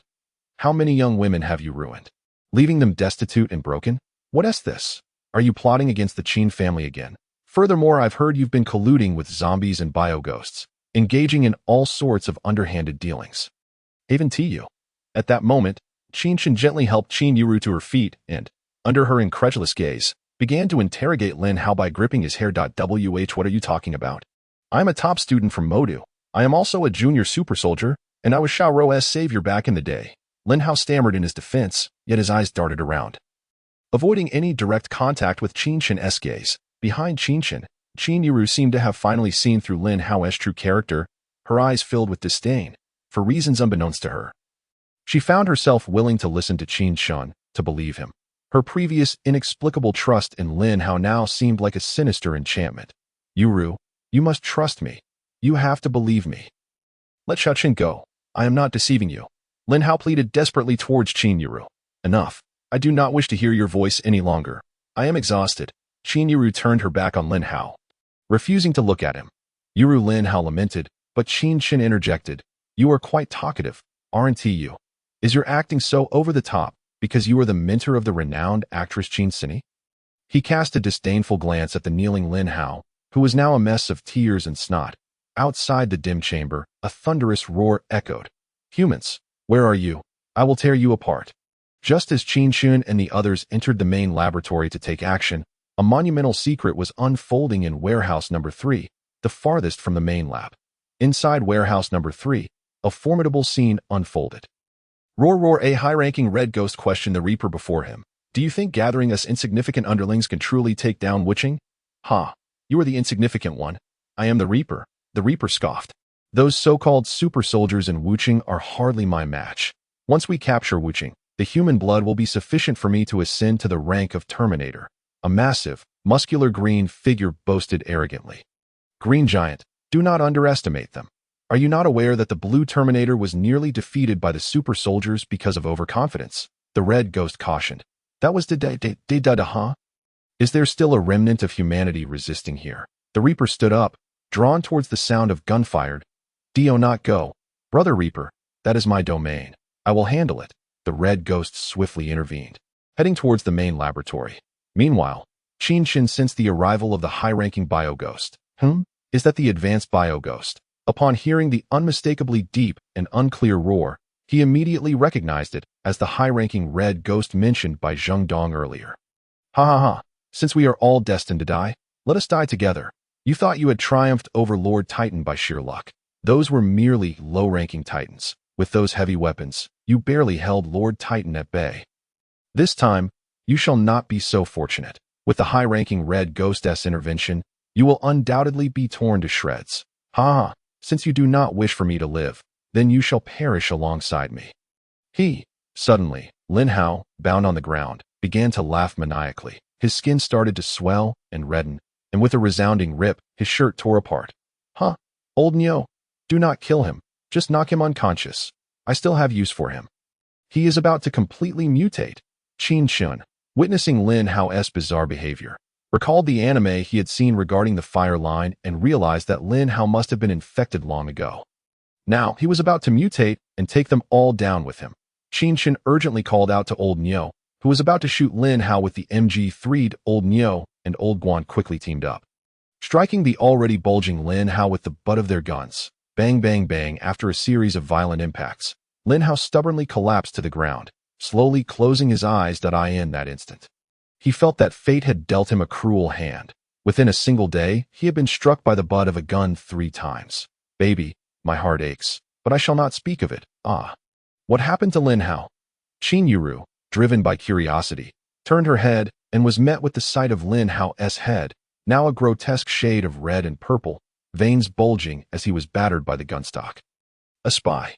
Given the signs, he must have been infected long ago. Qin Chen explained nonchalantly. A spy. What? Chapter 18. Dealing with the spy. The eve of the underground laboratory. It is truly unfortunate for Captain Gu Fei, Deputy Captain Ping Fei, and Captain Song, as well as the others. Upon hearing the term undercover, Zhang Dong became even more agitated than Qin Yuro. He immediately squeezed his way to the front from the crowd surrounding Old Gu, glaring malevolently at Lin Hao, who lay motionless on the ground, and spoke with red-rimmed eyes, shedding tears. Young Master Qin, I propose we execute this undercover agent immediately to prevent future calamities. Zhang Dong's teeth ground audibly, revealing his unmasked murderous intent towards Lin Hao. No, we cannot kill him just yet. He must possess valuable information. I believe we should restrain him for the time being and interrogate him later to ascertain any useful insights. Qin Chen interjected in a timely manner. Why keep him alive? He is on the brink of a transformation. When he awakens next, he may become a grotesque half-human, half-red specter. There is no guarantee he will retain his sanity. Zheng Dong countered vehemently. Xiao Chun, I think we should heed Zheng Dong's advice that he repulses me, and his presence seems to serve little purpose. When he regains consciousness, we cannot be sure if he will still possess his intellect. Qin Yuro expressed her disgust, recalling the past interactions she had with him that made her feel nauseous. No, sister, as an expert in this field, you should understand that Lin Hao's current state of being a half-human, half-red specter is likely the result of an encounter with a creature akin to a Terminator. If he had been infected by a basic red specter, he would have long since transformed into a mindless killing machine. The Lin Hao before us is not such a being, Qin Chen said gravely, addressing Qin Yuro, Wang Ning, Zheng Dong, and the others. What, Xiao Chen, are you suggesting that a Terminator is involved here? Qin Yuro, who had already been shocked to her core by witnessing a Titan, found herself almost speechless at the possibility of encountering a creature that could command ghostly seas, zombie swarms, and city-wide massacres, only ever mentioned in textbooks. The mere thought of the terrifying figures described therein sent shivers down her spine. If we truly face such a creature, do we stand any chance of survival? She murmured softly, casting hopeful glances towards Qin Chen and the others behind him, for they had managed to withstand the Titan's onslaught. Haha, sister, you jest. With our meager numbers, confronting a Terminator would be akin to a fragile egg colliding with a boulder. Moreover, we lack the ammunition and heavy weaponry necessary to face such a creature. We might not even be able to flee. Qin Chen replied, half in jest, while inwardly contemplating his own limitations. Thus far, the only character he could purchase from the CF character roster was SWAT. The others, ghost hunters, vengeful goddesses, ultimate hunters, and even biochemical ghosts, remain locked, leaving him uncertain as to when he might gain access to them. Alas, roar. Humans, where are you hiding? I will tear you apart. Outside the dim chamber, A high-ranking red specter, having failed to locate Qin Chen and the others, bellowed furiously into the sky. "Should keep your voice down. We cannot let that thing hear us. It can shatter a 15-centimeter steel plate. Our chamber is not yet fully fortified to withstand such a force." Zhengdong urgently cautioned Qin Chen and the rest. "Right up by the way. Xiao Chen, how exactly did you arrive here? Was it father who sent you to rescue me?" Qin Yuro once again inquired with utmost seriousness. "Alas, sister, it was my misjudgment in choosing allies." Qin Chen sighed heavily as he observed the earnest expression and concerned gaze of his elder sister. He then recounted the circumstances that led him to this place, embellishing the tale with emotion, but glossing over the appearances of Wang Ning and others, stating that he had previously dispatched them to capture a few specters and zombies to take back to Modu for the arena, only to encounter the discarded Qin Chen here. Upon hearing his heartfelt narration, Qin Yuro's fury ignited. She was appalled at Fang Kursen's shamelessness for so callously betraying her beloved younger brother, having feigned affection for so long only for it to be a fade. How dare she treat my Xiao Chun in such a manner? Qin Yuro seethed, her teeth gritting in rage. The thought of her cherished brother being subjected to such treatment made her infuriated, and while she felt embarrassed recalling her own past deceptions, she resolved to protect her brother fiercely. "Wait until I return. I shall ensure that Lu Yuza meets a fate worse than death." Qin Yuro hissed, her voice low and fists clenched tightly, causing Qin Chen to feel a twinge of fear at her wrath. Sister, please calm down. Look, I am perfectly fine. Nothing has happened to me." Qin Chen hastily reassured her, gesturing to show his well-being. As long as Xiao Chen is fine." Qin Yuro's expression softened slightly as she tenderly caressed her brother's handsome face. However, Qin Chen, who had never so much as touched a girl's hand in his previous life, felt his cheeks flush at this unexpected closeness, even though it was merely his sister. Xiao Chen, why are you blushing? Weren't you always so at ease with your friends at those clubs? Why act like a bashful young boy now?" Qin Yuro laughed, her delicate hand covering her mouth as she playfully teased him, her eyes twinkling with amusement. The last time she had seen Xiao Chen blush was during their childhood when he accidentally bumped into her while she was changing clothes. Beast, that is your own sister." Qin Chen frantically chanted a mental mantra to cleanse his impure thoughts. "Sister, please, no more teasing, right? Xiao Chen, what do you intend to do with him?" Qin Yuro inquired, pointing at Lin Hao, who lay on the ground like a lifeless dog. "Are there any rooms here?" "Yes, indeed, we have a total of 9 types of rooms in our chamber, with the most common being the resting area." Qin Yuro answered earnestly. "Well then, sister, let us first place him in the resting area and secure him. I will interrogate him shortly." Qin Chen contemplated before responding. "Old Nyo, Old Guan, take him to the resting area and ensure he is tightly secured. And Zhengdong, I would appreciate your guidance through the facility." Wang Ning promptly commanded. "Understood. We will complete the task without fail," the 3 assured, and then Old Nyo and Old Guan hoisted Lin Hao up, following Zhengdong towards the resting area. Roar. Humans, roar. Outside the chamber, the high-ranking red specter, along with a swarm of lower-ranking red specters, after failing to locate Qin Chen and the others, let out a final roar of frustration before heading towards the underground laboratory of Warehouse No. 3. Its arm, previously destroyed by Deputy Captain Peng Fei's RPG, having fully healed and regained its former strength, its hatred for humanity reaching a boiling point. Hearing the sounds of the high-ranking red specter and its minions retreating, Qin Chen and the others finally exhaled in relief. Gurgle cough. It's been a day without food. Qin Yuro's stomach audibly protested, causing her to glance at Qin Chen with embarrassment. Speaking of which, we have indeed been fighting all day without a proper meal, Qin Chen reflected. Having endured hunger for over 3 days, he had only managed a few bites of compressed biscuits since his arrival. Now, with Qin Yuro's stomach growling, his own hunger was stirred. "Sister, is there a kitchen or a storage area in this chamber?" Yes, indeed. Eventually, under Qin Yuro's guidance, they arrived at the kitchen and storage area. Upon inspection, Qin Chen's brow furrowed. While the kitchen was stocked with an array of cooking condiments, the ingredients were woefully insufficient.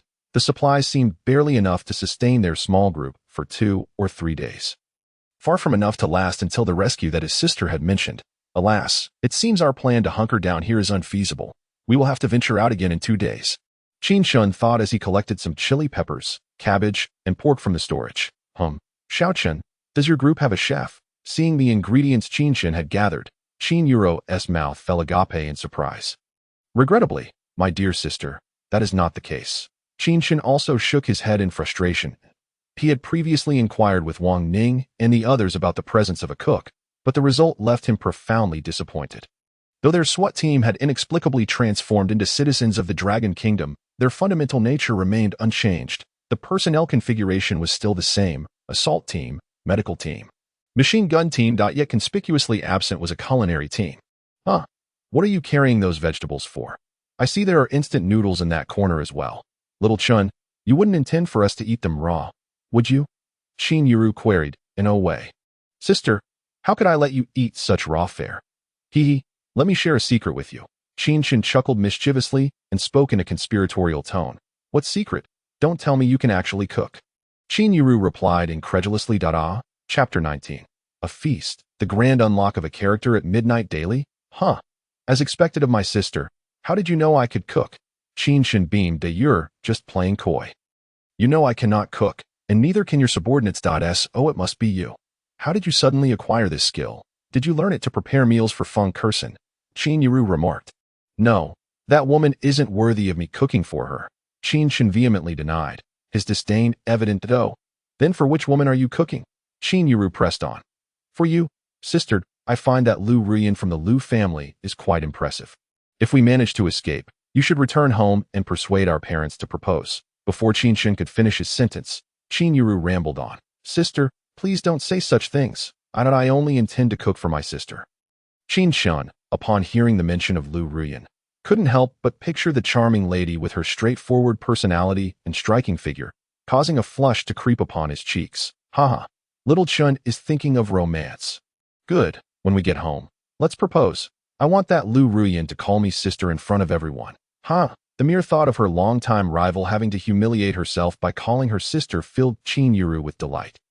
Meanwhile, Qin Chen, observing his sister's glee, shook his head in disbelief and began skillfully preparing the ingredients, washing vegetables in pots. Stir-fried shredded potatoes with celery and shredded meat, sweet and sour ribs, pork stewed with vermicelli, spicy pepper tofu skin. And a soup of bok choy with tofu and egg. Qin Yuru busied herself in the kitchen, and as each dish emerged, her initial skepticism transformed into sheer amazement as she watched her brother's culinary prowess. The delectable aromas wafted through the air, and unable to resist, Qin Yuru stealthily snatched a piece of sweet and sour rib as she savored it. The flavors danced on her palate, sweetness from the sugar intertwined with the savory scent of the meat. A veritable ambrosia. Little Chun, this dish is exquisite, Qin Yuru exclaimed, unabashedly indulging in the sweet and sour ribs, tossing the bones onto the kitchen counter. Sister, step aside. You're going to finish everything. Qin Chen playfully nudged her, who was engrossed in devouring the shredded potatoes. Gurgle, little Chin, it's so delicious. And this soup is divine. Qin Yuru stuffed her mouth, sipping the bok choy and egg soup as she spoke. I'm truly amazed by you, sister. Slow down, there's plenty of food. Don't choke, we can always do this again. Qin Chen chuckled at the sight of his sister's cheeks bulging. In his previous life, he had meticulously honed his culinary skills to sustain himself and win over his girlfriend. He was a master chef, but he was certainly adept at captivating a woman's taste buds. Little Chin. Really. Truly, Qin Yuru continued, her words slightly garbled. Absolutely. Have I ever deceived you, sister? Qin Chen replied with a hint of exasperation. Gurgle, hee, that's fantastic, little Chun. When the time comes, I won't hold back. All right, sister, could you summon Wang Ning and the others? Ask them to bring 2 people to help serve the dishes on the long table in the cafeteria. Okay. Qin Yuru said, grabbing another sweet and sour rib as she made her way outside. Sigh, sister, be careful with the oil, no worries. It tastes even better this way. In the dimly lit dining room, the table was laden with a sumptuous feast. Young master, Wang Ning and the others stared at the array of dishes, hesitant to begin. Come on, it's all in the family. Dig in. Qin Chen waved his hand, encouraging them to eat heartily. Really? Thank you. Young master, you truly are remarkable. Not only can you fight and command, but you also excel in cooking, old Nyo exclaimed, giving Qin Chen a thumbs up as he grabbed a pig trotter. Haha, thank you for the compliment. Qin Chen smiled in response. Meanwhile, old Guan silently savored the spicy stir-fried meat, nodding in approval. Delicious. So satisfying. Seeing Qin Chen also picking up his chopsticks, Wang Ning swiftly followed suit, diving into the nearly empty plate of stir-fried celery and chicken gizzards that old Luo had been monopolizing. "Darn it, old Luo. You're hogging all the gizzards," Wang Ning exclaimed, snatching 2 pieces of celery while glaring at the scant remaining gizzards on the plate. "Hey, Captain, you weren't even eating before. How was I supposed to know you liked this dish?" Old Luo retorted, hastily scooping the last 3 gizzards into his bowl before leaning forward to offer Wang Ning the plate of celery. "Old Luo, you're a thief," Wang Ning exclaimed in disbelief. "Haha, take it easy, everyone. Slow down, there is still plenty more." Qin Chen observed the ravenous scene, his heart swelling with joy. "Gurgle, little Chin, when did you learn northern cuisine?" Qin Yiru asked, swallowing a mouthful of soup. Her curiosity piqued. "That's a secret." Hee, Qin Chen replied with a smile that gurgled, gurgle. "So satisfying." Old Nyo unabashedly devoured a pig trotter, then lifted a bowl of egg flour soup to drink heartily. "Hey, old Gao, why are you snatching my stir-fried onions?" Old Zhang complained, having just picked up a piece of meat only to have it wrested from him by Old Gao. "Slow hands mean no meat," Old Gao retorted casually, continuing to grab food. A fair point. I'll show you what I'm made of." Old Zhang laughed, joining the fray as they both competed for the food, rapidly escalating from polite chopstick exchanges to standing on their seats, attempting to outdo each other. Hey, what are you doing, Old Gua? Why are you stealing my meat? You're like a bird with your mouth wide open," Old Zhang exclaimed as a piece of meat slipped from his chopsticks, falling directly into Old Gua's waiting mouth below.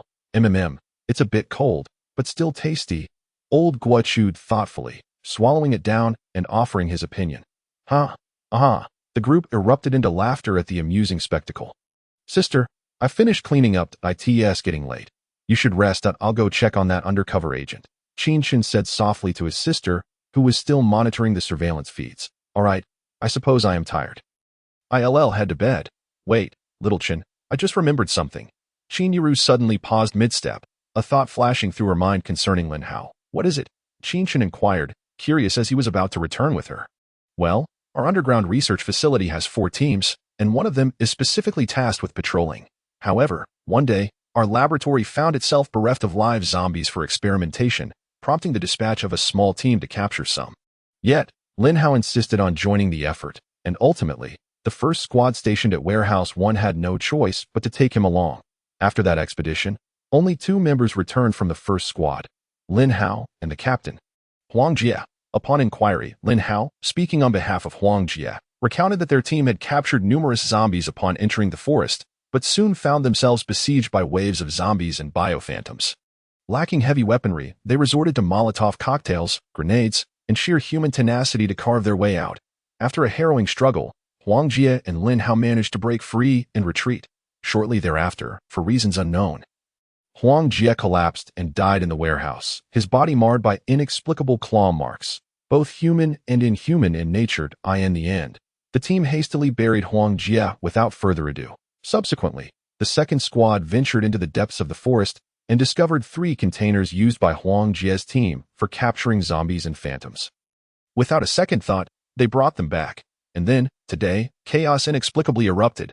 A high-level red phantom appeared in Warehouse 1, a high-level zombie, Reaper, in Warehouse 2, and an unknown presence, a green giant, was spotted in Warehouse 3.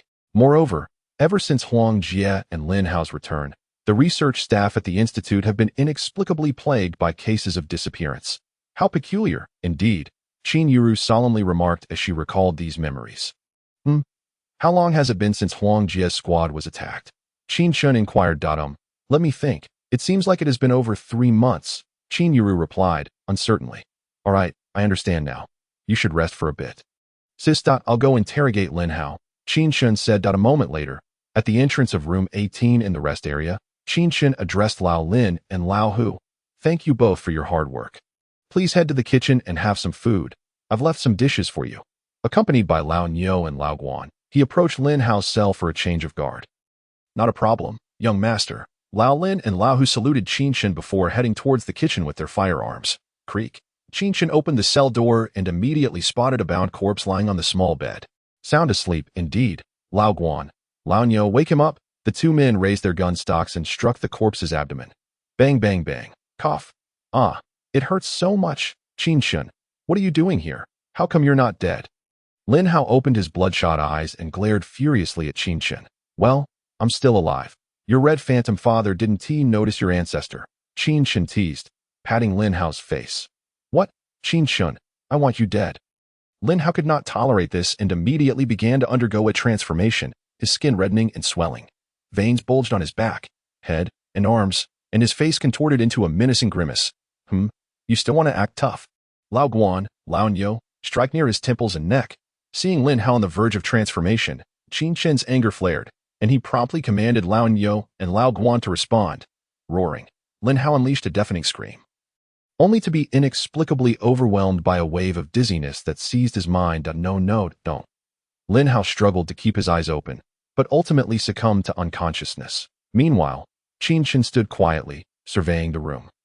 A small bed, a 40-inch television, air conditioning, a wardrobe, and a light bulb. This furniture arrangement was truly luxurious, far surpassing the shabby rental of his previous life.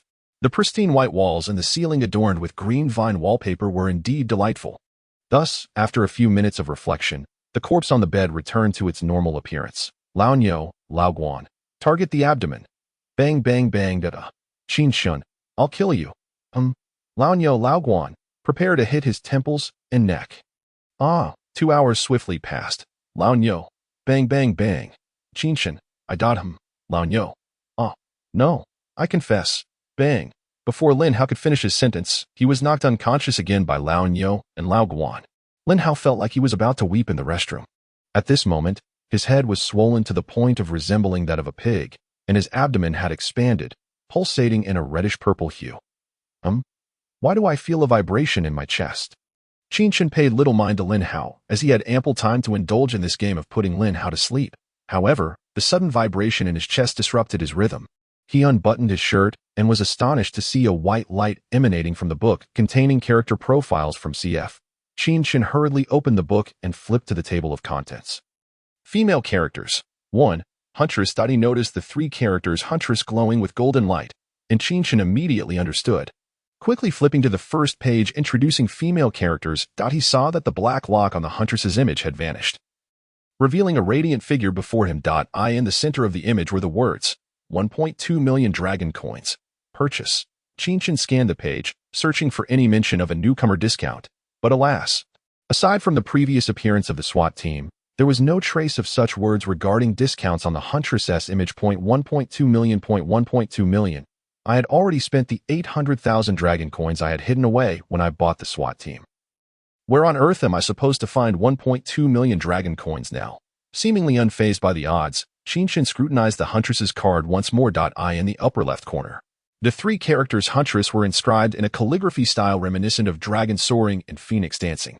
Below it was the image of the Huntress amidst a battlefield shrouded in smoke. She possessed a mane of fiery red hair, akin to a flag waving triumphantly in the midst of conflict. Standing out vividly against the somber backdrop, this short hair was neat and unembellished, yet exuded a sense of decisiveness and resolve, silently narrating her swift and fierce nature in battle. Each strand seemed to pulsate with vitality, mirroring her movements like dancing flames. The Huntress's features were finely chiseled yet resolute. Her eyes, sharp as an eagle's, glimmered with a calm and unyielding light amidst the chaos of war. They were eyes that had witnessed countless life and death struggles yet remained undaunted. Her deep-set gaze seemed to encapsulate the tumult of the battlefield. Her slightly arched eyebrows resembled 2 fierce swords, adding an air of heroism to her visage. Beneath her high nose, her lips were tightly pressed, conveying an unyielding spirit, as if proclaiming her invincibility to her adversaries. Her figure was tall and well-proportioned, with muscle lines subtly visible beneath her fitted combat attire. This was a physique forged through rigorous training and brutal combat.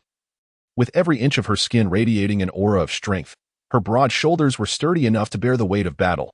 Her long legs were straight and powerful, seemingly designed for swift movement and agile evasion on the battlefield. The Huntress's attire was distinctive, featuring a black and camouflaged vest that melded seamlessly with the shadows of the forest, imparting an air of mystery, while the black sections highlighted her composure and coldness. The vest boasted exquisite zippers and pocket designs, practical yet aesthetically pleasing, with every detail reflecting the excellence of combat gear. On her arms, she wore black wrist guards that tightly encased her wrists, providing stable support for weapon handling in combat. Her lower half was clad in camouflage shorts, the length of which perfectly showcased her long legs. One side of the shorts featured a large pocket for carrying essential items for battle. On her thigh, she secured black tactical straps adorned with spare ammunition and daggers, weapons that could prove crucial in her conquests. On her feet were black, knee-high combat boots, crafted from robust material, with intricate patterns adorning the boot shafts, protecting her feet from battlefield hazards while enhancing her overall appearance. In her hands, she wielded a pair of silver handguns, glinting with a cold metallic sheen under the light. Her grip was firm and precise, as if the guns had become an extension of her being. The barrels were slightly elevated, seemingly poised for the next battle. The huntress stood resolutely, akin to an insurmountable peak, embodying the perfect amalgamation of strength and beauty. She was a striking presence on the battlefield, instilling fear in the hearts of her enemies. After admiring the magnificent image of the huntress, Qin Chen turned his attention to her background story, meticulously examining each word, lest he overlook any key terms such as free, newcomer, or discount. Background of the huntress. In the world of CF, the huntress possesses a unique and legendary background. Originally, the huntress was part of a group that survived by hunting foxes. After each winter's arrival, species such as the red fox and gray fox become the primary targets of their hunting endeavors. The products derived from these foxes are classified as luxury goods, yielding exceedingly high profits from their trade, which renders fox hunting a highly lucrative livelihood. However, this pursuit is fraught with challenges due to the immense profits associated with the trade of fox products. Local governments have imposed numerous restrictions and crackdowns on hunting activities. As a result, the survival of fox hunters is under significant threat, and their lives have become increasingly arduous amidst this oppression. In the mid-20th century, many oppressed fox hunters resolved to break their silence. They covertly united to form a mercenary organization, marking the inception of the Fox Hunters Guild. All members of this guild are women. Yet this in no way diminishes their formidable combat prowess.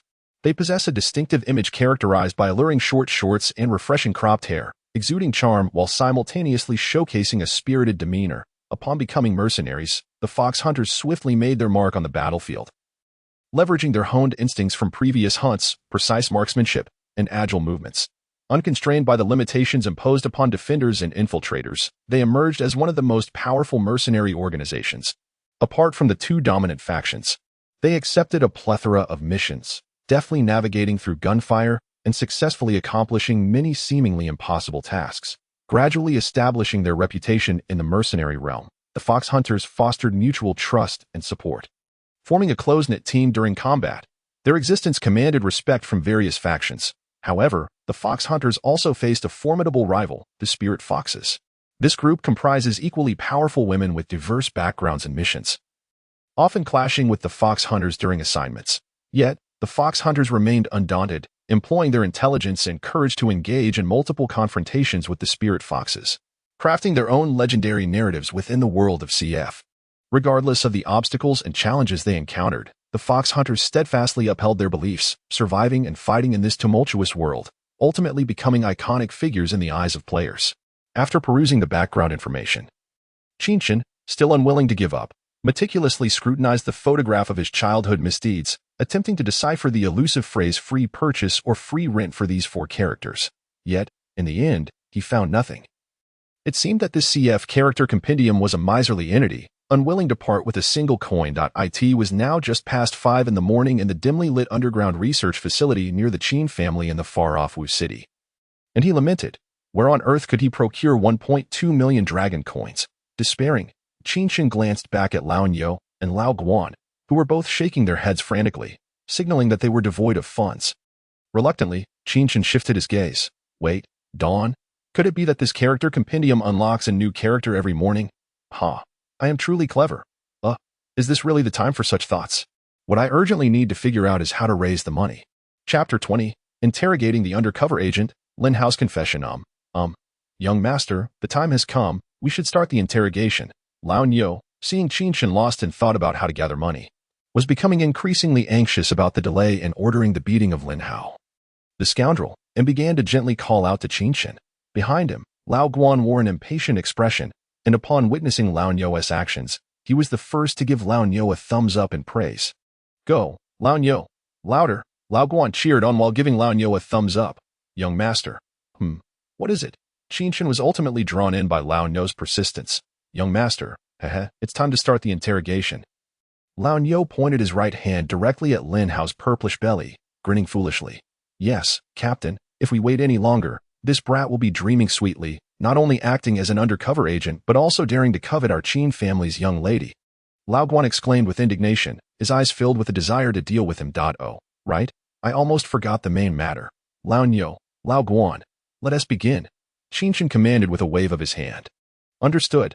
The two, brimming with excitement, stepped out from behind Qin Chen, expertly wielding their gun butts, each finding their positions to commence their vigorous assault. Bang, bang, bang. Lao Guan, why are you hitting my area? That's my designated spot. Step aside. Lao Nyo shouted as he watched Lao Guan increasingly stray from his target. What? Yours? Mine? We are executing the young master's orders. Lao Guan retorted, continuing to hammer away, feeling quite exhilarated. Humph. Lao Nyo fell silent, only intensifying his strikes. Ahem. Puffed. Qin Chen. Lin Hao spat out a mouthful of black blood, weakly calling out Qin Chen's name to at this point. He was already battered beyond recognition, his face swollen and bruised, and his head resembling that of a pig. His body becoming increasingly distended, almost merging with that of a pig. Lao Nyo, Lao Guan, give me cough. Qin. Young master. Lao Nyo, no, Qin. Grandfather, I confess, I will reveal everything. Lin Hao, trembling in fear at the sound of Qin Chen's questioning voice, hastily corrected himself. Well, that's more like it. Why didn't you say this sooner? You had to endure beatings until now, and now I want be able to sleep for a while. Dawn is nearly upon us, Qin Chen complained. You didn't give me a chance to speak. You just ordered your two subordinates to beat me. I hardly had a moment to talk. Lin Hao muttered quietly. What did you say? Qin Chen seemingly caught the essence of Lin Hao's mumbling. Then, Lao Nyo, Lao Guan, again. No. Qin grandfather, Qin ancestor, please don't. I will confess everything. I will say everything. Please don't hit me again. Lin Hao, peering through his swollen eyes, saw the imposing figures of the two approaching him, and he immediately panicked and pleaded for mercy. Hey, too late. Onward. No. Cough. 10 minutes later, Lin Hao regained consciousness, violently coughing up another large pool of black blood. He then fell silent, staring fearfully at Qin Chen and his companions. Now you're behaving. Speak up. How did you become an undercover agent? How long have you been one? And what have you done? What is your ultimate goal? Qin Chen didn't intend to bombard him with questions one by one. Instead, he laid them all out for Lin Hao at once. Some of these questions he already knew the answers to. He just needed confirmation. He didn't want to waste his precious rest time by asking one by one, especially since it was already past 1 a.m. I am. Lin Hao stammered. It seems the massage was sufficient after all. Lao.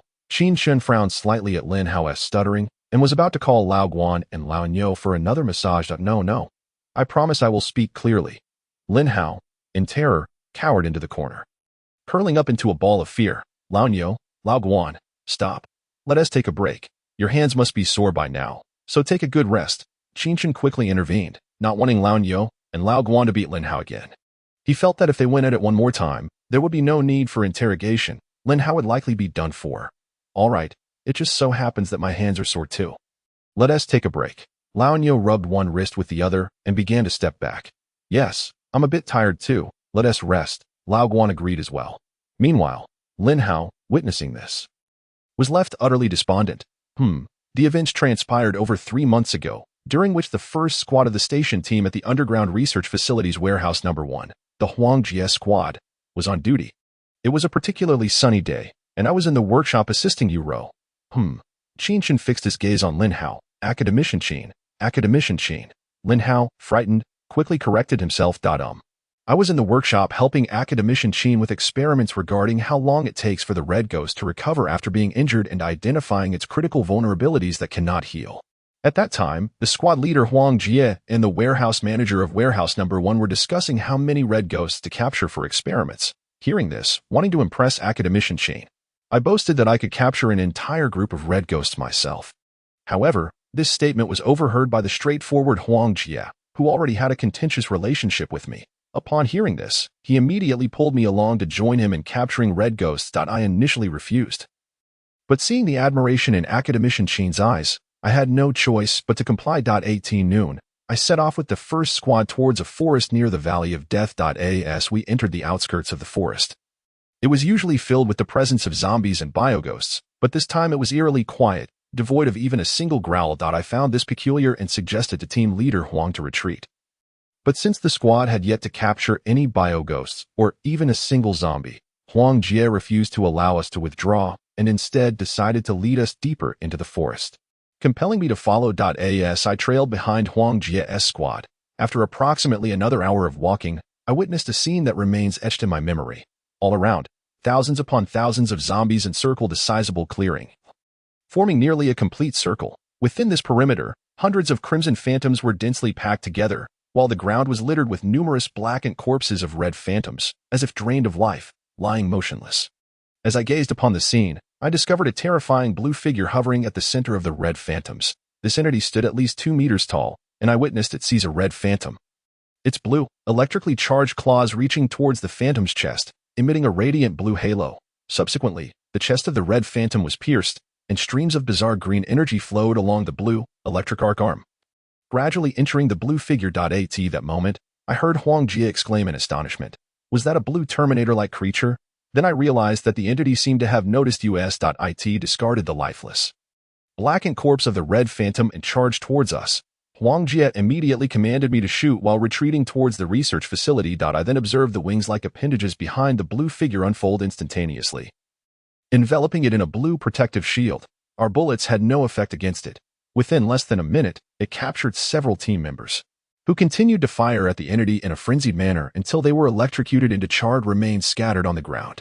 I lost track of time, but I distinctly heard the fearful cries of my fellow squad members echoing around me. Finally, the surroundings fell into an eerie silence. I concealed myself in a thicket far from the chaos, initially believing I had narrowly escaped. However, that entity seemed to teleport next to me, its terrifying, colossal hand grasping me. It glanced at me and spoke, inquiring whether I wished to live. At that moment, a singular thought permeated my mind: survival.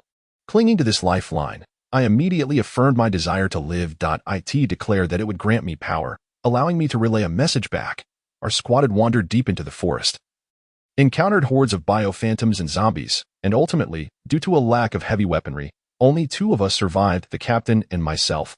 Furthermore, it instructed me to inform those at the research facility to send more personnel to retrieve 3 containers after some time, assuring me that this would secure my survival. Desperate to live, I agreed without hesitation.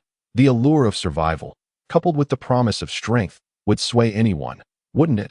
At this juncture, Lin Hao appeared increasingly agitated, as if seeking validation from Qin Chen and others. Regrettably, they regarded Lin Hao with the eyes of a jester. Lin Hao continued, stating that the blue creature had seemingly scratched me, and I instantly felt a searing pain engulf half of my body, as if I were on the brink of death. This torment persisted for approximately half an hour, after which it proclaimed that I had grown stronger. I was genuinely perplexed, feeling unchanged except for a newfound vitality coursing through my body. Subsequently, it released me, gesturing for me to return. I initially intended to expose the truth of this ordeal to the world, yet the creature seemed to anticipate my thoughts, warning me not to harbor any deceit.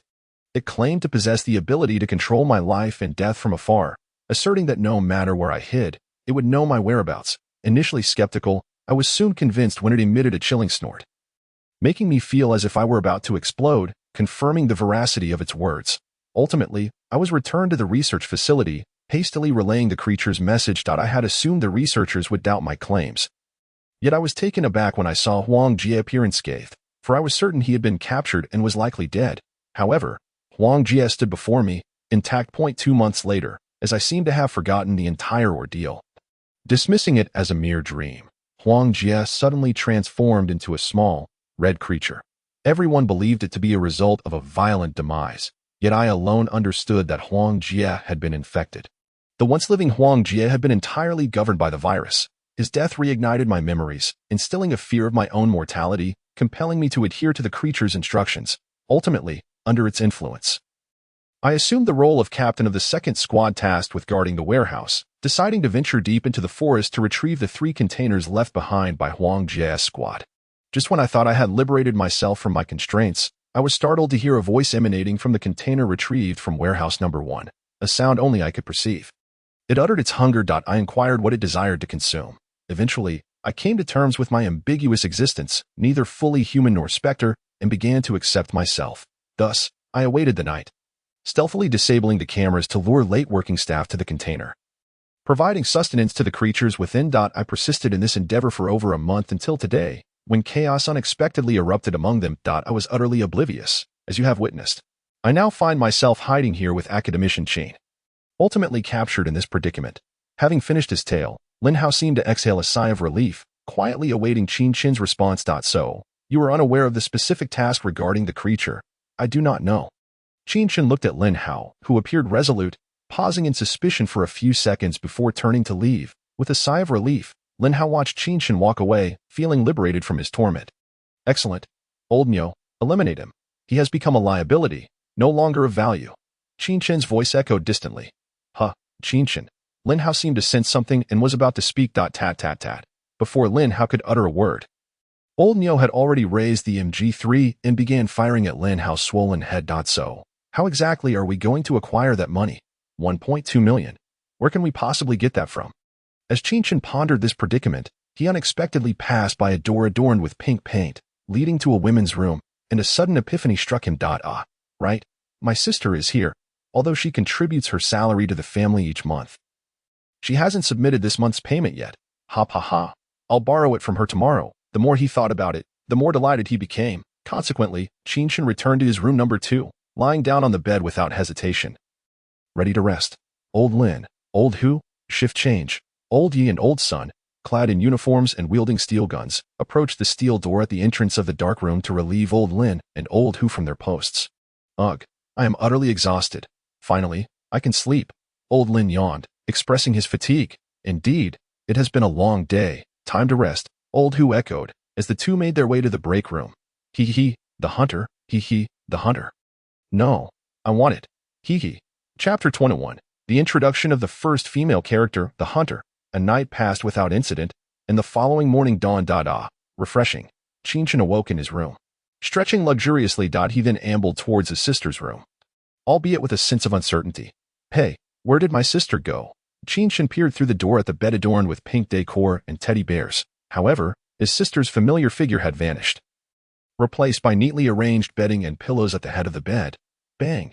You little pervert. You watched me change when we were kids, and now you're still peeking? Just returning from a meal. Qin Yuru immediately spotted Qin Chen lurking at her door, her cheeks flushing with a hint of embarrassment. Silently, she approached and delivered a playful slap to his head.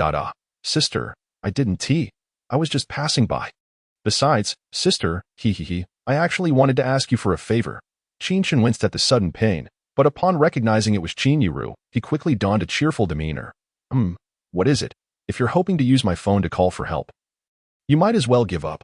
It ran out of battery yesterday afternoon, and there is no charger here. The phone can't be magnetically charged either, so we are completely cut off from the outside world. Qin Yuru remarked, observing Qin Chen's gaze fixated on her pocket, guessing he intended to use the phone to contact external rescue. No, speaking of rescue, that person who likes you, my future sister-in-law, will definitely come to save you. Perhaps even today. Before Qin Chen could interject, Qin Yuru continued, her expression revealing a knowing look. Wait, sister, what are you talking about? Let me finish speaking. Qin Chen understood the implication behind his sister's expression and felt a slight flush of embarrassment. Little Chen, are you not implying what I think you are? Qin Yuru replied, taken aback. Of course, dear sister, I have come to collect a debt. You know. Do you remember when you and Lin Hao first arrived? You mentioned that your funds were insufficient and asked to borrow some pocket money from me.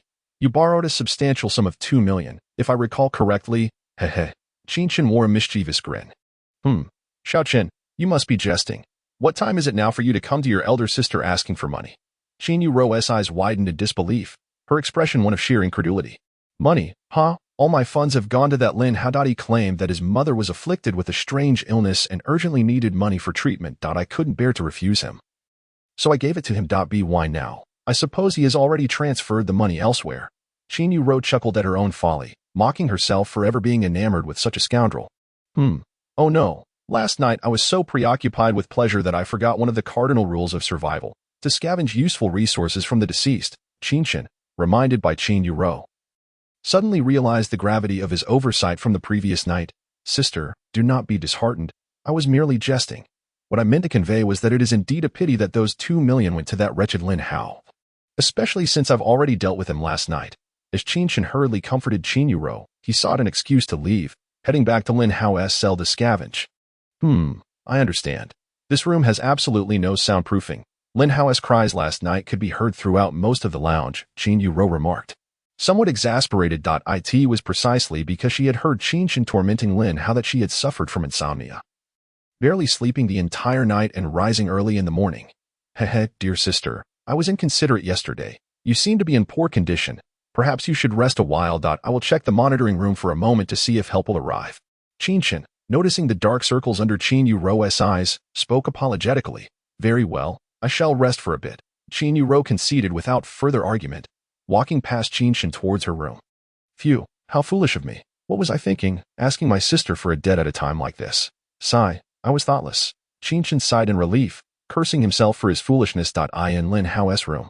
Qin Chen gazed at the splattered remnants of Lin Hao's brain, the crimson and pallid mixture, alongside the foul and repugnant excrement on the floor, nearly making him retch. Damn it. Indeed, this is my first experience in another world. I lack the experience. Next time, I must ensure to clean out the valuables before I eliminate him. With great discomfort, Qin Chen carefully navigated around the excrement, reaching into Lin Hao's pockets one by one. Phew, ha. Qin Chen held his breath, finally turning Lin Hao's bloated corpse over. Having thoroughly searched his pockets, he retrieved 3 bank cards along with some scattered cash and a mysterious package wrapped in paper. Qin Chen said nothing, placing the package into his own pocket and taking the 3 bank cards, enduring the overwhelming stench as he exited Lin Hao's room, excitement coursing through him as he rushed back to his own room. Qin Chen quickly took out the book he had been holding, placing it on the table, and flipped to the page introducing the hunter. He then picked up the 3 bank cards and swiftly clicked on the words purchase glowing faintly in yellow. To his anticipation, a familiar white light suddenly appeared before him, and one of the bank cards he held aloft vanished in an instant. Damn, that was quick. I used up 1 card already, what the hell? Lin Hao, Qin Chen felt a pang of regret as he watched the card disappear. He had assumed Lin Hao had extorted a considerable sum from his sister. He estimated these 3 cards would amount to at least 10 million.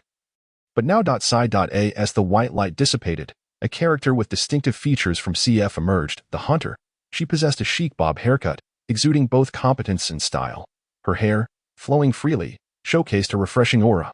Her facial contours were sharp, and her exquisite features conveyed a sense of determination, her piercing gaze seemingly capable of discerning every corner of the battlefield, instilling an impression of formidable prowess in combat. The hunter was tall and well-proportioned, clad in a fitted combat suit that accentuated her flawless figure. The design of her attire was remarkably intricate, primarily in dark tones, allowing her to blend seamlessly into the battlefield while highlighting her assertive demeanor. The muscle lines on her arms and legs were subtly visible, a testament to her rigorous training, suggesting exceptional combat capabilities. Her overall presence resembled a resplendent, yet deadly rose on the battlefield. Hunter, I have seen the young master. The hunter saluted Qin Chen with military precision. For now, stay by my side. If help does not arrive by noon, we shall have to undertake something significant, Qin Chen remarked, furrowing his brow as he read the fine print in the bottom left corner of the hunter's image in the book. Note: each character can only be purchased once, and they are fully loyal to the purchaser. Alas, it seems my plan to form an army of CF characters has met with failure, Qin Chen mused as he led the hunter towards the monitoring room. Old Nyo, look over there, young master. Is that the hunter following you? Hehehe, the hunter has arrived.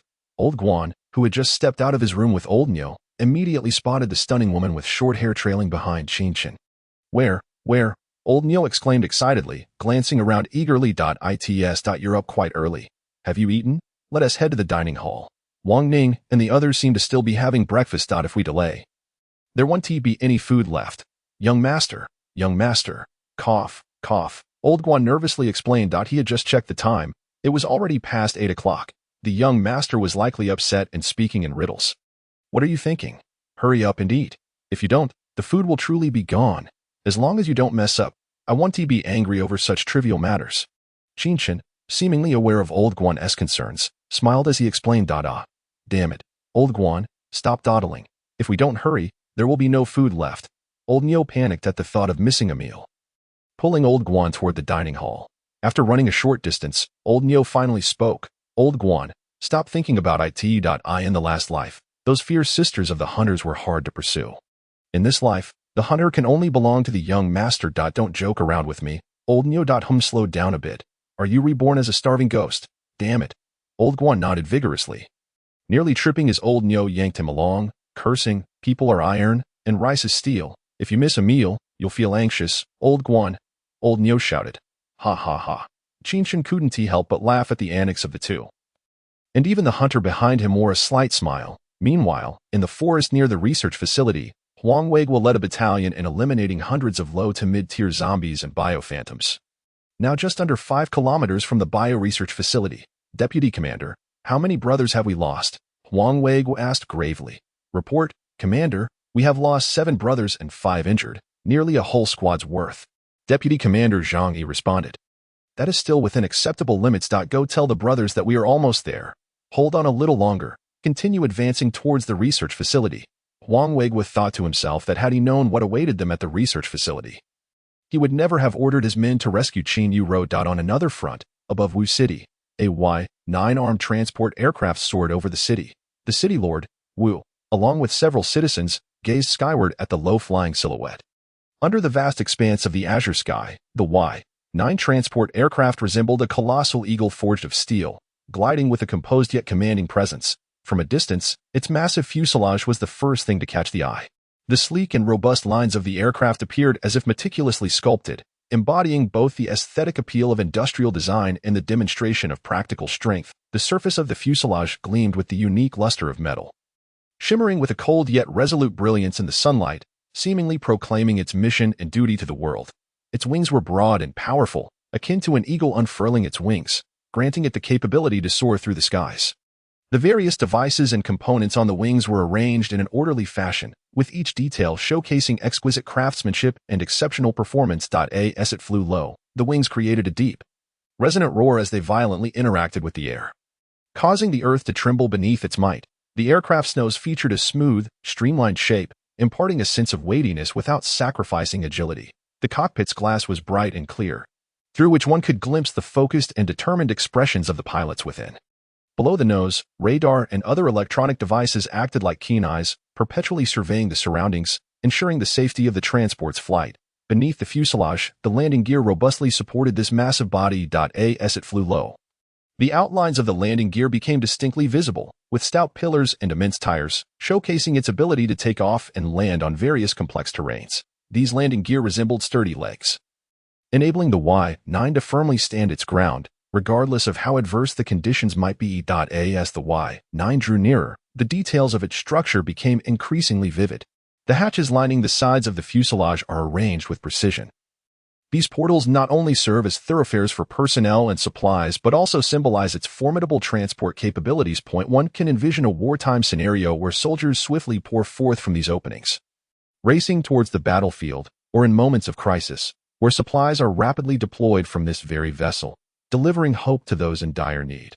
Its tail fin towers majestically, akin to a loyal sentinel, perpetually maintaining the equilibrium and stability of the aircraft. The insignia and livery adorning the tail served not only as a mark of its identity but also as a representation of national pride and military honor. When the Y-9 soars low overhead, the thunderous roar reverberates, enveloping the world in its imposing presence. The sense of oppression and awe it evokes instills a profound respect. Its existence transcends mere military might, embodying the strength of the nation and the dignity of its people. In that fleeting moment of low-altitude flight, the Y-9 armed transport aircraft etches its own legend in the skies, deepening the citizens of Wuqing's understanding of the mission and responsibility it carries. It stands as a guardian of the heavens, a symbol of power and hope, leaving a unique imprint upon the expansive sky. What is happening? Someone on the streets of Wuqing inquired, gazing at the massive aircraft flying low. Could it be that a wave of corpses is approaching? The city gates have been closely guarded lately, restricting our movements. A bold speculation arose. Perhaps the military is preparing to eradicate the tumor in the Valley of Death. Are you out of your mind? The Valley of Death harbors Titan-class creatures. The military would only dispatch a single transport plane. I wonder, Lord Wu, have you sought assistance from Dongyao City? A charming woman seated in the Lord's mansion spoke up. I don't know. I have not requested aid from Dongyao City. That place is scarcely the size of a palm. They have likely evacuated by now, leaving no chance for them to assist Wuqing. Lord Wu hastily refuted. Could it be that trouble has arisen with Captain Huang? Is he calling for rescue? A casually dressed middle-aged man inquired. Impossible. If something happened to Captain Huang, we would be the first to be contacted. As we are closest to him, the charming woman countered. Then what is it? The crowd gazed at the departing armed transport aircraft, their speculations running wild. On board the transport plane, Miss, sneaking away like this will worry the family head. I can lead our brothers on this mission. We assure you we will accomplish it. Do not forget. We are all seasoned veterans from the military. The middle-aged steward Lu Chen expressed his concern. Uncle Lu, it's fine. Do not forget I am a soldier as well. I have faced countless dangers before, replied Lu Ruyan, clad in casual athletic wear. Moreover, I cannot simply stand by. I wish to see for myself if he is still alive. Lu Ruyan gazed longingly at the distant sky. Miss, you are quite infatuated with that Qin Chen, aren't you? It baffles me why he cannot accept your affections, choosing instead that Feng Kersen. I simply cannot comprehend it. You possess both beauty and a noble lineage. Lu Chen, who had watched Lu Ruyan grow up, understood her actions perhaps even better than the family head. Lu Tianado, Uncle Lu, do not be like this. Our brothers are still here. Lu Ruyan, though straightforward in nature, felt embarrassed under the public scrutiny. Rest assured, we heard nothing, right, brothers? Captain Wang Hua called out loudly. Yes. How annoying. Lu Ruyan's face flushed as she turned away. Avoiding the gaze of Lu Chen and Wang Hua in the underground research facility, within the darkened monitoring room, Qin Chen fixated on the extensive area that had vanished from the surveillance screen. Scrutinizing each camera's location, his expression growing increasingly grave, the monitors of 3 warehouses had been compromised, leaving him puzzled about what these high-level monsters were up to. Young master. Could it be that those monsters have designated these 3 warehouses as a new gathering ground? The hunter, standing behind Qin Chen, timely offered his insight. Upon hearing the hunter's suggestion, Qin Chen fell into deep contemplation. After a moment, how could I have forgotten the Blue Terminator? The Blue Terminator, the Biochemical Research Institute. Wuching, yes, that must be it. Qin Chen exclaimed, as if suddenly enlightened, immediately turning to grasp the hunter's delicate hand, then affectionately ruffling her hair. Young master, the hunter, caught off guard by Qin Chen's series of intimate gestures, felt her cheeks flush crimson. Where did my little Chen find such a clean, capable, and beautiful girlfriend? Why didn't I see her yesterday? Come, let your sister take a look. Before the hunter could respond, a light laugh echoed from the entrance of the monitoring room, followed by the teasing voice of Qin Yuro resonating throughout the space. Sister, it's not what you think. Qin Chen turned to see Qin Yuro striding toward him in a white lab coat paired with a black dress. Miss, how lovely to see you. The hunter blushed, bowing slightly to Qin Yuro.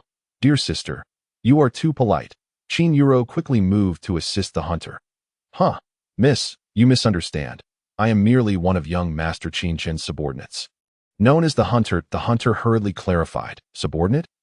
Oh, is it truly just a simple subordinate relationship? You two surely aren't. Qin Yuro questioned skeptically, her expression suggesting she understood more than she let on. The hunter's cheeks, already flushed, turned an even deeper shade of red, as if they might bleed. Sister, how could you, after 3 years apart, have such a twisted mindset? The hunter was separated from our main forces. I had Wang Ning contact her, and she just returned to the team this morning. Qin Chen looked at his sister, who wore a mischievous grin, feeling as though the world had tilted. This was not the caring, gentle sister he remembered. This was too scandalous. Though the hunter had claimed unwavering loyalty, Qin Chen hesitated to contemplate the implications of such loyalty. He quickly shook his head, banishing those thoughts, just as he was about to voice his concerns when he inadvertently caught sight of a figure in the corner. Wang Ning, come here. Qin Chen called out to Wang Ning, who had stealthily moved to a corner since he had taken the hunter's hand. Young master, you all need to see this. The Titan seems to have nearly recovered. It appears to be summoning the surrounding zombies and biochemical phantoms. At that moment, Wang Ning urgently beckoned Qin Chen and the others to witness the alarming situation displayed on the monitors. Realizing the gravity of the situation, Qin Chen and his companions quickly composed themselves, abandoning their previous light-hearted expressions as they focused on the monitor Wang Ning indicated.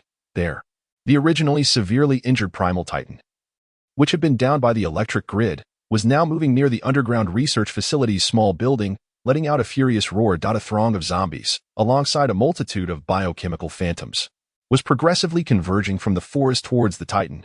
The Titan is summoning the zombies and phantoms. Qin Chen declared gravely. He understood that such summoning typically heralded the Titan's preparation for an assault, and the nearest city was none other than Wuching.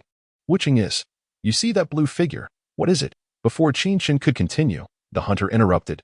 Turning back to the monitor, Qin Chen's gaze fell upon a hovering blue figure, nearly 3.4 meters tall. As this figure emerged, the surveillance experienced a sudden disruption, leaving only a cascade of colorful patterns on screen. Recalling the image from his memory, Qin Chen couldn't help but think of the blue Terminator he had seen through the live broadcast.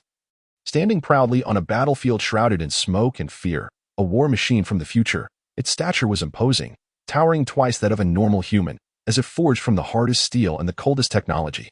The head of the Terminator was sharply angular, resembling a deadly bullet or a mysterious helmet from the depths of the cosmos. The helmet glowed with an eerie blue light, akin to two cold stars. Its gaze cold and piercing, capable of penetrating the darkness and discerning the location of every enemy. These eyes bore no hint of emotion, only an insatiable thirst for battle.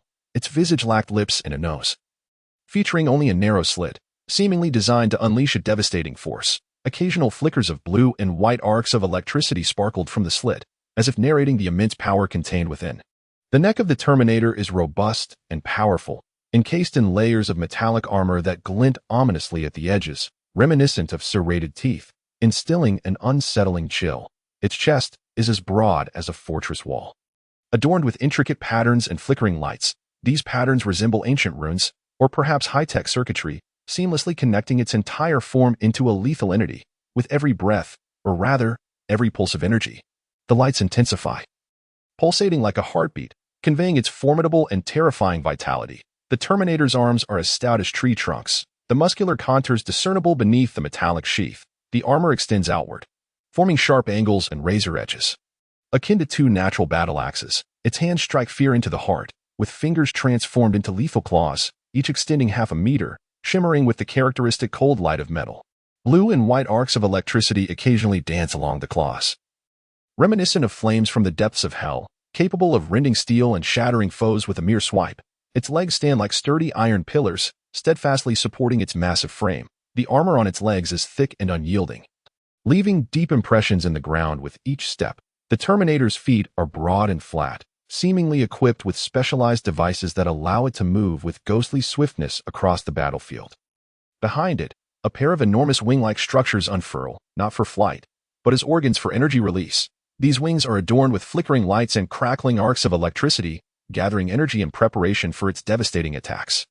Surrounding the Terminator is a faint blue halo, akin to a mysterious magnetic field, shielding it from external harm. Simultaneously, this halo renders it even more enigmatic and fearsome in the darkness, as if it were a harbinger of destruction from another dimension. Wherever it treads, the smoke of battle seems to part in deference, while despair and dread fill the hearts of its adversaries. That is the blue Terminator. We might just cross paths with it. Reflecting on the indomitable figure from the battlefield, Qin Chen couldn't help but bitterly exclaim, "What? Are we really going to face it so soon? Will we even make it back alive?" Qin Yiru was similarly overwhelmed.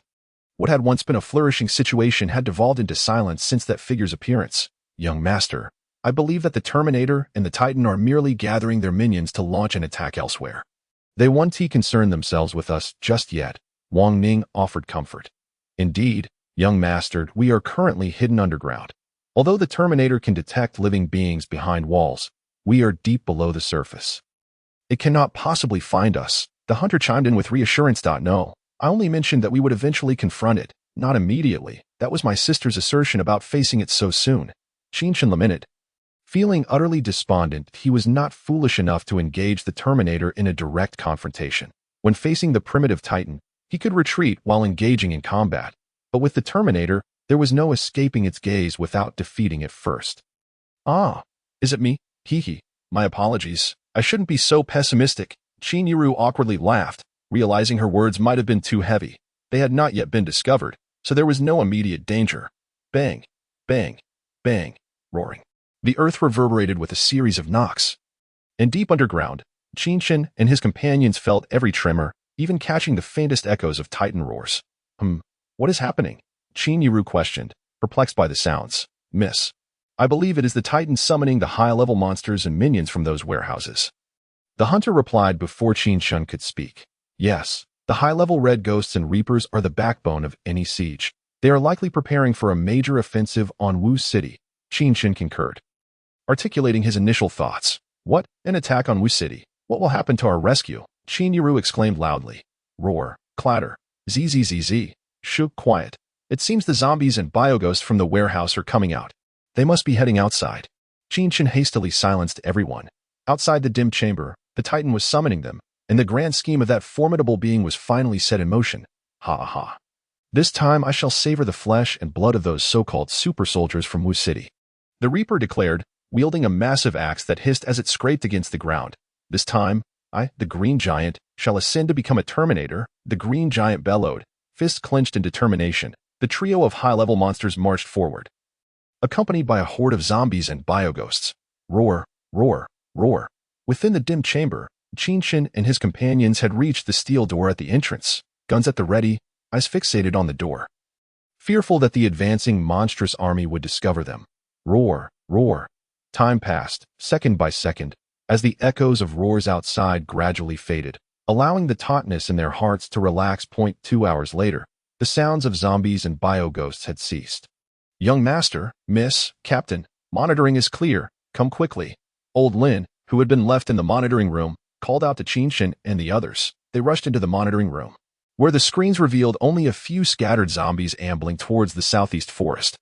It seemed a bloodbath was imminent in Wu City. Chapter 23. Where are you? Deciding to abandon the city, Xiaochen. What should we do now? Qin Yiru inquired, feeling somewhat lost. Qin Chen pondered, his gaze lowered, offering no response to her question. Young Master, Miss, I believe we can take advantage of the significant reduction in zombies and bioghosts around us to slip away. Staying here will inevitably lead to our demise due to dwindling supplies. Wang Ning suggested, sensing Qin Chen's indecision. I concur with Captain Wang. Now is an excellent time for us to retreat. We can entirely avoid the zombie and ghost army to the southeast and head towards Dongyao City in the northeast. The hunter echoed similar sentiments. Meanwhile, 1 kilometer from the research institute, in the forest, report, Captain, ahead, we have spotted the Titan and the blue Terminator leading the zombie and bioghost army. A scout stumbled up to Huang Weigua, who was peering through binoculars, his expression grave. Very well, proceed. Huang Weigua commanded. Old Huang, should we retreat? Deputy Captain Zhang Yi inquired. Old Zhang, order the troops to withdraw immediately. Have the machine gun unit provide cover. Move swiftly. We must retreat to Wu City. Huang Weigua replied solemnly. Understood. Zhang Yi saluted and hurriedly turned to relay the orders. That combination of the blue Terminator and Titan is far too formidable. Our battalion would be insufficient against them. As each messenger reached the various units, a long line of 700 to 800 soldiers began to move in an orderly fashion. The machine gun unit, armed with MG3, M60, Gatling, and Vulcan guns, took their positions at the rear, tasked with eliminating any pursuing zombies and bioghosts. Captain, what is their intention? Zhang Yi, who had followed Huang Weigua to the front, inquired. What else could they be doing but attacking Wu City? Hurry. Send a message to Lord Wu to prepare for defense. There's a regiment stationed in Wu City. With our numbers, we should be able to. Roar. Tat tat tat dot tat tat tat. Before Huang Weigua could finish, the rearguard machine gun unit engaged in a fierce firefight with the bioghosts and zombies.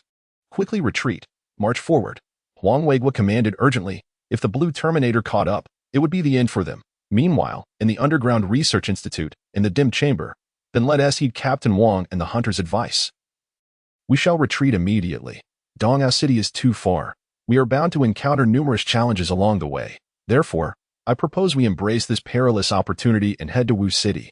Let us see if we can seize a vehicle or two amidst the chaos and swiftly retreat inland.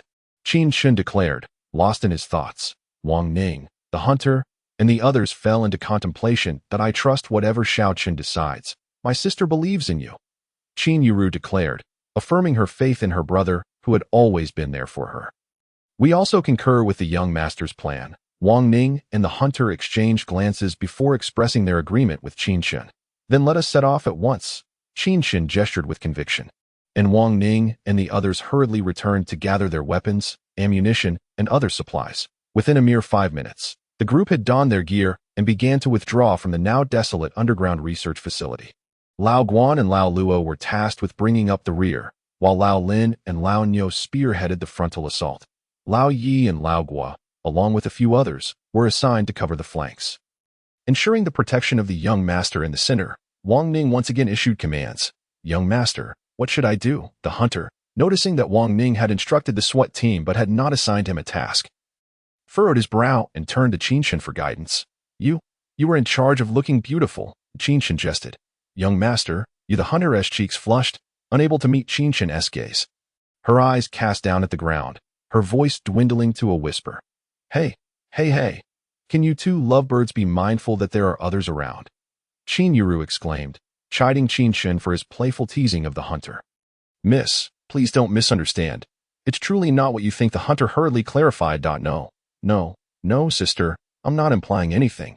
I was merely joking. Qin Chen lamented, feeling exasperated. He couldn't fathom why.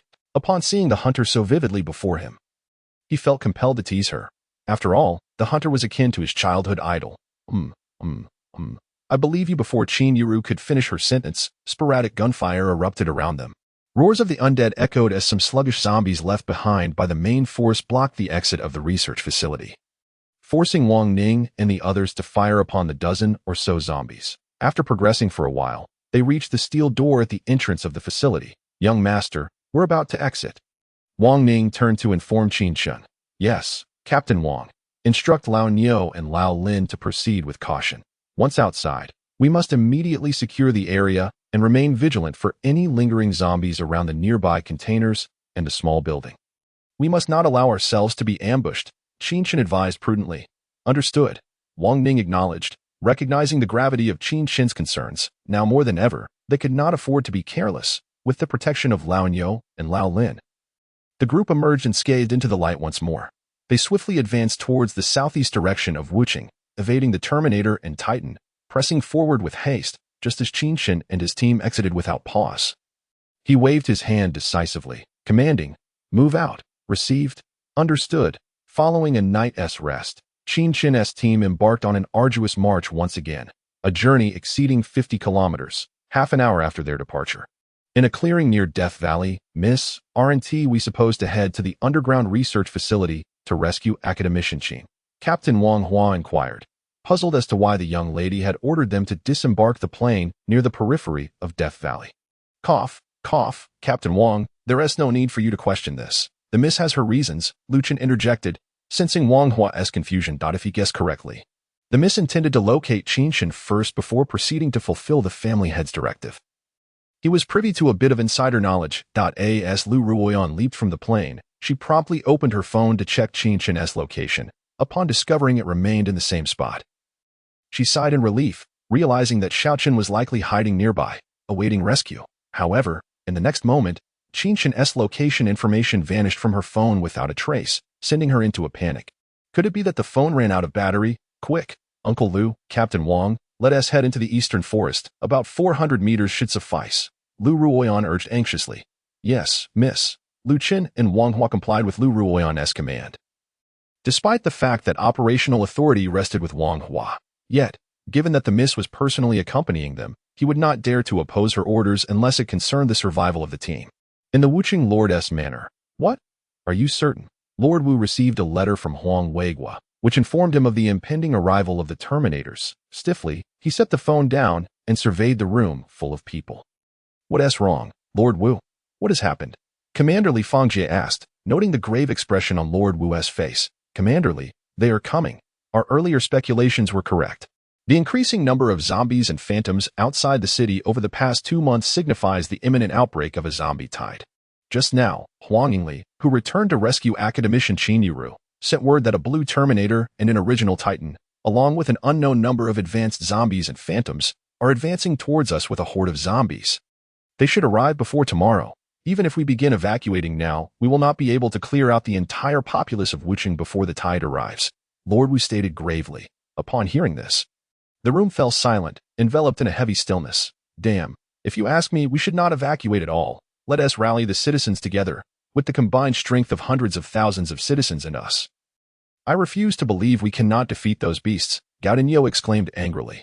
Alas, my younger brother, your words are misguided. You have never faced Titan-level creatures or Terminators. You cannot fathom their might. Your proud 2-meter frame pales in comparison to them. Lord Wu, a former commander of a certain regiment, had the fortune, if one could call it that, of encountering Titan-level creatures and Terminators on the battlefield. He was acutely aware of their terror and the deep sense of helplessness that accompanied such encounters. Then what?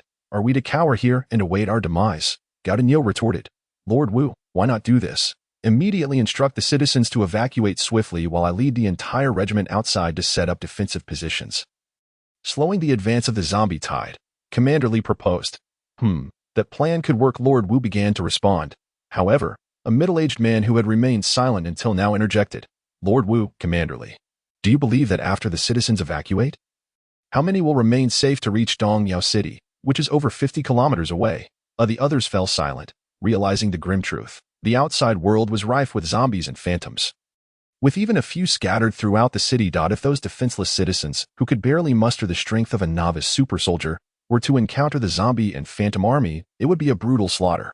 Then why complicate matters? Why not just evacuate together? After all, Wuqing will eventually fall. Why should we perish alongside it? The higher-ups issued a command to consolidate the city months ago. We were meant to evacuate Wuqing long ago. And now we are merely executing their orders, a beguiling woman suggested. Oh, indeed, the higher-ups did issue such a command.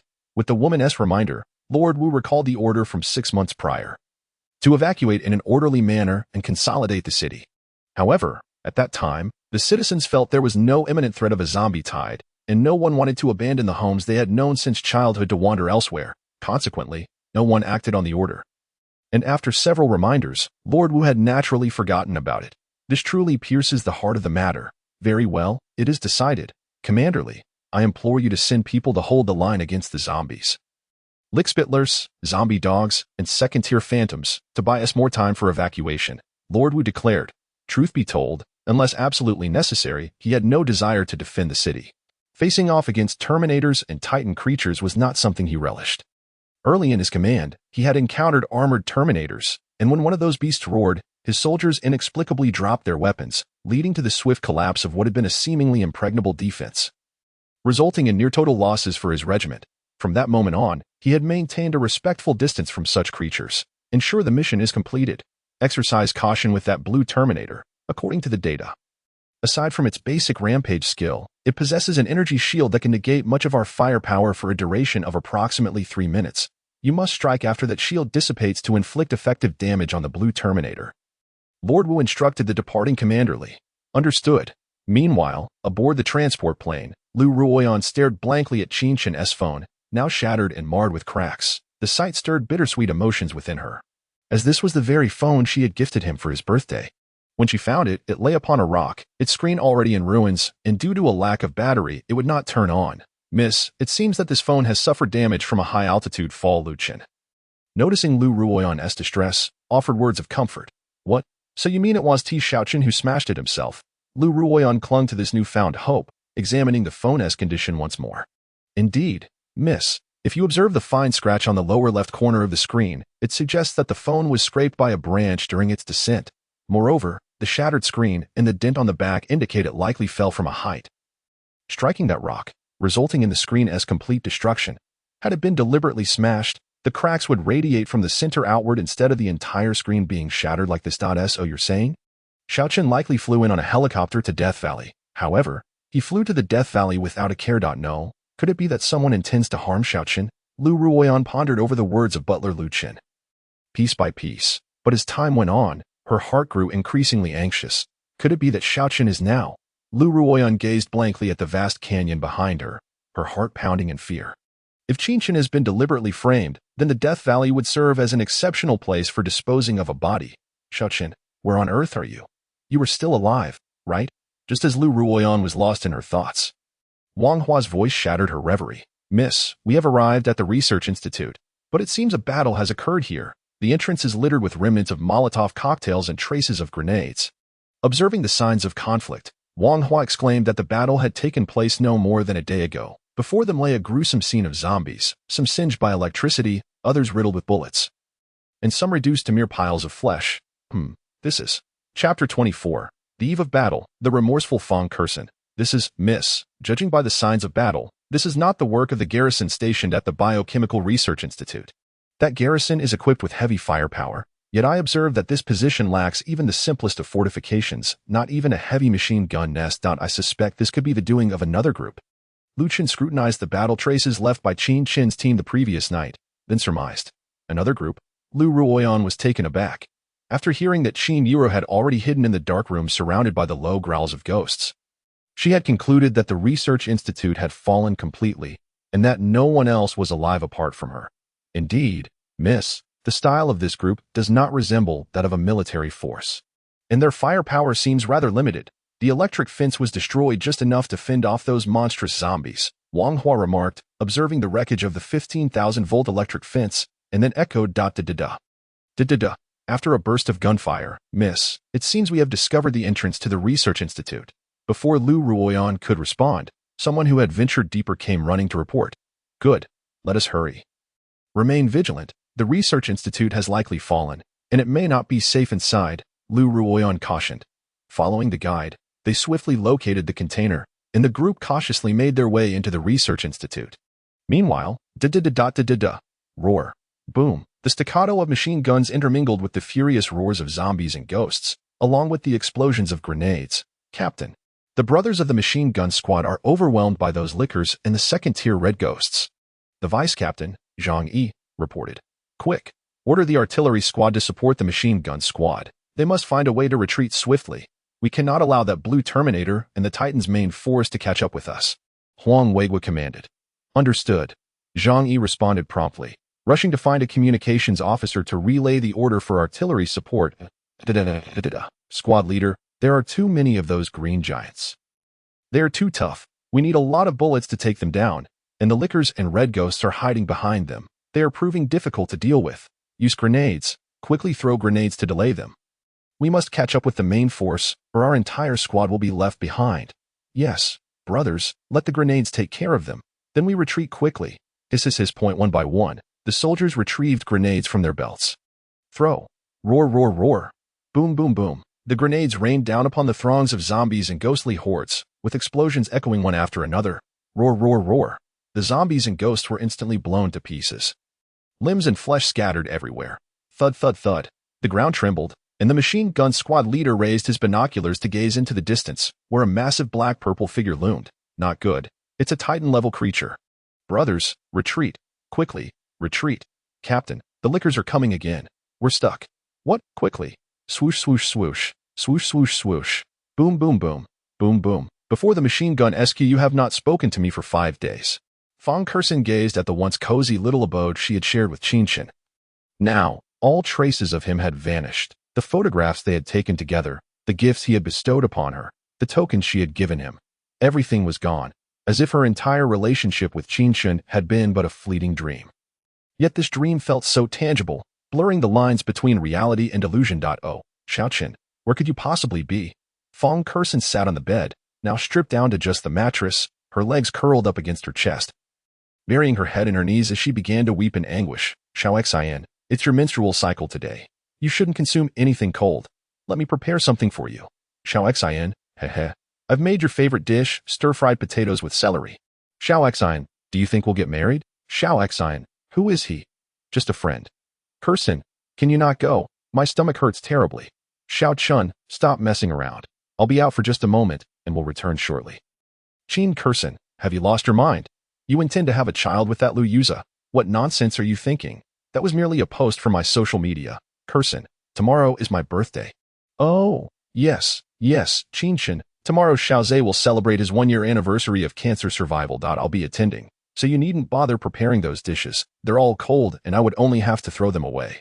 Fang Kersen, that Lu Yuza is nothing but a fraud. He's been in the late stages of cancer for over a year, and still has the audacity to frolic around in a KTV? He is deceiving you. He is a scoundrel, a gambler, a vile creature who was a fortune and has fled from his creditors, only to return to swindle your affections. Just listen to this recording. Big brother, please don't hit me. I'll pay you back immediately. Soon I'll be successful. I'll pretend to be ill and ask that BTCH for surgery fees. As soon as I get the money, I'll pay you back. Just don't hit me. Ha ha ha. You're quite the piece of work, managing to ensnare the eldest son of the Qin family. I don't care. I only want the money. By the way, how pretty is his fiancée? Hee. You're right. I'm a despicable creature, but that BTCH treats me like a white moonlight. I originally intended to feign illness to test her. but I never expected her to dare cheat right in front of that little Qin Chen. His fiancée, he must be stunning. Knows a lot. Ha ha ha, fine. Once you repay this 4 million, you can forget the remaining 2 million. Just bring her to me and let me have my way with her. Thank you, sir. Thank you, sir. Now, get lost. If you dare gamble and not repay again, I'll make sure to break both your hands and feet. How could you? Qin Chen, you're truly this kind of person. You actually slandered Xiaozhe and defamed him, and you don't even believe me. You dare mock my integrity here. I will never love you again. How disgusting. Get away from me.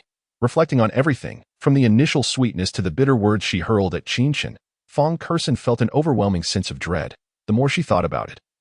The more terrifying it became. Perhaps Xiao Chen was indeed right. The memories of how she had treated Qin Chen, along with the divorce letter he had written and his recent disappearance, combined with Lu Yu's frequent presence in recent days, stirred an unsettling feeling within her, pain intertwined with nausea. She hurriedly leapt from the bed and rushed towards the trash can, ready to vomit, only to discover something inside, a photo album, suppressing her discomfort. Fang Kersen swiftly retrieved the album, which was as thick as a dictionary. In a flurry, she knelt on the floor and flipped it open, but upon revealing the first page, she froze in shock. The first page displayed 8 photographs, all capturing the moments when Lu Yuza had just returned, pictures of her holding hands with him at the beach, at the amusement park, and at the cinema. Sharing kisses. Each photo was dated and accompanied by a chilling caption. How wonderful. With just one word, I can pull her from your side to be with me. A sharp pain pierced Fang Kersen's heart as she turned the pages. Growing more horrified with each one. The final images depicted her and Lu Yuza in intimate moments, alongside used items, with the words on the back now replaced by Lu Yuza's taunting remarks. Kersen is going to have my child. Ha ha ha ha. At this revelation, her heart plummeted into an icy abyss, leaving her feeling frigid and trembling uncontrollably. In a state of despair, she stood up and violently hurled the album to the floor, then began to shred it in a frenzy. Page by page, while screaming in a trance, Xiao Chen, I'm sorry, I was wrong. Please come back. All right, Xiao Chen, I was wrong. Whoa. Ding-dong. 2 pin-like objects were flung to the floor due to Fang Kersen's tearing. She immediately lunged for them, recognizing them as recording devices. Gripping them tightly in her palm, she anxiously activated the first pin's recording. Big brother, please don't hit me. Upon hearing this, she recalled that Qin Chen had previously played a similar recording for her, and she quickly turned it off, then cautiously opened the other recording pin. Ding, big brother, I can only give you 3 million. The BTCH only gave me 3 million these past few days. I can't gather the remaining 1 million within the deadline. I don't care if you can gather it or not. Just send me the money. No, sir. I was wrong. Those who lack integrity deserve to be punished. Come, continue. Don't stop. I was wrong. I was wrong. I was wrong. I'll get the money right away. Don't hit me. Now that's more like it. Just a reminder that BTCH won't be able to get the money. But young Master Qin is not short on cash. Do you understand? I understand. I'll take care of it. I'll get the money. Get lost. Ding. What is this? Is this evidence of Lu Yuza plotting against Qin Chen? Fang Kersen stared wide-eyed at the recording pin in her hand, unable to believe she had stumbled upon such incriminating evidence. She had thought that the final recording pin would contain Qin Chen's last words before leaving her. But instead, it turned out to be evidence of his peril. Bang. Tap, tap, tap. Kersen, I'm here. We need to run. Those bodyguards from the Qin family seem to have gone mad, chasing after me. We must leave this place at once. I have money now, and we can live in another city. With the sound of a door slamming shut, hurried footsteps echoed up the stairs, followed by Lu Yu's voice reaching Fang Kersen's ears. How did he get in? This is bad. I cannot let him see. Chapter 25. Capturing Lu Yuza.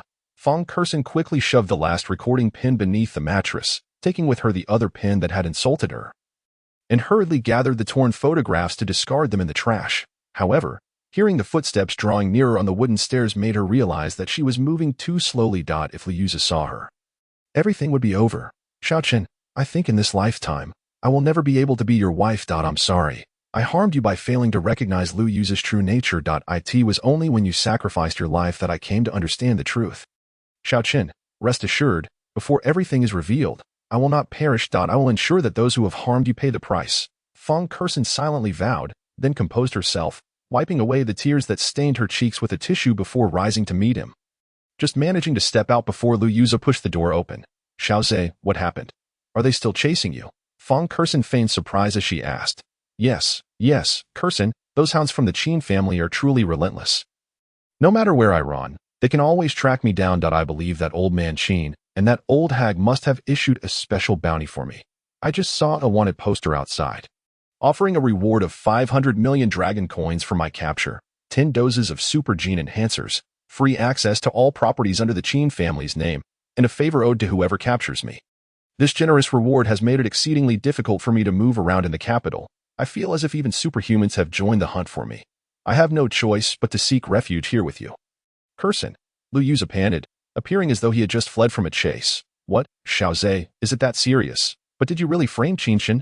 Fong Kersen suppressed her discomfort, attempting to maintain her usual demeanor as she probed for information.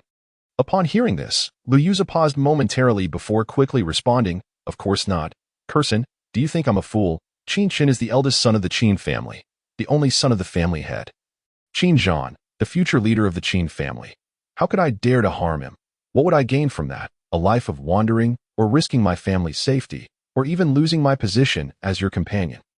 At this last remark, Fong Kersen could no longer suppress her discomfort and dry heave before Lu Yuza. Kersen, what's wrong? Are you feeling unwell? Seeing her reaction, Lu Yuza hurriedly approached to support Fong Kersen. I need not elaborate. I merely caught a chill last night and am feeling somewhat unwell. Fong Kersen observed that Lu Yuza was attempting to cling to her, and she hurriedly waved her hands in refusal.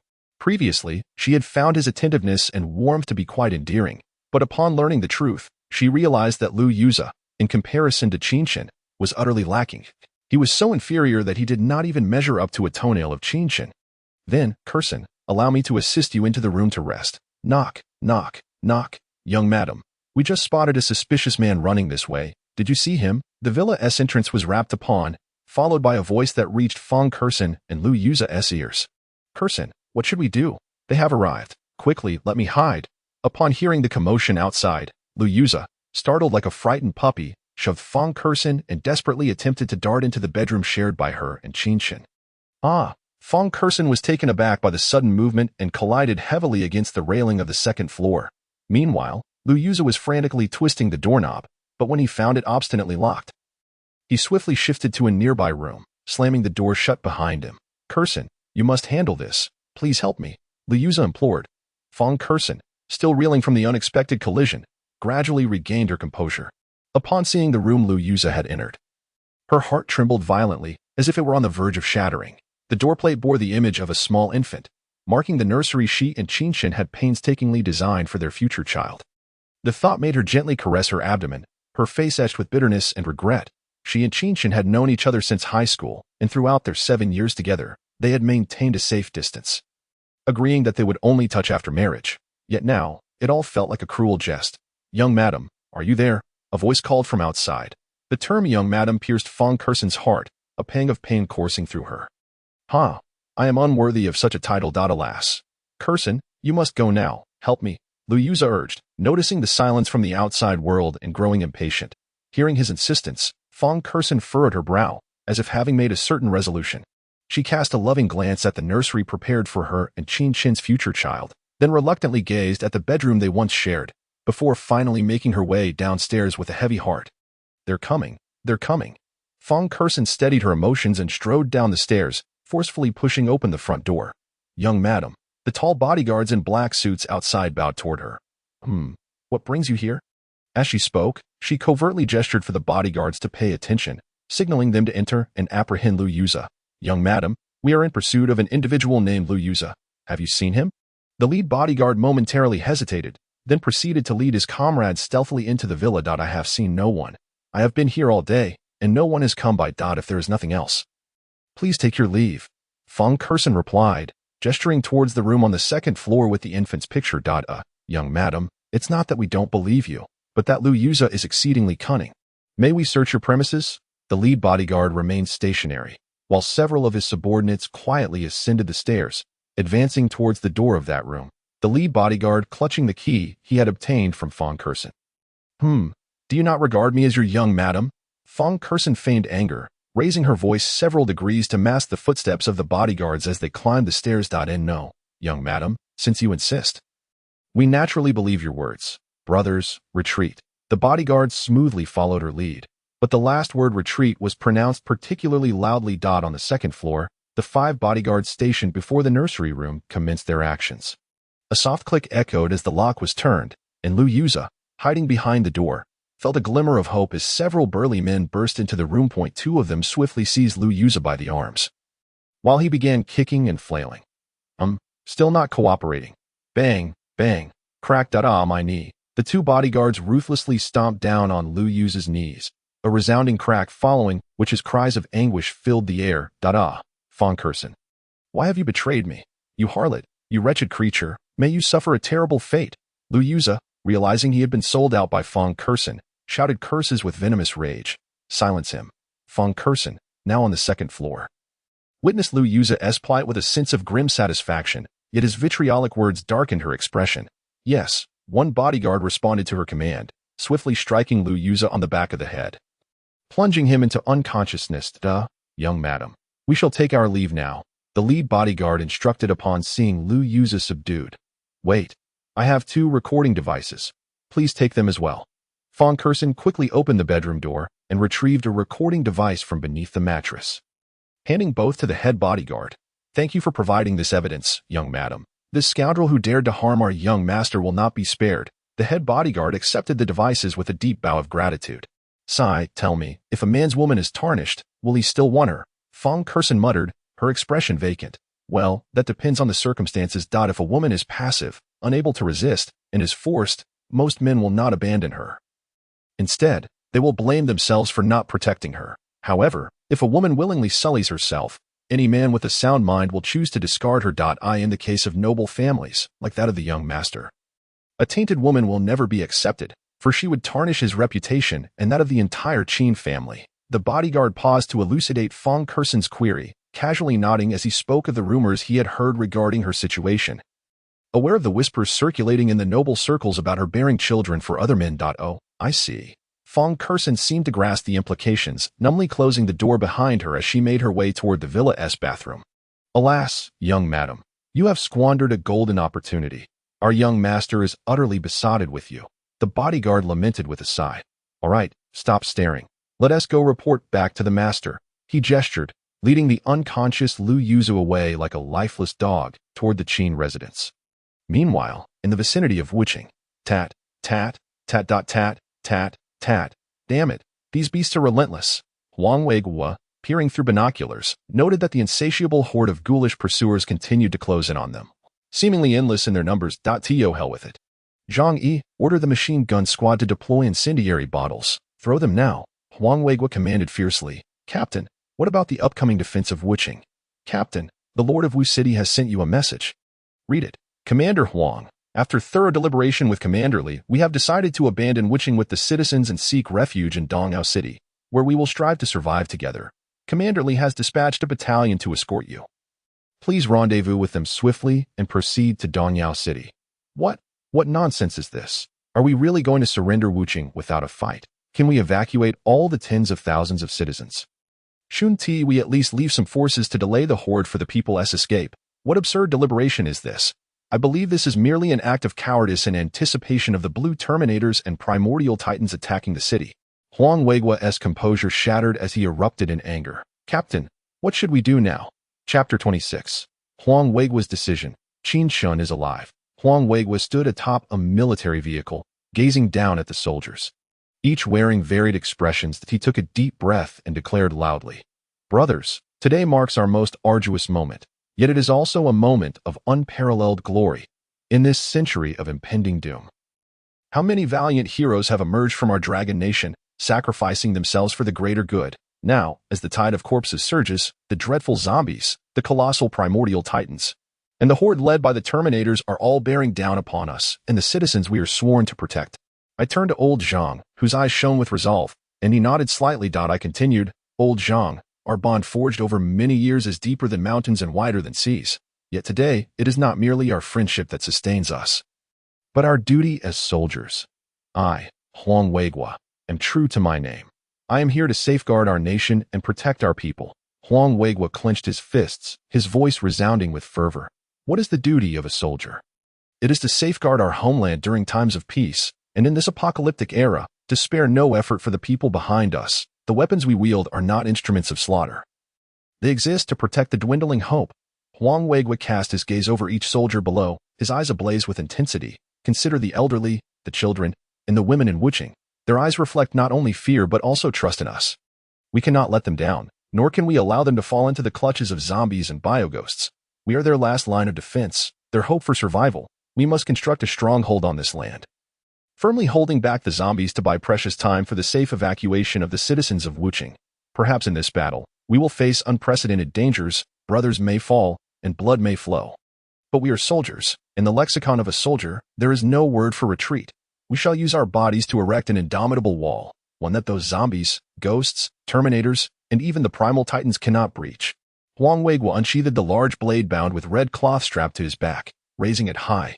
For our country, for our people, for the honor of being soldiers. Today, let us engage in a fierce battle with these zombies and beasts. Kill. The soldiers in the vehicles were ignited by Huang Weigua's impassioned words, raising their weapons in unison and shouting, "Kill! Kill! Kill!" Their voices reverberated through the skies, as if to dispel the gloom of this apocalypse. Move towards the hill ahead, take the high ground, and construct a defensive position on the spot. Yes, yes, yes. The soldiers responded loudly, their morale soaring, showing no signs of being subdued or shaken by the impending bloodshed. Lao Zhang, this is my strategy. You won't blame me, will you? Huang Weigua turned to glance at his old partner, Zhang Yi. Ha ha ha, Lao Wang, if you hadn't laid it out this way, you wouldn't be the Lao Wang I know. Why would I blame you? Let's go. Give them a good beating. Let those beasts know what pain feels like. Ha ha ha. Meanwhile, in the forest en route to Wuching, Xiao Qing, slow down. Can you slow down a bit? I really can't keep up. Phew. Qin Yuru panted, drenched in sweat, urging her brother Qin Chen, who was pulling her along, to ease his pace. We've run about 5 kilometers now, so let's take a break and run again later. If I remember correctly, Wuching is still over 40 kilometers away, Qin Chen said, glancing at his sister, whose face was glistening with sweat, her hair sticking to her porcelain neck. He felt a tinge of regret as he added, I forgot that not everyone has the same physical fitness level in this group, especially considering my sister's presence. Xiao Qing, how come you aren't even out of breath? I remember you used to indulge in a life of revelry. How is it that after running 5 kilometers, you're merely sweating and not panting at all? Qin Yuru, exhausted, leaned on her knees, gasping for air while inquiring about her brother. I've been training so that my sister can see my progress. And now the opportunity has arisen. Qin Chen chuckled, brushing off Qin Yuru's question. Indeed, it seems that part of the abilities and physical fitness from the characters purchased in this book has returned to me. Had I retained the original body's poor physique, I would likely be sprawled on the ground gasping for breath right now. Hunter sister, how come your stamina is so good? Seeing Qin Chen brush her off, Qin Yuru said no more and turned to look at the hunter beside her, who also showed no signs of fatigue. Sister Yuru, I was originally a hunter, and this level of exercise is nothing compared to the countless miles I used to chase game. Moreover, each time I ventured into the mountains, I had to evade attacks from zombies and bioghosts. The hunter, somewhat unaccustomed to calling her sister, explained, ever since being brought into the group. Perhaps because she was the only girl aside from Qin Yuru. The latter had grown particularly close to the hunter, who also liked Qin Yuru quite a bit. Previously, she had always referred to her as Miss or Young Lady, but Qin Yuru insisted on being sisters. And since Yuru was 27 and older, it naturally made her the sister. Even though the hunter was younger, she would never dare call her esteemed sister little sister, as she was well aware of their social standings. Ah, is that so? So, I'm the burden of the team, Qin Yuru exclaimed in disbelief, pointing at her own face. Yes, a burden. Have you rested enough? We need to set off now, and Hunter, take good care of my sister. This time, Qin Chen did not pull Qin Yuru along, perhaps because he was wary of his own somewhat frail physique. If he continued to pull her, there might soon be 2 burdens in the team. So he resolutely entrusted Qin Yuru to the hunter. Hey, I haven't rested enough yet. Are we leaving so soon? Of course, otherwise, how long would we wait to set off? Qin Yuru protested as she was pulled along by the hunter while speaking. In the capital, the Qin residence. What did you say? Rescue what? Qin Zhan exclaimed, holding his phone, listening to Lu Tianhe inquire whether the Qin family's rescue team had found any trace of Qin Chen or Qin Yuru. Insisting that they also look after his beloved daughter, Ru Yin, Qin Zhan felt his head spinning. What was happening? Qin Zhan, You didn't send out a rescue team, did you? Those are your own flesh and blood. You must be losing your mind. On the other end, Lu Tianhe was shocked to hear Qin Zhan's confusion. His own children were almost dying outside, while others' rescue teams had already arrived, yet this biological father remained oblivious. Qin Zhan, you better be joking with me. Lu Tianhe's voice was laced with anger. Huh, Lu Tianhe, what on earth are you talking about? This is all so bewildering. I don't know anything, Qin Zhan replied. Somewhat impatiently, what, Qin Zhan, have you lost your mind or something? Your own son was thrown into the Death Valley, and your daughter had an accident in that underground research facility, trapped in a dark chamber. Am I being clear enough? Lu Tianhe laughed in frustration. What? How do you know this? Qin Zhan exclaimed, suddenly tensing up, then nervously inquired. How do I know? Well, you truly are in the dark. Let me tell you how I found out. My daughter called your daughter, asking why your son's phone was located in the Death Valley, and your daughter didn't know either. Later, your daughter's phone died, and then my daughter, in an attempt to save your son, secretly boarded my family's rescue team's plane to Wuqing. Just now, she saw your two children alive and well in the surveillance of the underground research facility, but she didn't know where they were heading, and wanted me to contact the Qin family rescue team to see if they knew anything. And now it turns out, your Qin family rescue team hasn't even set off yet. Right? Qin Zhan, let me tell you, don't treat my Lu family like a pushover. If anything happens to my daughter, no matter what happens to your Qin family, I will still turn your Qin family upside down. Lu Tianhe grew more agitated, almost pointing a finger at Qin Zhan in outrage. Meanwhile, Qin Zhan was so shocked that he could hardly utter a word. Why are you silent? Speak up. Lu Tianhe grew impatient when Qin Zhan didn't respond after all he had said. Ding. Huh, this old dog Qin Zhan actually hung up the phone. I'm furious. Lu Tianhe was almost ready to explode with anger. On the other side, in the Qin family, Qin Ling. Qin Zhan hung up the phone and shouted loudly. Yes, master. A middle-aged man with sharp brows and bright eyes quickly saluted Qin Zhan. But I command you to take 2 teams of bodyguards, board the heavy helicopter, and go to Wuqing to bring back the young lady and young master. Remember, ensure their safe return. I will not let the family head down. Qin Ling turned and called for people as he rushed towards the Qin family's helicopter hangar. How could Yuru be so clever yet encounter such a significant issue without contacting me? Qin Zhan pondered, slowly taking out his phone to check the call log. However, no matter how he scrolled, aside from a call from the previous day regarding a contract discussion, there were no other calls. How is this possible? Just a few days ago, Yuru even contacted me for pocket money. Why are there no records of her calls? Qin Zhan was perplexed as he fiddled with his phone. This is the blacklist. Driven by curiosity, Qin Zhan opened the blacklist, only to find that his enemy's number had dropped from 1st to 3rd place, while the first was none other than his beloved daughter Qin Yuru's number. Glancing further down, Qin Zhan nearly lost his temper, for there was his son Qin Cheng's number, and the call records with Qin Yuru showed that he had answered a call from her around noon yesterday, lasting less than a minute before hanging up, leading to Qin Yuru being blocked and her subsequent calls going unanswered. Who did this? Wait, who was using my phone yesterday? Xiao Jia. Is it truly the doing of Xiao Jia? What motive could he possibly have for blocking my daughter and harming her? My daughter has been away for years and has hardly any interaction with him. What could Xiao Jia gain from framing her? Qin Zhan was perplexed, genuinely unable to comprehend Xiao Jia's motive for wanting to harm Qin Yuru. Report to the family head that Lu Yuza has been apprehended with the assistance of the young mistress. Fong Kersen. These are the 2 voice recorders provided by the young mistress. The head of security also found Qin Zhan and reported, very well, dismiss and treat Lu Yuza as a spy, after extracting any useful information. Torture him. Do not let him die. Keep tormenting him. I want the one who conspired against my son and daughter to suffer endlessly. Qin Zhan seized the 2 voice recorders and commanded fiercely. Yes, family head. Meanwhile, in the Underground Research Institute's darkroom, within the surveillance center. Excellent. Xiao Chun and the others are alive, but they are heading towards Wu City, correct? Lu Rian intently observed the footage before her. It depicted this morning's assembly of Qin Chen's team departing for Wu City. Lu Rian magnified Qin Chen's image, utterly convinced that he was still alive. Xiao Chun, where are you truly headed? You going to Wu City, aren't you? Chapter 27. Preparations for battle. Xiao Chun, you are well aware that a horde of corpses is about to erupt. You wouldn't dare to head towards Wu City amidst the impending tide. Would you? Yet, why does your retreat seem so much like a journey to Wu City? Lu Rian began to entertain wild thoughts as she fixated on the surveillance screen. Based on the direction Qin Chen and his team took, they could either be heading to Wu City or Dongyao. Miss, where shall we go now? Lu Chen activated his wristband, illuminating a virtual map. After confirming their current location, he inquired, concern etched on Lu Rian's face. Let us go to Wu City. There's a chance we might encounter Xiao Chun there. I recall that Wu City has a private airfield. Let us contact that family and arrange for our transport to land there. After a moment of contemplation, Lu Rian resolved to try her luck in Wu City. On the other side, in a vast plain outside Wu City, rat-a-tat-tat. Wu City Lord, the situation is dire. Team Leader Li, upon receiving a new message from above, furrowed his brow as he addressed Wu Lian. What is happening?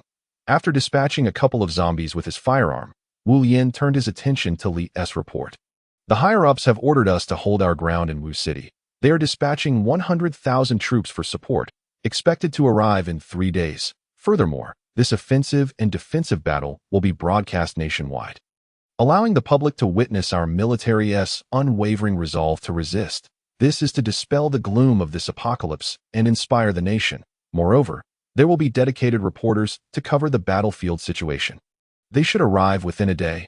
However, we have already retreated over 20 kilometers from Wu City. With just a few more kilometers, we will reach Dongyao City. Wu City Lord's brow was deeply furrowed. What can we do about that? Are we to defy orders? Team Leader Li responded helplessly to that. I have an idea. Wu City Lord pondered for a moment before suddenly enlightening Li Fangjia. What idea? Speak quickly. Li Fangjia perked up at the prospect of a solution. Team Leader Li, take 2 battalions back immediately and leave your reserve battalion with me. We cannot lead these tens of thousands of civilians back to Dongyao City. I will lead the reserve battalion to escort them to Dongyao City. Then, I will request assistance from the Dongyao City Lord, asking them to send troops to support you. This will take no more than a day. Thus, with the battalion you are taking back and the one that is to assist Captain Huang, you will have 3 battalions, over 1,500 troops. This force is more than enough to hold Wu City. If we can hold for just 1 day, I will bring reinforcements to support you. Together, we can withstand for 2 days, then join forces with the 100,000 troops to encircle this horde of corpses. One must understand that in over a century, such an encirclement has never occurred. If we succeed, won't we rise in status? Wu City Lord articulated his plan with apparent confidence. Team Leader Li was persuaded. Though, haha, what a cunning fox. You're selling me, Li Fangjia, out just like that. You get to frolic in Dongyao City while I take the fall. If Wu City falls, all blame will rest on my shoulders. You could easily claim you were guiding tens of thousands of civilians to safety, never expecting that I, Li, wouldn't hold Wu City. If I succeed, the credit will be shared. How meticulous. Li Fangjia saw through the scheme, but maintained his composure. After all, there was no better plan at present. Wu City Lord, this plan is quite brilliant. However, do expedite your support. I would hate to feel abandoned, Li Fangjia remarked with a subtle undertone. Rest assured, Team Leader Li. Once I deliver the civilians to Dongyao, I will immediately return with reinforcements, Wu Lian promised. That's good. Captain Shun, you shall accompany Wu City Lord to escort the civilians to Dongyao. By the way, Captain Shun, if Wu City Lord gets lost, you must guide him, Li Fangjia concluded, his voice laced with indignation. Understood. One of the 3 majors stepped forward to salute. Damn it. It seems Li Fangjia has seen through me. Wu Lian cursed internally but maintained his smile.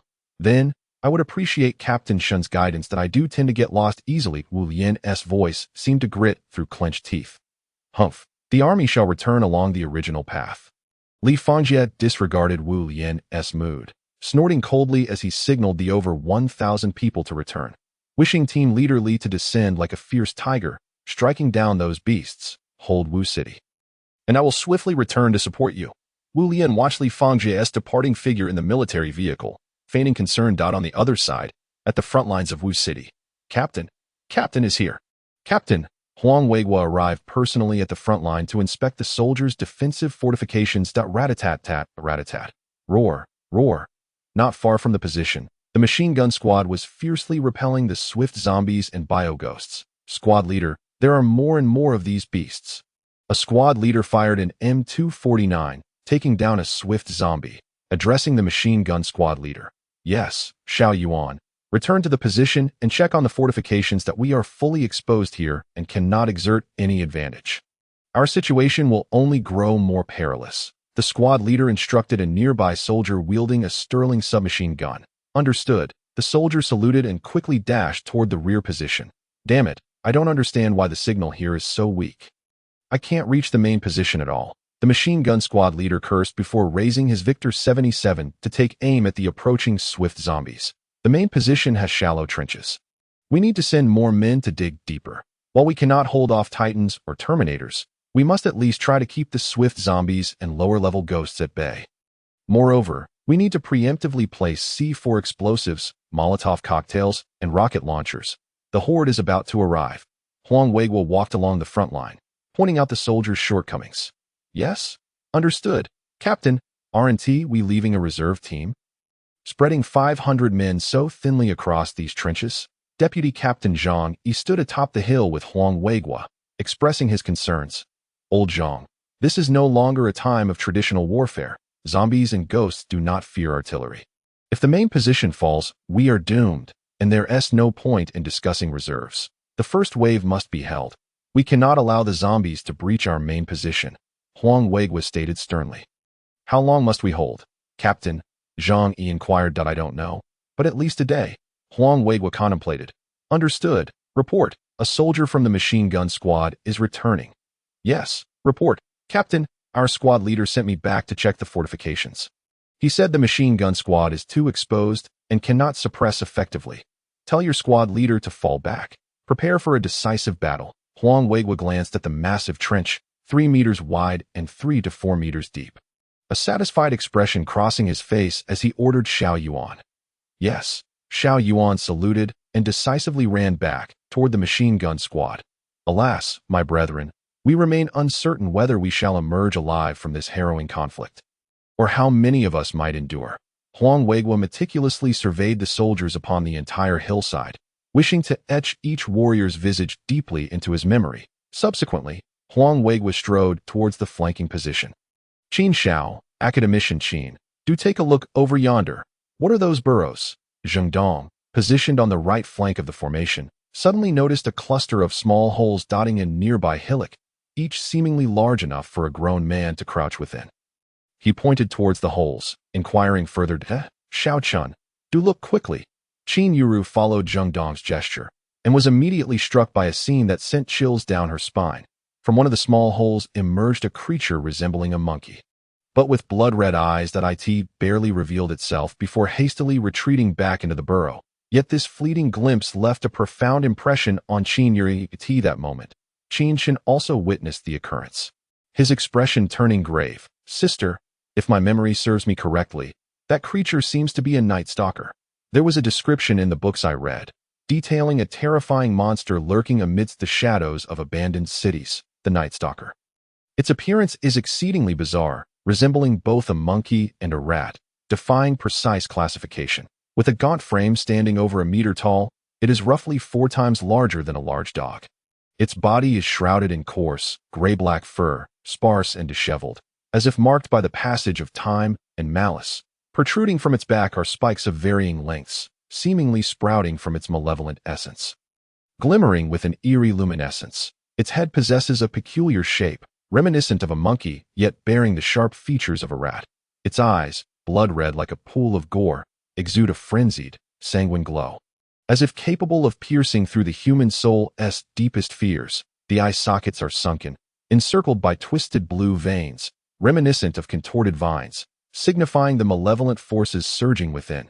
Its ears are long and pointed, constantly swiveling to detect the faintest stirrings around it. The Night Stalker's maw is wide and terrifying, filled with razor-sharp fangs akin to saws. Whenever it opens its mouth, a chilling roar escapes, reverberating as though it could penetrate the very eardrums of its victims.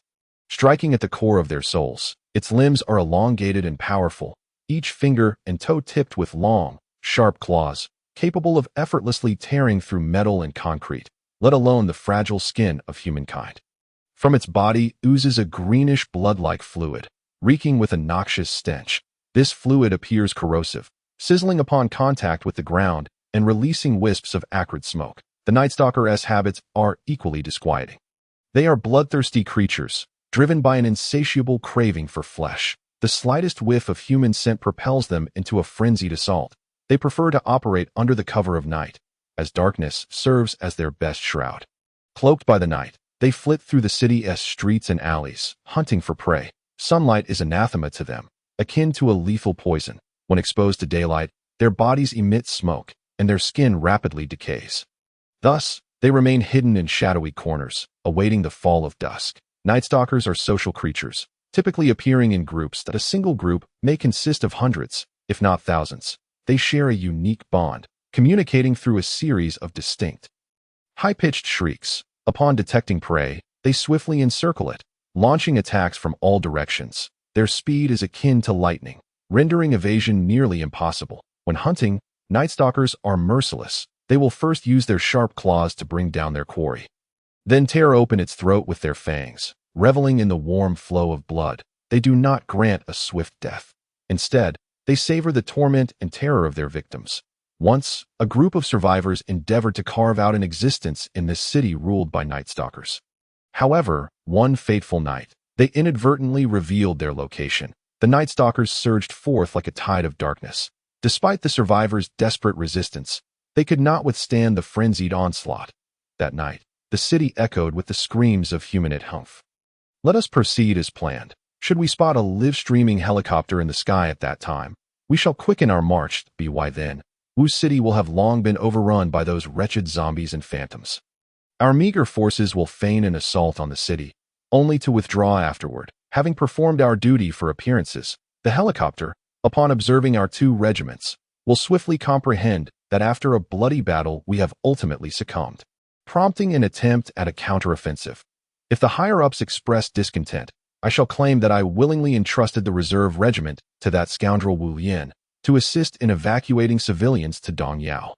We, the 3 regiments, shall guard the city walls, sacrificing 2 regiments to delay the zombies and phantoms for a while, ultimately retreating from Wu City without remorse. The higher-ups will find it difficult to voice their grievances. Li Fengjiao explained. Sacrificing over 2 regiments. What does the commander mean by this? Have you abandoned old Wang and the others? Li Gang, having listened to Li Fengjiao's convoluted reasoning, seized upon a crucial point. Sacrificing 2 regiments.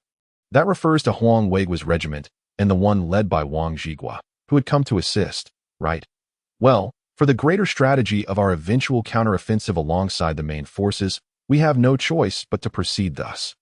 The sacrifices of Captain Huang and Captain Wang are noble and significant. Li Fengjiao feigned solemnity as he spoke.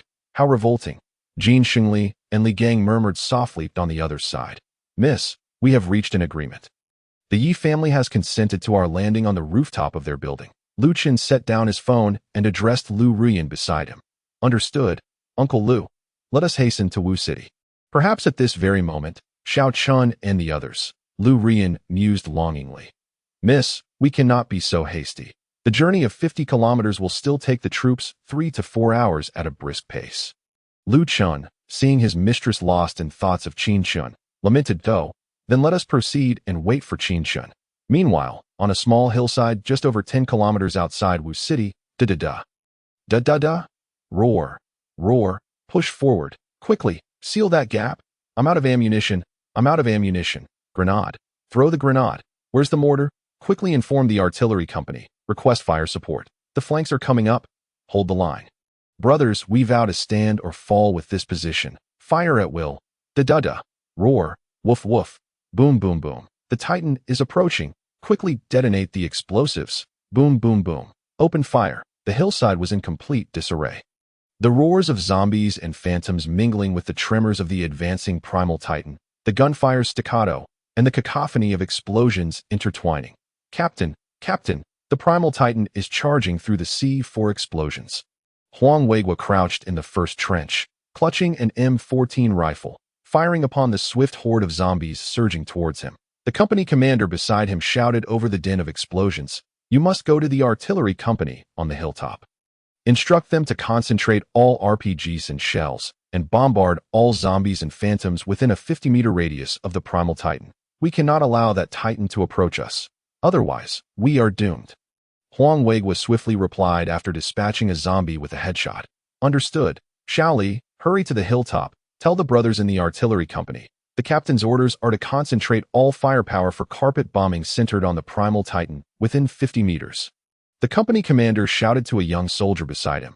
Yes, the young soldier sheathed his M4 and dashed towards the side of the trench. Roar, roar, the various zombies and phantoms crashed against the trench, which Captain Huang had ordered deepened before the battle. Seeing this, Captain Huang immediately called out, Company commander, gather a few men, throw Molotov cocktails into that trench.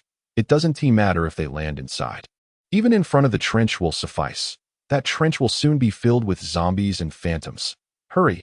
Yes, the company commander seized a Molotov cocktail from nearby, rallying a squad. You, and you, take the Molotov cocktails and follow me. Throw them into that trench, create a wall of fire, return to the front lines, Huang Weigua bellowed, pointing at a breach in the defenses. Yes, the company commander wiped away his tears and cast a heavy glance at Xiaohe. His nephew, who had always been meek in the army, ridiculed by all as a useless recruit who had gained entry through connections. Yet today, this so-called waste, his own flesh and blood, lay dead before him. I demand that all of you beasts accompany him to the grave. The company commander, just back at the front lines, raised the Thompson submachine gun, known as the battlefield broom, and unleashed a volley at the zombies and spectral army flailing in the inferno. Roar. Boom, boom, boom. The primitive titan broke through the flames with a deafening roar, advancing towards the hillside, while the soldiers frantically opened fire. However, most bullets merely ricocheted off its rock-hard skin, sparking without effect, leaving them uncertain of the damage inflicted on the primitive titan. What of the artillery brigade? Why have they ceased fire? Huang Weigua, witnessing the titan's swift breach of the fiery barricade, felt a surge of panic as hordes of zombies and specters followed in its wake. Cursing under his breath, boom, boom, boom. Whoosh, whoosh, whoosh.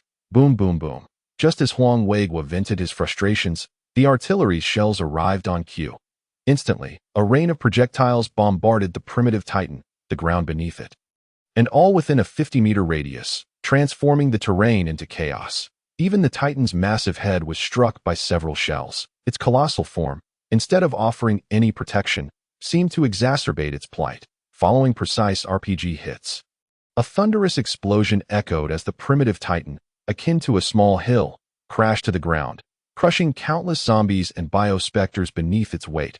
Roar, roar, roar.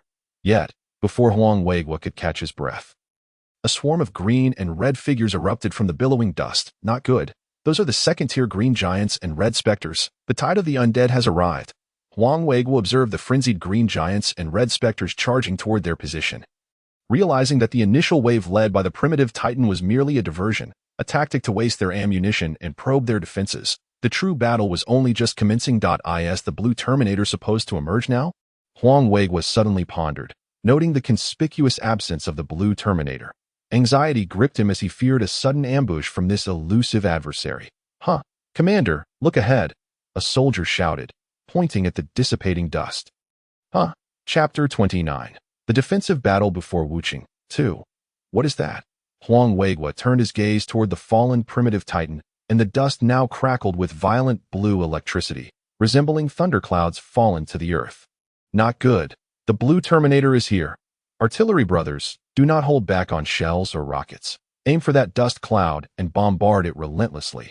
Huang Weigua squinted, peering through the dissipating haze, as he seemingly caught sight of a hovering creature over 3 meters tall. Radiating terrifying electrical currents, he immediately directed the artillery on the hillside to commence bombardment. Roar, roar, roar, roar, roar, roar. With a thunderous roar, the downed primitive titan struggled to rise once more, charging relentlessly towards Huang Weigua's position. In its wake, 3 imposing figures emerged before the titan, causing Huang Weigua's expression to darken further: a high-level red specter, high-level green giant, and the Reaper. Roar. With the primitive titan's furious roar, the forest behind it erupted in a cacophony of anguished howls. A sound so powerful it seemed capable of tearing the sky asunder. Here it comes. The true tide of the undead has arrived. Huang Weigua observed the unfolding chaos at the front lines with grave concern. Meanwhile, at the border city of Longhua, Wuching, General Su, I entrust this to you. An elderly man with graying hair, clad in military attire, addressed a robust officer in the command center of the Northwest. rest assured. Commander, I shall not fail in my mission. With these 100,000 men, we will tear apart those beasts, General Su vowed with a military salute. Good. With General Su leading, I am at ease that I shall await the triumphant news of your return. General Su offered a firm salute once more before departing the command center. The nation desperately needed a resounding victory to uplift the spirits of its people, the commander murmured, watching General Su's retreating figure. Elsewhere, aboard a heavy helicopter from the Qin family. Miss Liu, are you saying that my young master and young miss are in Wuching? Qin Ling, dressed in a sleek black combat uniform and wielding a Type 95 assault rifle, conversed with Liu Ruyan, who had just landed at the Yi family tower in Wuching. That seems to be the case, though I cannot say for certain. According to the surveillance from the underground research facility in Wuching, Xiao Chun and that woman indeed departed closely behind the undead tide, so it is highly likely they are in Wuching. Liu Ruyan recalled intently. I am grateful, Miss Liu. Rest assured, the Qin family will reward you handsomely. Qin Ling replied solemnly, then hung up the call. He quickly opened an electronic map to identify suitable landing sites for the heavy helicopter within Wuching. Qin Ling scanned the city map with keen eyes, eliminating various locations. The square? No, it's too open. If surrounded by zombies and biospecters, retreat would be perilous. The roof of the department store? No. If zombies and living specters infiltrate the city, there will be too many people. It would be uncertain whether the young master and young miss could board the helicopter. The rooftop helipad at the Yi family tower? That's an excellent spot. We'll land there, Wang Fei. Target the rooftop helipad at the Yi family tower in Wuching. Depart. Qin Ling shouted to the pilot, Wang Fei. Qin Butler, is that wise? The Yi family does not have the best relations with ours. If they discover our presence, it could lead to trouble for the Qin family, the pilot cautioned upon hearing the destination. What is there to fear? We are all part of the four great families of the capital. The Qin family is no lesser than the Yi family, and we will not be intimidated. Moreover, the Yi family's tower can accommodate 4 helicopters. If we borrow one for landing, what can they do? We can always pay them a few thousand dragon coins as rent later. Qin Ling scoffed. Qin Butler, you are formidable, majestic. Wang Fei flattered. Subsequently, Qin Ling discreetly dialed a number to his family head, Qin Zhan. In the capital, at the Qin family estate, I in the basement. Speak. Why did you frame my son, Qin Chen, and my daughter, Qin Yuruo? Qin Zhan stood before Liu Yuza, who was bound to a cross, his body marred with burn marks, blood seeping from his deeply sunken chest. Upon hearing Qin Zhan's voice, Liu Yuza trembled in fear, stammering as blood and urine mixed dripped from his groin, forming a small puddle beneath the cross. Speak clearly. It seems you have no intention of cooperating, do you? Fine, I have plenty of patience. If I hear of my children's demise by tomorrow, then you shall never see the light of day again. Qin Zhan replied coldly, feigning to leave after a chilling snort. No. Commander Qin. Commander Qin, I will speak. Liu Yuza, barely clinging to life, murmured weakly. Seeing Qin Zhan's intense gaze, Liu Yuza quickly inhaled deeply and began recounting. I amassed a significant gambling debt while gambling outside, and the creditors, stop. Don't bore me with your tales. I ask you again, why did you harm my son, Qin Chen, and my daughter, Qin Yuruo? Qin Zhan erupted in fury, demanding Liu Yuza cease his narrative. Well, that is. I admit, I did lure Qin Chen into the Death Valley using the Fong family's helicopter while Fong Kersen was preoccupied preparing for the anniversary of my cancer treatment, intending for him to be devoured by zombies and biospecters. When the time came, no one would suspect me. However, I swear I had no part in harming Miss Qin Yuruo. I have never even met her. Liu Yuza stammered, desperately explaining as he observed Qin Zhan's darkening expression. No, if that is the case, then tell me, who is responsible for plotting against my daughter? Qin Zhan, filled with rage, clenched his fists, his fingers cracking under pressure. Miss Qin Liu Yuza hesitated. You say, once you finish speaking, I will have someone let you down. Upon witnessing the hesitant expression on Liu Yuza's bloodstained face, Qin Zhan couldn't help but feel a mix of anger and amusement. Well, then I shall speak. Qin. Miss Qin, she is the one Zhao Jia intends to harm. That if that is the case, then he is indeed the sole heir of the Qin family. Liu Yuza stammered. Liu Yuza, I advise you to refrain from slandering. Even at this moment, You still wish to drag someone else down with you. How malevolent you are. Someone come. Qin Zhan's fury escalated upon hearing that Lu Yuze would still involve his adopted son, Zhao Jie, at such a critical juncture, leading him to contemplate summoning someone to deal with the disobedient Lu Yuze. No. Head of the Qin family, I am not deceiving you. It is the truth. If you do not believe me, just check my phone. I have saved the chat records. I fear that one day the truth will come to light. I cannot suffer alone while he enjoys his fortune. Lu Yuze cried out in terror as the two burly men who had been attending to him approached, cracking their knuckles. Fine. If you deceive me, I will ensure you wish you were dead, Qin Zhan coldly threatened. Head of the Qin family, I assure you I am not lying. How could I dare to deceive you at such a crucial moment? Ding ding ding. Just as Qin Zhan reached for Lu Yuze's phone, which had been discarded on the table, his own phone rang. Upon seeing the name of the caller, he hesitated momentarily before answering, not wanting to endure any more of Lu Tianhe's incessant ramblings. Since morning, the calls had been relentless, filled with accusations regarding his daughter's predicament. Damn it. Why is it only about his daughter? I, Qin Zhan, have a son and a daughter, and I haven't uttered a word, he thought, feeling exasperated. Brother, according to the intel from the Lu family's eldest daughter, it seems that our young master and young lady have likely ventured into Wu City. Our subordinates have noted that Ye's residence is the most suitable place for landing the aircraft, so they took the liberty of landing there. Before Qin Zhan could respond, Qin Ling's voice came through the line. Understood. I will handle the situation at Ye's residence. Brother, as long as you can safely bring back that troublesome nephew and niece of mine, you may do as you please. All right, brother, leave it to me. Qin Ling replied confidently before hanging up. Qin Zhan then picked up Lu Yuze's phone. Qin Chen's team, Xiaochun, how much farther do we have to go? My feet are killing me, Qin Yuru complained. Feeling fatigued. Sister, just hang in there a bit longer. We should be there in about 10 more kilometers, Qin Chen replied, cutting through the thorny vines with his dagger while addressing his sister trailing behind. They had already embarked on the arduous journey over the mountains, which appeared less daunting from a distance. Yet the actual experience felt more harrowing than climbing to the heavens, with a myriad of thorny, poisonous plants, snakes, and scorpions lurking about, alongside the faint, chilling howls of the undead that it was enough to make Qin Chen question his choice of path. Roar, bang bang bang.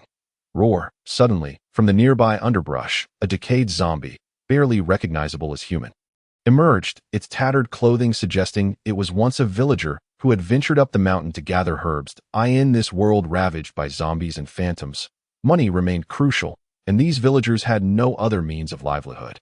Every day, they risked their lives for a meager income from selling herbs to the nearest city. The zombie barely emerged before Wang Ning swiftly dispatched it with a bullet to the head.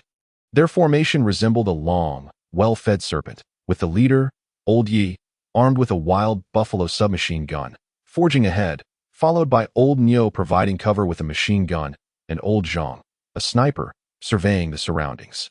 Another assault soldier protected Old Zhang, while the rest of the team mirrored this formation, forming a circular defense with Old Guo, Old Sun, and others on the periphery. In the very center were the captain Wang Ning, the hunter, Qin Chen, and Qin Yuru. Young master, young lady, are you all right? Wang Ning inquired with concern, fearing for their safety. That we are fine. However, this corpse seems a bit peculiar, Qin Chen remarked, observing the zombie that appeared to have been violently torn apart. Xiaochun, what seems off? Qin Yuru asked, puzzled by the dismembered zombie lying before them. She had only noticed the stench and the grotesqueness of the scene. Miss, if you look closely at the torn flesh, the edges exhibit signs of being violently ripped apart rather than bitten, indicating that this zombie may have been attacked by a creature other than a zombie, the hunter explained. Could it have been a bear? Qin Yuru suggested innocently, recalling tales of the bears in the forests around Wu City. Sister, that possibility cannot be ruled out. However, for such a transformation into a zombie, it would likely have to be a zombie bear. Yet, since the outbreak, there have been no recorded cases of the virus infecting animals, aside from those maliciously engineered zombie dogs, Qin Chen replied, amused by his sister's whimsical thinking. But what if someone has indeed created a zombie bear? Qin Yuru persisted, her heart secretly hoping for such an outcome, as it would prepare her mentally to face it without the paralyzing fear she felt towards the terrifying zombie creatures. Sigh, let us hope that that's the case. Qin Chen decided to drop the topic, noticing that there were merely 2 hours until darkness fell, and he urged everyone to resume their journey towards Wu City, the small hilltop position 10 kilometers from Wu City. Roar, hiss, boom, bang bang bang, the howls of zombies and phantoms echoed. The artillery unit atop the hill renewed their barrage, targeting the Primal Titans and Blue Terminators. This would likely be their final attack. As their ammunition was running low, soon they would have to take up rifles and enter the trenches to form a last line of defense against the oncoming horde. Bang bang bang. Commander, how much longer must we hold the line? The company commander, while firing his Sterling submachine gun to suppress a mid-level green giant just meters from their position, inquired of Huang Weiguo beside him. We have only been holding for a short while. The creatures we have been fighting are merely low-level zombies, which have no significant impact on the horde or the evacuation of civilians. We must endure at least until tomorrow morning. That way Li Fangjie and Wu Lian should have managed to evacuate most of the civilians by then. Only then can we retreat.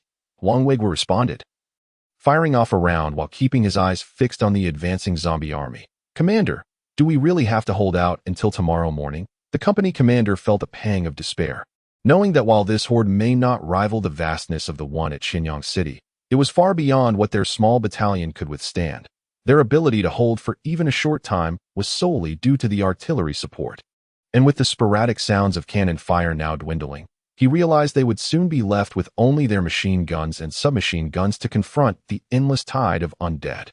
If they had to hold until morning under such circumstances, it would surely lead to their annihilation. We will stand and fight for our position, Huang Weiguo shouted, and after a fierce battle cry, he resumed firing at the rushing devourers in the distance. Damn it. Then we will stand and fight for our position. The company commander, Chen Youguang, flung his military cap to the ground in determination and joined the fray. Bang bang bang. Woof woof woof da. Help. Damn it. Zombie dogs have jumped in. Shoot. The chaos erupted as some zombie dogs, taking advantage of their smaller size, leaped into the first line of the hilltop position, tearing into the nearest soldiers. Damn. Don't just focus on the big ones. Watch out for the small ones too. Commander Chen Youguang shouted as he fired at a zombie dog that had pounced on a soldier, ultimately saving him. Brothers, hold steady. Don't let panic set in. Grenades, RPG, quick, quick, quick. All warriors, those who can hear me, move now. Huang Weiguo commanded loudly after shooting down a zombie dog. Squad leader. Damn it. Raise the RPG and fire a round at the horde of zombies and phantoms ahead. Chen Youguang, having just dispatched the last charging zombie dog, suddenly noticed a cluster of green giants and red phantoms gathering in front of the position, with shadows of zombie dogs and lickers looming behind them. Chen Youguang immediately shouted for the squad leader to unleash the RPG. On the hillside, the company commander and battalion commander were struggling to hold their ground.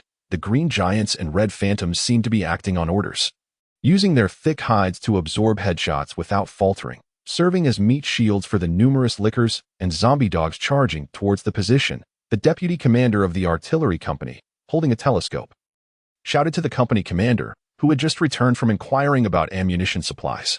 Let us do it now. Better to use it up early than late. All mortar gunners, take note. Fire extends 130 meters ahead. After firing the last shell, let our artillery company provide cover one final time. The artillery company commander declared fiercely, having already exhausted much of their ammunition after bombarding the Blue Terminator and the Primal Titan. He could only order sporadic shots to slow down the depletion of shells. Speaking of which, how is the Primal Titan faring? The artillery company commander lifted his telescope to gaze towards the distant forest exit. Not seeing it would have been better. Upon looking, a profound sense of helplessness washed over him. After such intense bombardment, a blue protective shield had risen around the Blue Terminator, encasing the Primal Titan and 3 enormous monsters within. Completely unscathed, he had forgotten that the Blue Terminator's shield could negate most damage. Damn. Yet, as the artillery company commander stared at the unharmed heads of the zombie horde, he cursed loudly. Boom, boom, boom, whoosh, whoosh, whoosh, roar, roar, roar, in front of the position.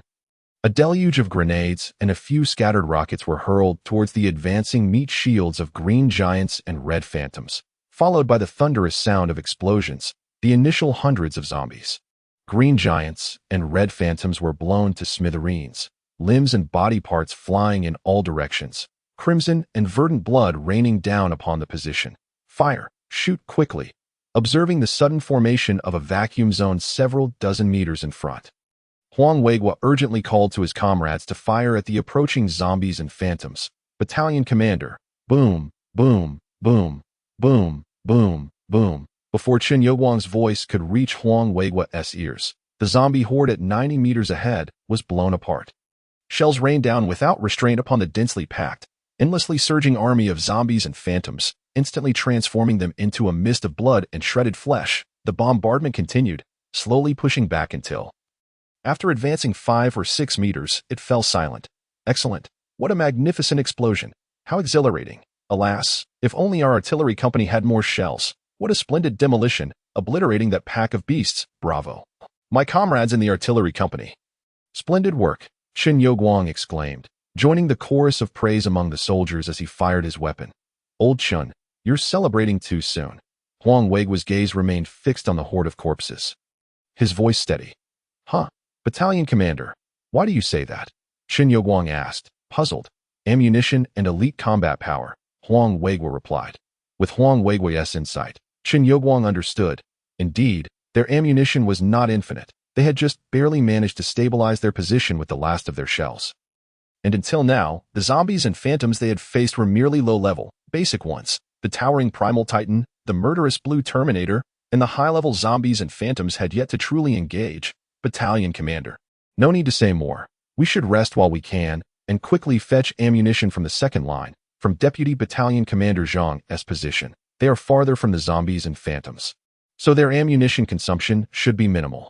Huang Weiguo interrupted Qin Yuguang. His expression grave. Understood. Qin Yuguang recognized the severity of the situation, promptly ordering several men to retrieve ammunition from the rear. Meanwhile, atop the Yi family mansion in Wuqing.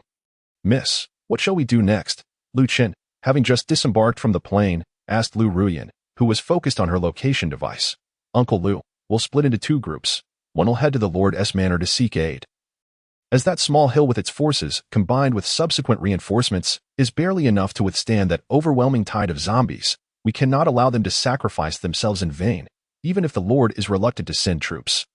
He must at least send a telegram to the hill to have them return and defend the city. I have also received news that Wusu City has dispatched 100,000 troops, expected to arrive within 3 days. Therefore, we must hold out for 3 days. The other group will assist in evacuating the citizens, urging them to flee the city. Additionally, let us take a chance to see if we can locate Xiao Chen and his group. After all, we have already delayed far too long, and they may have already arrived, Lu Ruyan said, her eyes reddening. As a soldier herself, witnessing the forces on the small hill boldly confronting the tide of zombies, with no intention of retreat, filled her with both excitement and sorrow. She understood that the sole purpose of that battalion, likely dispatched by the Lord, was to delay the horde to allow for the evacuation of citizens. Yes, miss. I will take a team to the Lord's manor.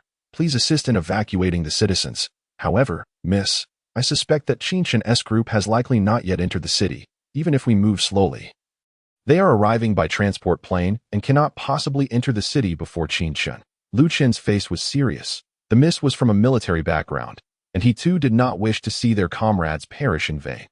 He understood Lu Ruyan's intentions and volunteered to go to the Lord's manor, leaving the opportunity to find Qin Chen to her death. Is that not Miss Lu?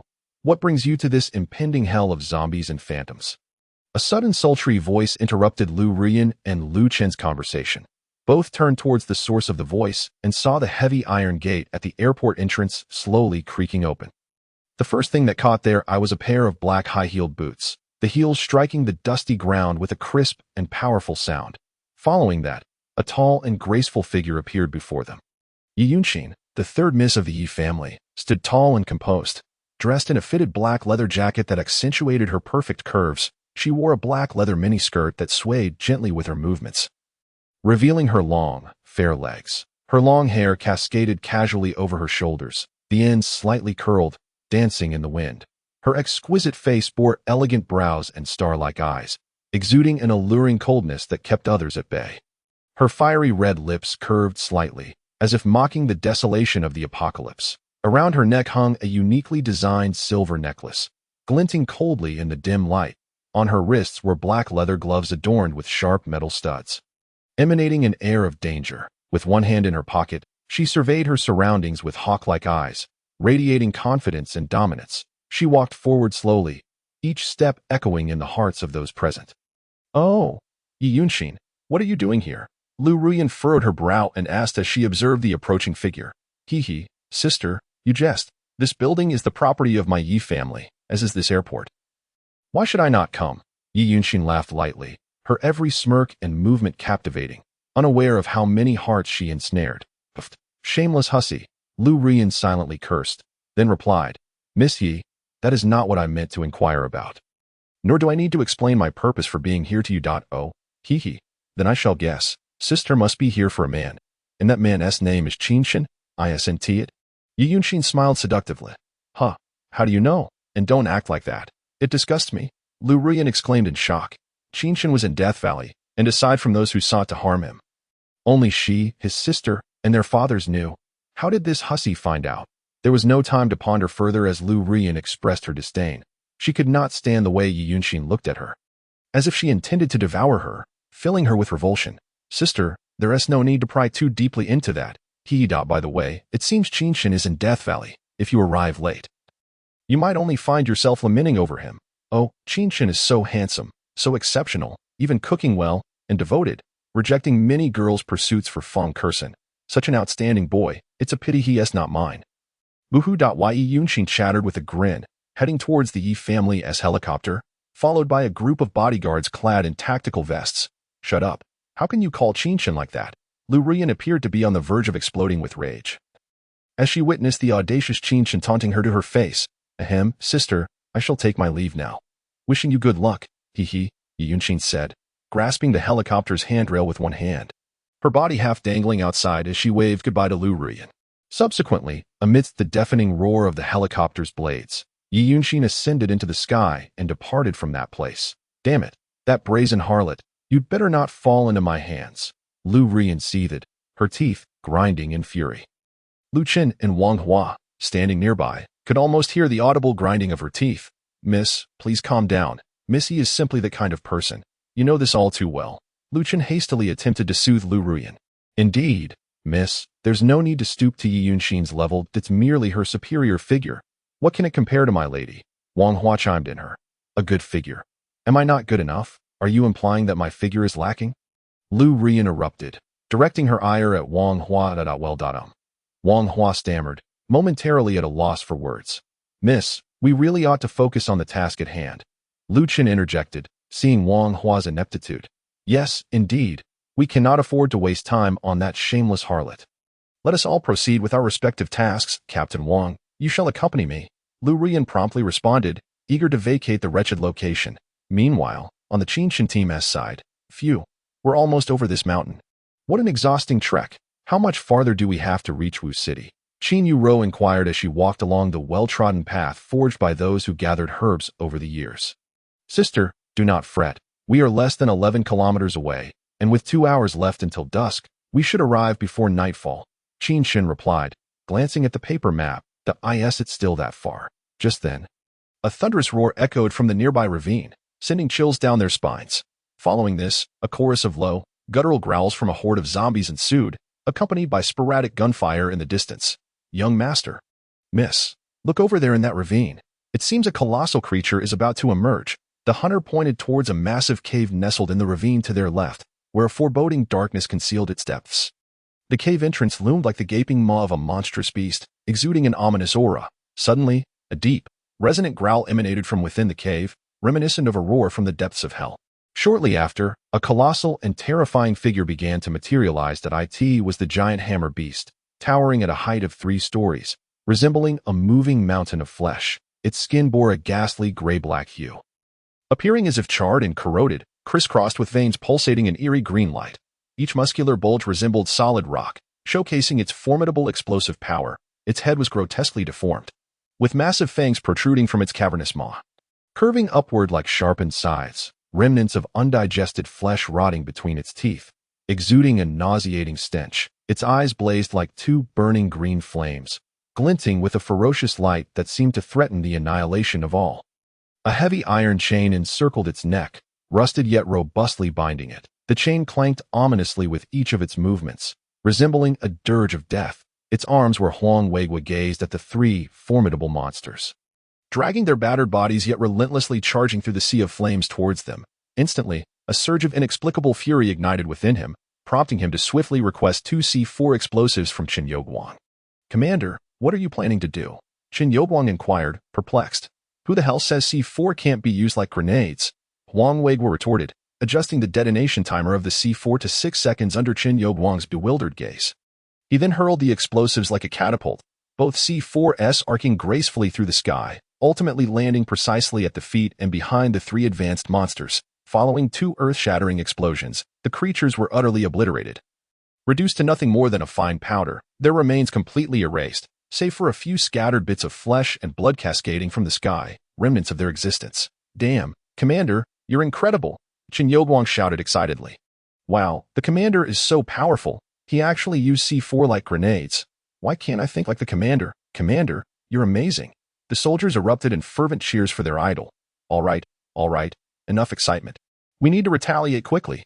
The horde is closing in again," Huang Weigua commanded. Instantly, the soldiers' morale surged, each one gripping their diverse firearms with renewed vigor, firing upon the approaching zombies and specters. Meanwhile, far in the rear, the Terminator, witnessing the scene, felt a sense of insult wash over him. With a swift motion of his blue electric-tinged mechanical arm, dozens of advanced red phantoms and green giants emerged from the forest behind the Titan. Advancing towards the front lines, simultaneously, the original Titan began its slow march toward the battlefield. Thud, thud, thud. "Not good. Commander, the original Titan has moved." "No, it seems the entire horde is mobilizing. What should we do?" "Commander, I'm out of ammunition." "Me too. Commander, I have no bullets left."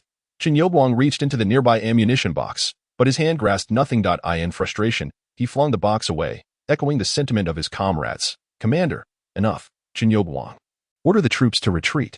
Fall back to the second trench." Huang Weigua, hearing an increasing number of soldiers reporting their lack of ammunition, felt a headache coming on. Understood. The soldiers at Position 1 quickly evacuated, retreating while firing their remaining rounds to fend off the pursuing zombies and flesh-eaters. "Commander, they must have run out of ammunition to retreat. Quickly, fire in support. We can't let those beasts reach our brothers in the first company." Deputy Commander Zhang noted the commotion at Position 1 and promptly made a judgment call. Roar, roar, roar. Woof, woof, woof. A mere 30 meters distance felt insurmountable to the soldiers of the first company as one by one, their brothers fell prey to the attacking flesh-eaters and zombie dogs, brutally torn apart before the second trench. "Oh, help, get away, Mom, squad leader, save me. Damned flesh-eaters, I curse you all." Witnessing his once comrade in arms fall before him, Qin Yiguang's heart felt like it was being sliced apart. "Cover, quick, cover." Zhang Yi yelled as he watched the first company being overwhelmed. "Deputy Commander, the first company is too close to those flesh-eaters. The brothers fear hitting them." Second company leader Wu Zhong voiced his anger. "Damn, these beasts deserve to die." Deputy Commander Zhang Yi slammed his fist against the trench, cursing the flesh-eaters and zombie dogs. From yesterday until now, nearly an entire squad of brothers had fallen. Bang! Just as Zhang Yi's outrage peaked, a heavy thud sounded beside him, and Huang Weigua's figure appeared before his eyes. Quickly organized the fire, pushed them back. Before Zhang Yi could respond, Huang Weigua's familiar voice resonated in his ears. As the last brother from the first company climbed into the trench, Position 2 erupted in a furious volley of gunfire.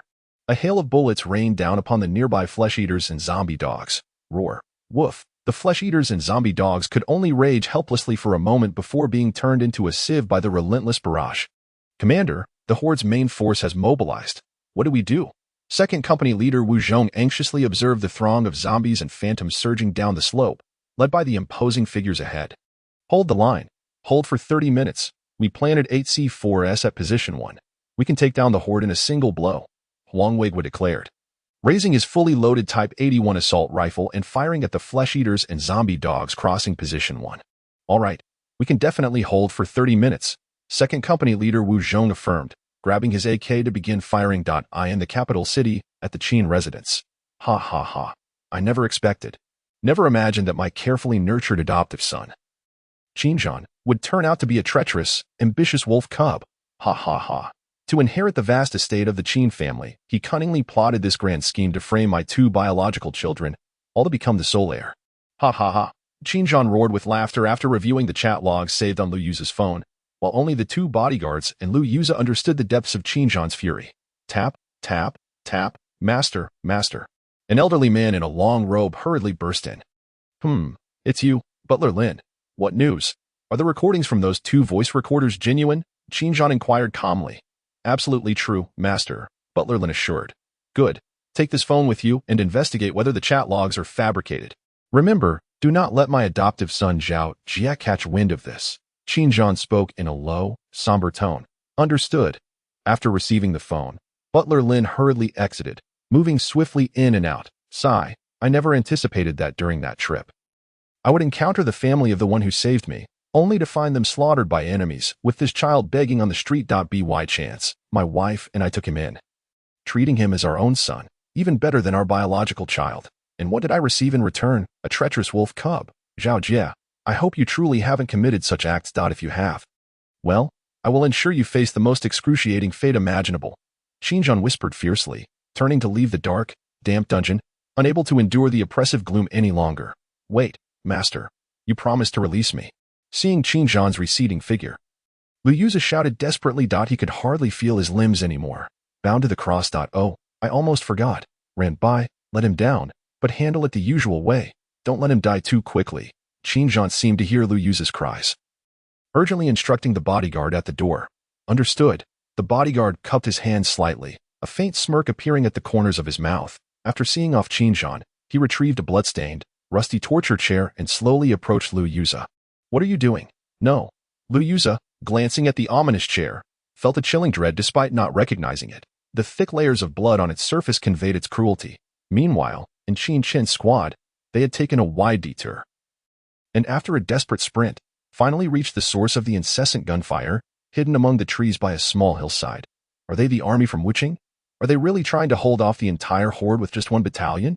That's like trying to crack a rock with an egg, Qin Chen questioned, overwhelmed. No. It seems they are the Research Institute station troops. I think I saw the Research Institute's Commander Huang, Qin Yuru exclaimed eagerly. Having asked countless questions along the way, finally feeling a sense of satisfaction. It's not looking good. The horde seems to be serious, pressing forward with full force.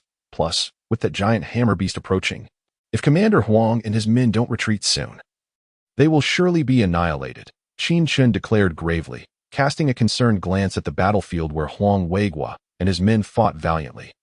What? We must save them. We can't just watch them perish. That's over 500 lives at stake, Qin Yuru exclaimed anxiously, feeling an impulse to rush out of the forest and warn them. Miss, no, don't go out. They are currently under immense psychological strain. If you were to make any noise outside now, it is likely that before your voice even reaches them, you would already be riddled with bullets. The nearby hunter hastily restrained the eager Qin Yuru, then proceeded to explain, what shall we do? On the front lines, I'll be damned, both the Blue Terminator and the Titan have mobilized. As the artillery company commander held his binoculars, observing the battle below, he abruptly glanced towards the approaching Blue Terminator and the primitive Titan, which were slowly drawing nearer. What's wrong, Lao Yuan? The machine gun company commander, noticing his expletive, inquired curiously. Look for yourself in that direction. After passing the binoculars to the machine gun company commander, the artillery company commander pointed to another direction. Let me see what's going on. Chapter 32. The blocking battle before Wuching 5. The machine gun company commander took the binoculars and focused on the distance. After a moment, he exclaimed, Damn it. How are we supposed to fight this? The artillery company commander, gazing at the colossal Blue Terminator and primitive Titan that loomed over him like mountains, responded with a hint of resignation. Fire coverage. We should still be able to hold out for a little while longer, the artillery company commander stated solemnly. What, Lao Yuan, didn't your 1481mm mortars fall silent? Where is this fire coverage supposed to come from? The machine gun company commander looked at Lao Yuan in confusion.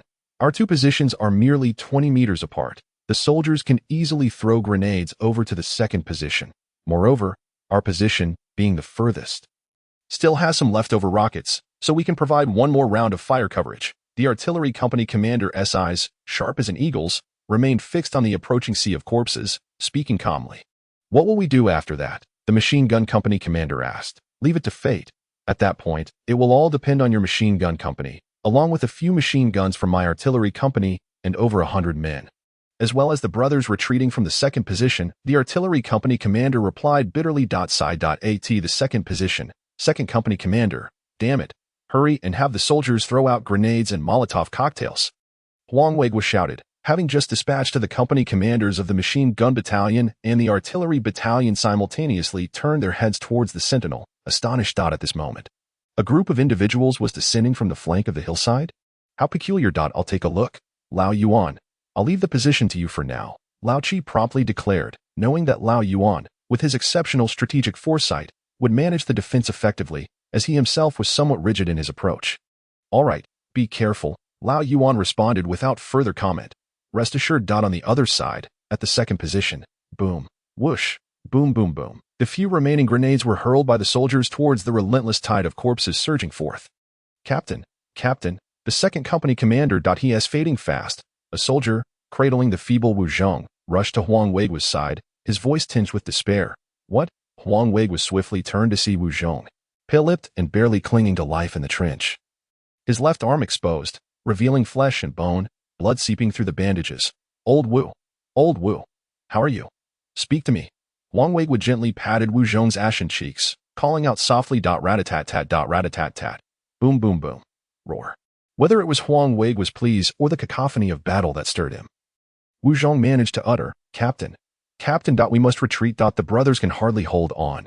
His head fell heavily, his body collapsing uncontrollably into Huang Weiguo's arms. Wu Zhong, old Wu, for heaven's sake, wake up, don't sleep. Huang Weiguo, witnessing the death of his oldest comrade, despite his hardened demeanor, found tears streaming down his face. Old Wu, roar. The deafening roars drew nearer, while the gunfire from the soldiers seemed to echo with increased intensity in Huang Weiguo's ears. Captain, there are dozens of advanced bioghosts and high-level zombie creatures in the horde. We can't hold out much longer, the third company commander shouted after expending a clip of ammunition, his eyes still bloodshot. As he yelled at Huang Weiguo, hold on a little longer, immediately. Focus all firepower on the second position, hold the line. Huang Weiguo urged, calculating the time in his mind. Brothers of the machine gun battalion, open fire and support the captain. Old Qi atop the hillside noticed the dire situation of dwindling ammunition and inadequate firepower, and immediately shouted. The machine gun battalion then unleashed a volley of gunfire. Each gun roaring in fury, as if venting their pin-up rage, the dense hail of bullets forming a massive net that descended upon the tide of corpses some 50 meters away. Below, Huang Weiguo and all the brothers at the second position felt a slight alleviation of pressure. Roar, Zizizi, roar.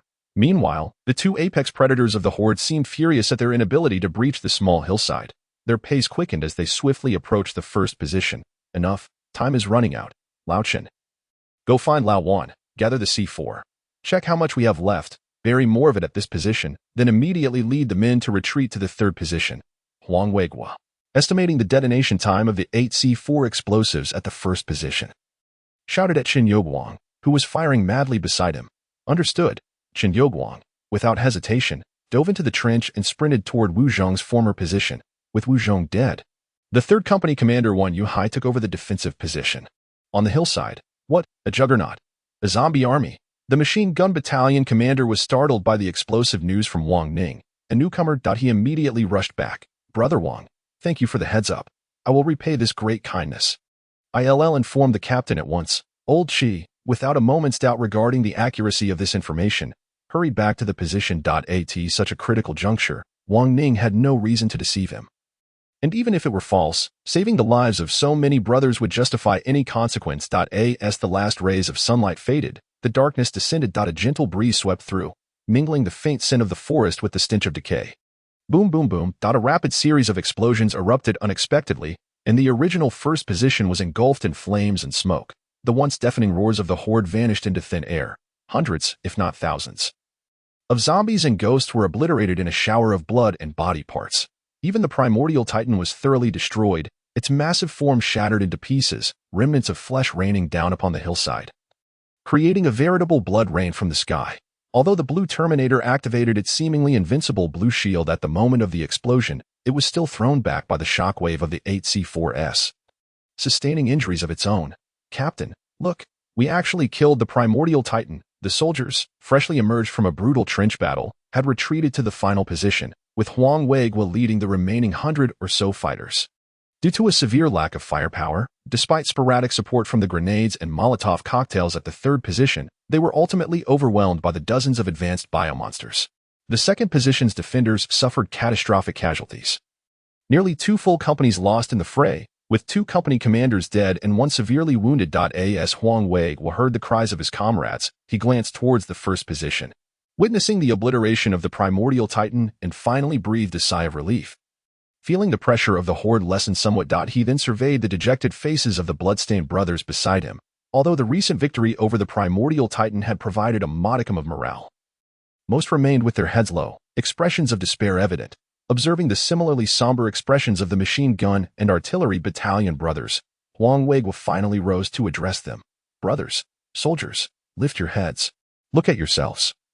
What do you resemble? We have indeed suffered tremendous losses. Over 400 brave brothers have departed from us forever. Company commanders Wu Zhong and Wan Hai have made the ultimate sacrifice, and Commander Chen Yoguang lies gravely injured.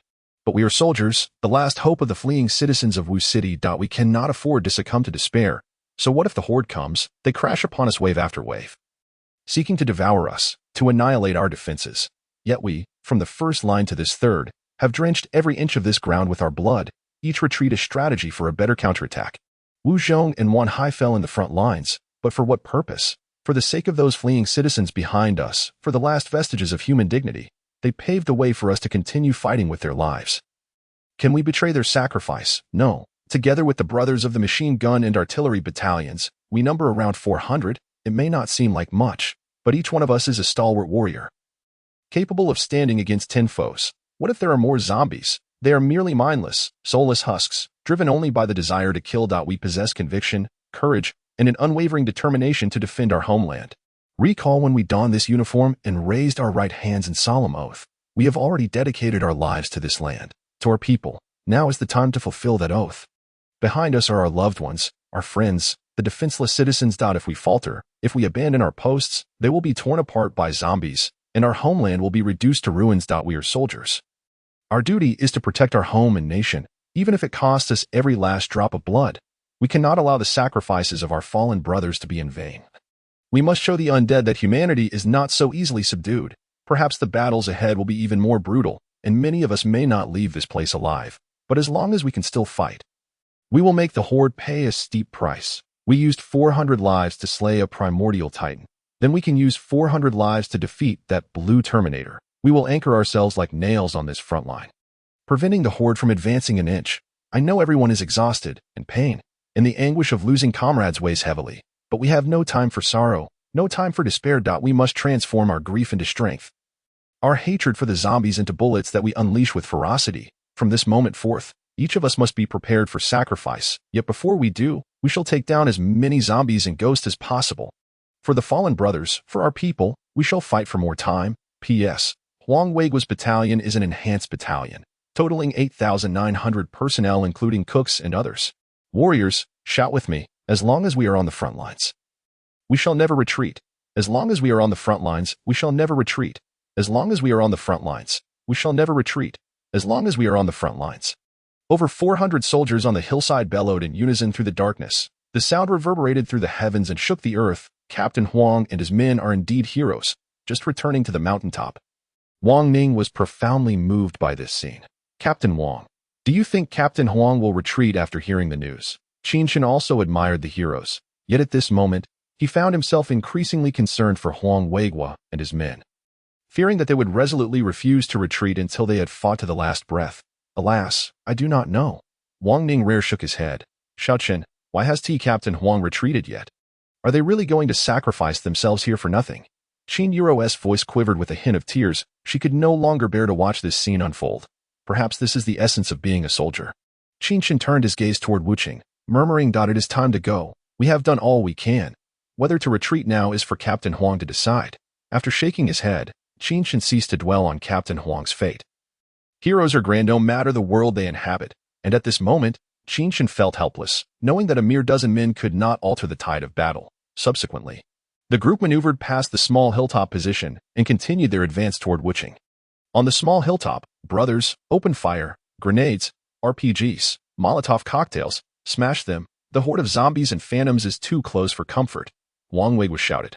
simultaneously hurling a Molotov cocktail toward the edge of position 2. The bottle landed precisely, creating a wall of flames, yet the phantoms and zombies, led by more than 10 high-ranking phantoms, continued their relentless charge toward Huang Weiguo and his men. This is untenable. The zombies and phantoms are too close. When they retreat, they will surely be pursued, and the casualties will be even more devastating. Huang Weiguo thought, realizing the news of the colossal hammer beast, and ultimately decided to retreat, envisioning a final stand against them on the sturdy walls of Wuching. Boom boom boom dot boom dot whoosh dot boom dot as the thunderous explosions of grenades, Molotov cocktails, RPGs, and the buried C4 charges of position 2 erupted. Huang Weiguo at position 3 felt a blinding, searing firestorm rise into the sky, as if the entire position 2 had been overturned. Damn it, Qin Yoghuang, did you bury all the C4? Huang Weiguo turned to Qin Yoghuang, who lay bandaged in the trench, cursing. Hee. Qin Yoghuang, seeing the captain seemingly looking at him, disregarded his pain and smiled cheerfully. Retreat, brothers, hurry and retreat. Taking advantage of the chaos caused by the explosion, Huang Weiguo called for everyone to withdraw towards Wuching. Roar, just as Huang Weiguo and his men began their retreat. A monstrous creature towering 3 stories high emerged from the forest, accompanied by a thunderous rumble of the earth. Chapter 33, The Enraged Lu Ruyan. In Wuching, the once prosperous city seemed to sense the impending doom, as dark clouds ominously obscured the previously azure sky. The roar of automobiles replaced the ordinary sounds of daily life, while gentle breezes swept through the streets, sending newspapers and tissues swirling through the air as if a catastrophic calamity were about to descend.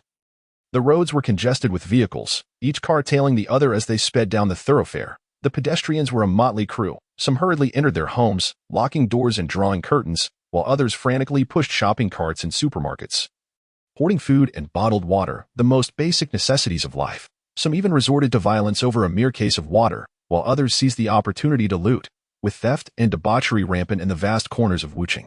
What is the Lord of Wuching and the station military doing? Why aren't they stepping in to restore order? Look at how Wuching has descended into chaos. Lu Ruyan glared at the city, which was transforming into a hellscape even before the tide of zombies arrived. Her anger palpable. My lady, please calm down. Perhaps the Lord and his men are preoccupied at the western edge of the city, and have not yet reached here. Look, there are military personnel managing the situation over there, right? Wang Hua, standing behind Lu Ruyan, stepped forward to interject. Lu Ruyan frowned slightly, and turned her gaze toward an intersection ahead, where indeed a few soldiers in uniform and several traffic officers were directing traffic. Stop over there. Let this side through first. Don't crowd. Move one by one. Don't rush if one car has an accident. You all done for? Follow the orders. Sergeant, do you think those men from the regiment are just deserters? A soldier suddenly asked a nearby gallant-looking soldier. Who the hell knows if they are deserters? All I know is that right now, the entire Wuching probably has less than a battalion stationed. If something happens to Captain Huang outside the city, or to Captain Wang, who took a company to aid, then we'll truly be a headless flock of flies. Alas, the sergeant said with evident worry. However, that Captain Huang, I truly admire him. He dares to confront the horde with the strength of an enhanced battalion. A true hero, another soldier replied. Indeed, that Captain Huang. Wait, deserters. What deserters? Where have the Lord of Wuching and the commanding officer gone? Lu Ruyan, arriving late, overheard the soldiers discussing deserters and Captain Huang, which left her quite perplexed. The sergeant, interrupted mid-sentence, turned to see a stunning woman with flowing hair, exuding an aura of heroism, striding towards him. He internally marveled. So beautiful. Ahem. Miss, why are you still here? Why haven't you evacuated? Is your family's influence too small to manage an escape? The soldier looked at Lu Ruyan approaching and instinctively assumed this ravishing beauty must be the daughter of a prominent family, yet she had not evacuated until now, leading him to believe her family lacked substantial power. Enough with your assumptions. I demand to know what you mean by deserters. Lu Ruyan frowned lightly, her patience wearing thin. Miss, you're overstepping.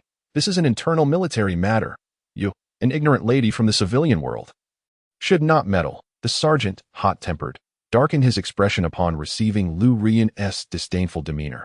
Even a clay figurine has its temper, let alone a second lieutenant. I shouldn't meddle. I happen to be quite knowledgeable. I will indeed intervene. Lu Ruyan's anger transformed into laughter as she pulled out an officer's identification from her black casual jacket, brandishing it before the sergeant. Initially, The sergeant thought this was merely a misguided attempt by some sheltered lady to intimidate him with her status, which he found laughable. In this world, the influence of noble families in every city is formidable. Some family heads could contend with the city lords, yet their influence never reached the city lords' strongholds, simply because they never wielded military power. No matter how powerful a family head might be, or how many strong individuals their family possesses, they cannot compare to a battalion or regiment of armed soldiers. Thus, when the sergeant saw Lu Rian produce what he perceived to be a mere card, he instinctively thought this was just a spoiled princess trying to intimidate him. He scoffed. "Miss, do you really think you can intimidate me with that little card?" Without even glancing at Lu Rian's identification, he continued to speak arrogantly.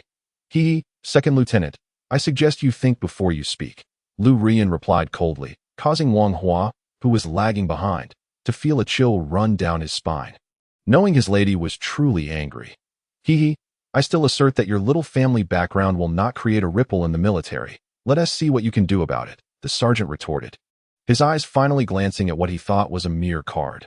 Sergeant, you should take a look." One of the sergeant's soldiers, having caught sight of the identification in Lu Rian's hand, was immediately struck with fear. Stuttering as he urged his obstinate sergeant, "Oh, just a card him. Lu Rian, second lieutenant of the Capital Inspection Team. No way, how could you possibly be one of the inspectors? Who exactly are you?" The platoon leader, upon recognizing the black identification badge stamped with the seal of the Capital Inspection Team, was suddenly struck with profound shock, his speech faltering into a stammer. "Oh, second lieutenant, surely you jest? Can there truly be a counterfeit seal of the Capital Inspection Team? Or do you perhaps fail to recognize the military uniform of the Capital Inspection Team? Whatever bravado you exhibited moments ago, where has it disappeared to?"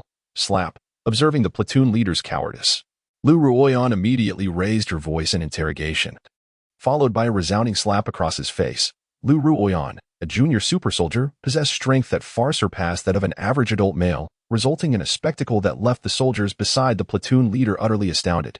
Their company commander, after enduring Lu Ruoyan's slap, was sent crashing into a nearby traffic light like a kite cut from its string.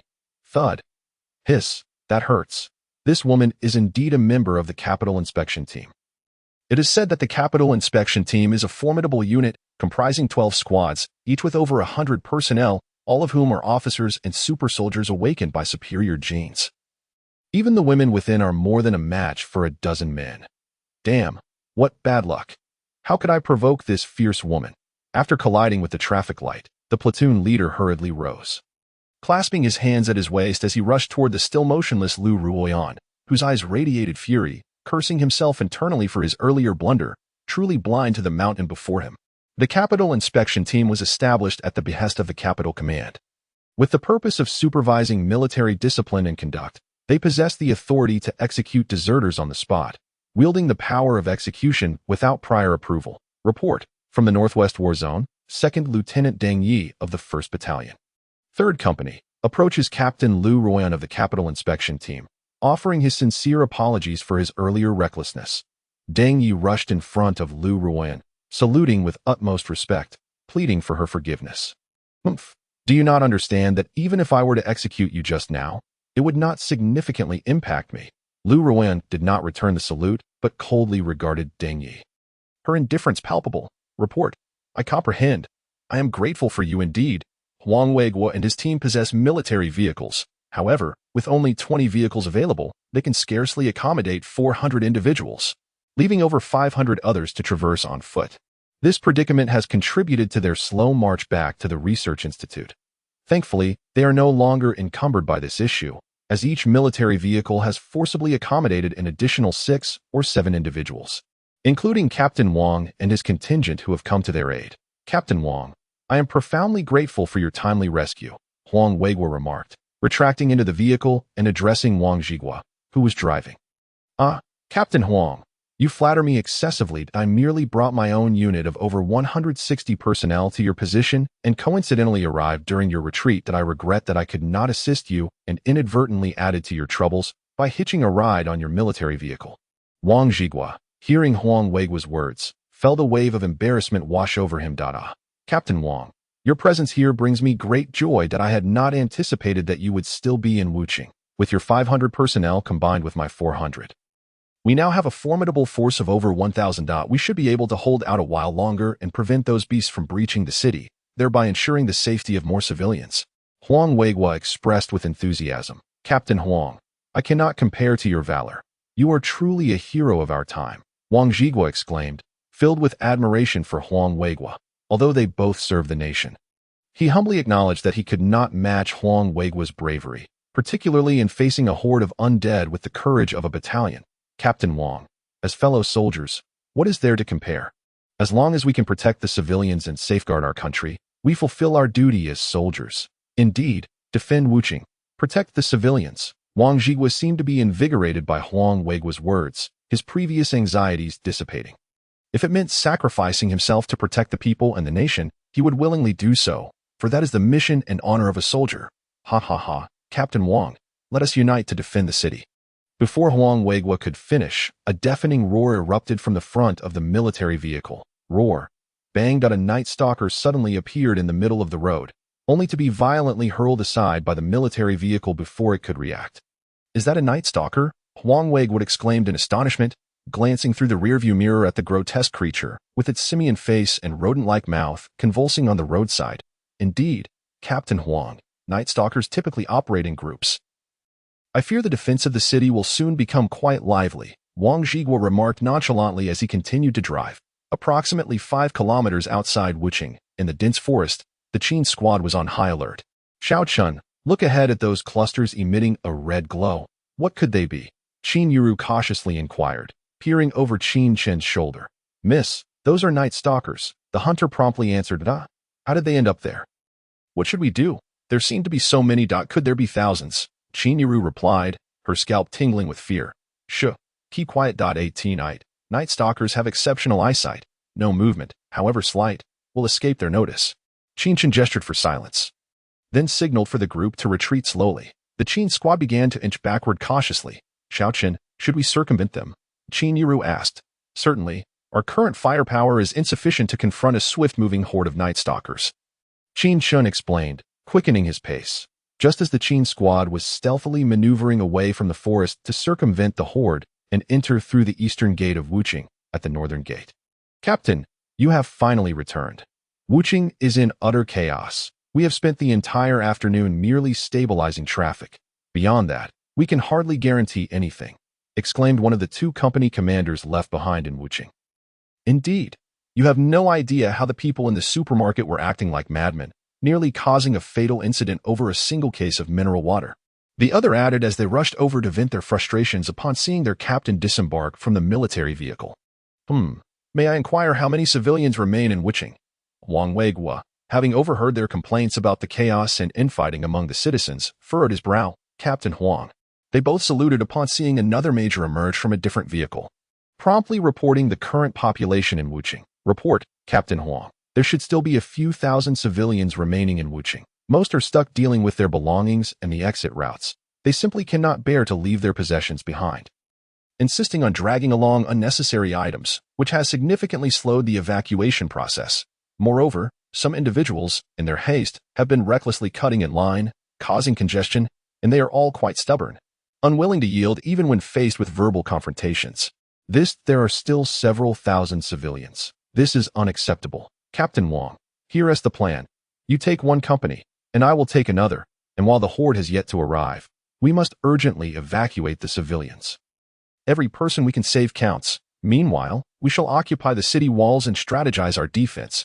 Huang Weiguo proposed. Agreed. Let us proceed with this plan. Wang Zhiguo concurred without objection. Meanwhile, elsewhere in Wuqing, Lu Chen fumed. Miss, we must hold Wu Chengzhu and Li Fangjia accountable upon our return. They fled without a fight.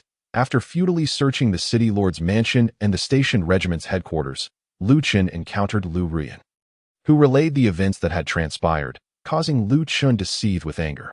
All right, Uncle Lu, do not forget that I am a member of the Capital Inspection Team. The Capital Inspection Team, established by the commander and several generals, possesses the authority to act without prior approval. I will personally see to it that Li Fangjia and Wu Lian pay for their cowardice. Lu Ruyan assured Lu Chen that on the northern city wall of Wuqing, directly facing the horde, Huang Weiguo strategized. Captain Wang, let's assign one company to guard the southern gate, and one company each to monitor the eastern and western walls. If the pressure on the eastern and western walls is manageable, they can assist the southern and northern gates. Our remaining 2 companies will defend the northern gate, confronting the horde directly. What do you think? Huang Weigui asked, peering through his binoculars at the surrounding forest. Sounds good. I have no objections, Wang Zhiguo replied, having been thoroughly impressed by Huang Weigui's ability to withstand the horde for over 8 hours. He now held deep admiration for Huang Weigui. After a brief consideration of Huang Weigui's city defense plan, he found no flaws and readily agreed. Meanwhile, in the forest outside Wuqing, roar, roar. What on earth is that? The Qin squad had taken refuge in a dense thicket, preparing to circumvent towards the eastern city wall, when Qin Yuru's keen eyes spotted a massive figure. Over 2 meters tall, emerging abruptly from the corner of the road, its rotund body marked by a prominent scar. Is that Wang Ning returning? Qin Chen, alerted by Qin Yuru's exclamation, urgently called for Wang Ning to return just as he was about to step onto the road. Wang Ning, quick to react, hurried back, and the group quietly concealed themselves in the foliage, holding their breath as they observed the lumbering figure pass by. As the last of the creatures moved past, Qin Chen's expression turned grave. Before Qin Yuru could inquire, he spoke. That is a death bomber. According to records, deep within the darkened valley of death, death bombers manifest like nightmares, emerging silently. They are harbingers of destruction and fear. Physically, death bombers are grotesque and repulsive entities, seemingly pieced together from decaying flesh and metallic scraps. Their large, swollen bodies are covered in rough, gray-black skin, riddled with nodules, as if corroded by strong acids, emanating a dim sheen. Beneath their skin, something writhes constantly, as if parasitic creatures are seeking an exit. Their heads resemble grotesque tumors, lacking distinct facial features, with only several deep hollows that occasionally emit a noxious green gas. This gas serves as one of their most lethal weapons, a noxious and toxic miasma that, at the slightest inhalation, can induce dizziness and suffocation. Their eyes flicker with an eerie red light. Peering from the fissures, this apparatus is the very linchpin that enables it to unleash devastating bombardments. Whenever it prepares to strike, the turbine mechanism emits a cacophonous roar, accompanied by the nauseating sound of metal grinding against metal, as if heralding the advent of death itself. Its limbs are stout and unwieldy, resembling tree trunks forcibly affixed to its body. The arms are adorned with metallic armor and various inscrutable contraptions, likely tools for excavation or capturing prey. The legs, short yet powerful, produce a dull thud with each step, akin to the earth groaning in agony. Sharp bone spurs protrude from its joints, festooned with putrid flesh that sways grotesquely with its movement, eliciting revulsion. The in motion, the harbinger of death, imparts an unsettling sense of dissonance. Yet it exudes an overwhelming aura of oppression. Its gait is slow and ponderous, reminiscent of a moving mound of flesh. Yet, when it locks onto a target, preparing to unleash its wrath, that colossal form can surge forth with astonishing velocity. It will crouch low, akin to a gigantic toad poised to leap, while the turbine apparatus on its back whirls furiously, casting a brilliant blue glow. Subsequently, with a thunderous roar, it charges toward its target in a frenzy. A scene evocative of death itself storming the battlefield. The death bombers typically appear in swarms, wandering within the valley of demise, leaving chaos in their wake. When one of their number falls, its immense form expands instantaneously, erupting with cataclysmic force that engulfs everything in a deadly explosion. They represent the most terrifying entities in this dark world, embodiments of death and destruction. They are an indispensable component of any siege. It seems the tide of corpses is poised to launch an assault. We must seize the opportunity to enter the city. Otherwise, remaining on the periphery will render us exceedingly vulnerable. Qin Chen spoke with palpable urgency. Indeed, the young master is correct. Let us act swiftly. Otherwise, we may soon encounter other monstrous foes, the hunter also urged. Thus, Qin Chen and his companions swiftly traversed the thoroughfare, returning to the embrace of the forest. In the capital's Qin residence, the head of the family addressed the butler, who held Lu Yu's phone with both hands, saying, "Master, I have thoroughly scrutinized this chat log numerous times, and there are indeed no issues." Ha ha ha. Splendid, splendid. Now I know precisely how to proceed. Ha ha ha. Benefactor, do not blame me for my ruthlessness. Your son harbors ambitions too grand, attempting to usurp my children. Please forgive my lack of compassion. Qin Zhan exclaimed, slamming a book down onto the table in frustration, then chuckling self-deprecatingly before rising and departing the study. his countenance veiled in frost, in the dining hall of the Qin family. Xiaolon, please call your father to dinner, instructed Qin Mu Gao Qing, who, after setting down the last dish of pickled vegetables and braised meat, furrowed her brow as she observed Qin Lan conversing with a lad named Gao Rui.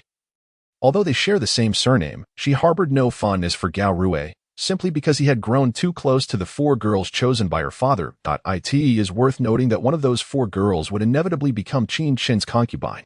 My son is truly unfortunate, engaged to a fiancé who is entangled with others. This concubine may not even be pure, Gao Qing sighed, yet her gaze shifted to the 3 tall, apron-clad beauties in the kitchen. Bringing her a modicum of solace, they had just volunteered to assist, likely aware of the circumstances and having made their choices. However, Gao Qing was perhaps overthinking, since Qin Fu's outburst at the dinner table. The 4 sisters had been left with a profound impression, making them acutely aware of their status as potential concubines of Qin Chen. The eldest sister, Qin Liani, had even taken charge of a company, which was on the brink of collapse, and through her exceptional business acumen, had revived it. With her astute intellect, it was natural for her to discern the underlying dynamics. Her life, and indeed her very existence, were fundamentally tied to the Qin family, and thus she belonged to Qin Chen. Since that day, she had taken a leave of absence from the company to remain by Gao Qing's side. The second sister, Qin Sini, had not fared much differently. As a rising star in the entertainment industry, her success was not solely attributed to the Qin family's resources and prestige, and she too understood the implications of her situation.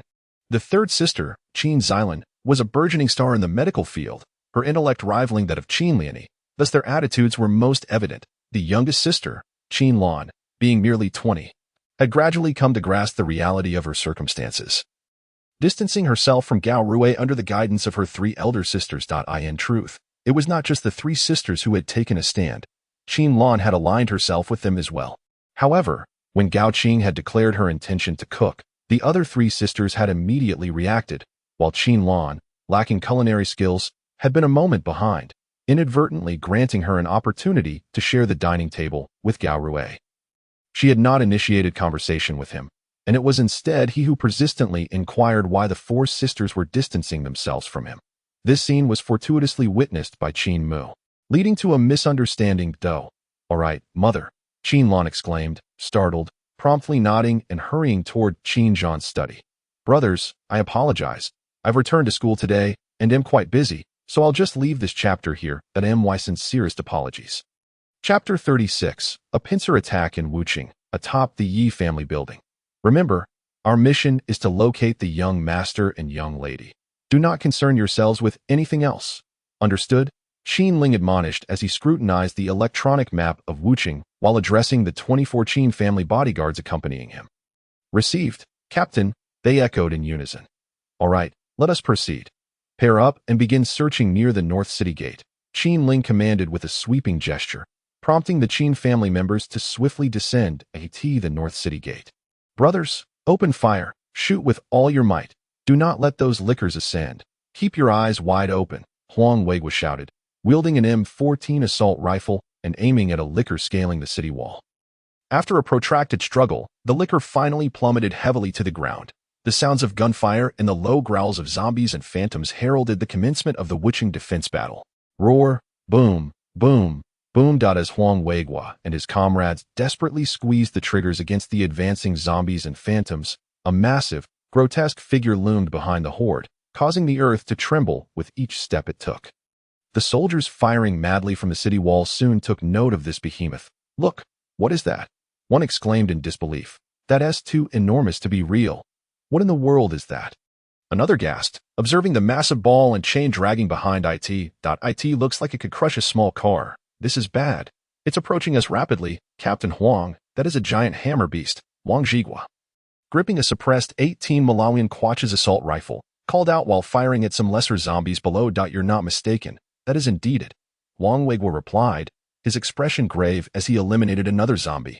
Then we, old Wang, concentrate our firepower on that giant hammer beast or its vicinity. We cannot allow it to approach the city gate. Otherwise, we might as well abandon our defense. The gate will be breached immediately. Huang Weiguo bellowed. First Company Commander, do not withhold your 6 82mm mortars. Fire upon that beast immediately. And do not save the RPGs either. Unleash everything. Also, send someone to the city's armory for those mortars and heavy machine guns. We cannot let them gather dust in storage. Wang Jigua called to a nearby company commander. Yes, Captain, I will give the order right away. Meanwhile, at the South City Gate, roar, roar, roar, boom, boom, boom, dot, dot, dot, dot.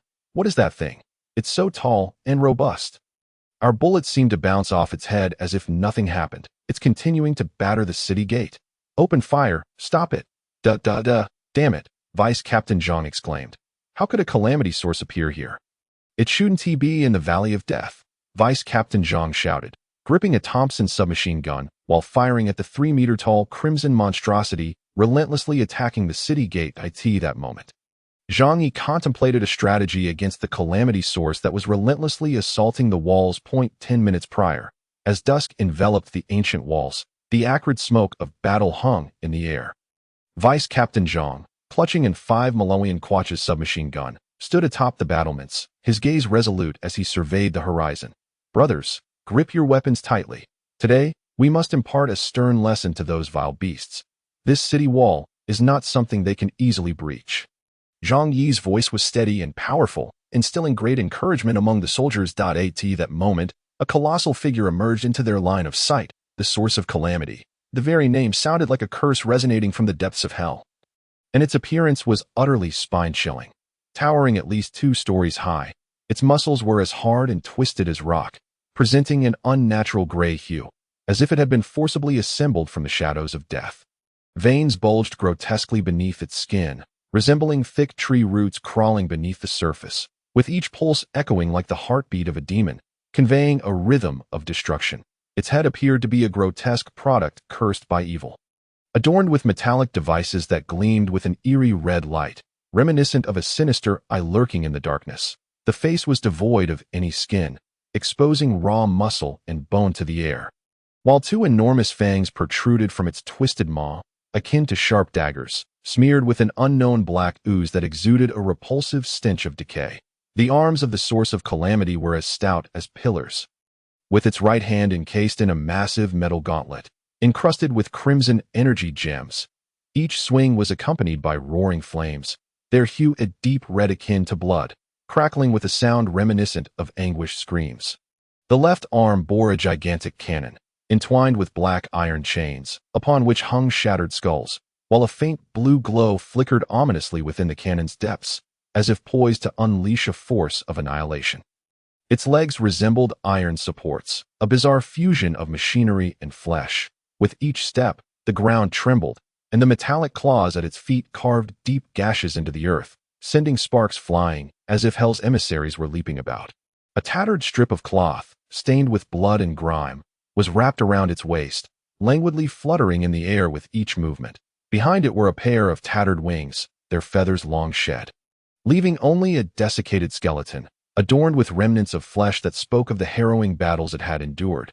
The wings would occasionally tremble slightly, as if attempting to break free from some unseen restraint, shedding black ashes with each quiver, like snowflakes of death drifting through the air. The entirety of the source of calamity was shrouded in a thin veil of black mist, within which strange lights flickered intermittently. As if phantoms were haunting its presence, its existence felt like a blasphemy against all life, and merely standing there instilled a profound sense of dread and despair deep within the soul. Suddenly, the source of calamity began charging towards Zhang Yi and his comrades, and in mere moments, the bullets fired by the soldiers seemed to merely tickle it, while each footfall resonated like the tolling of a death knell.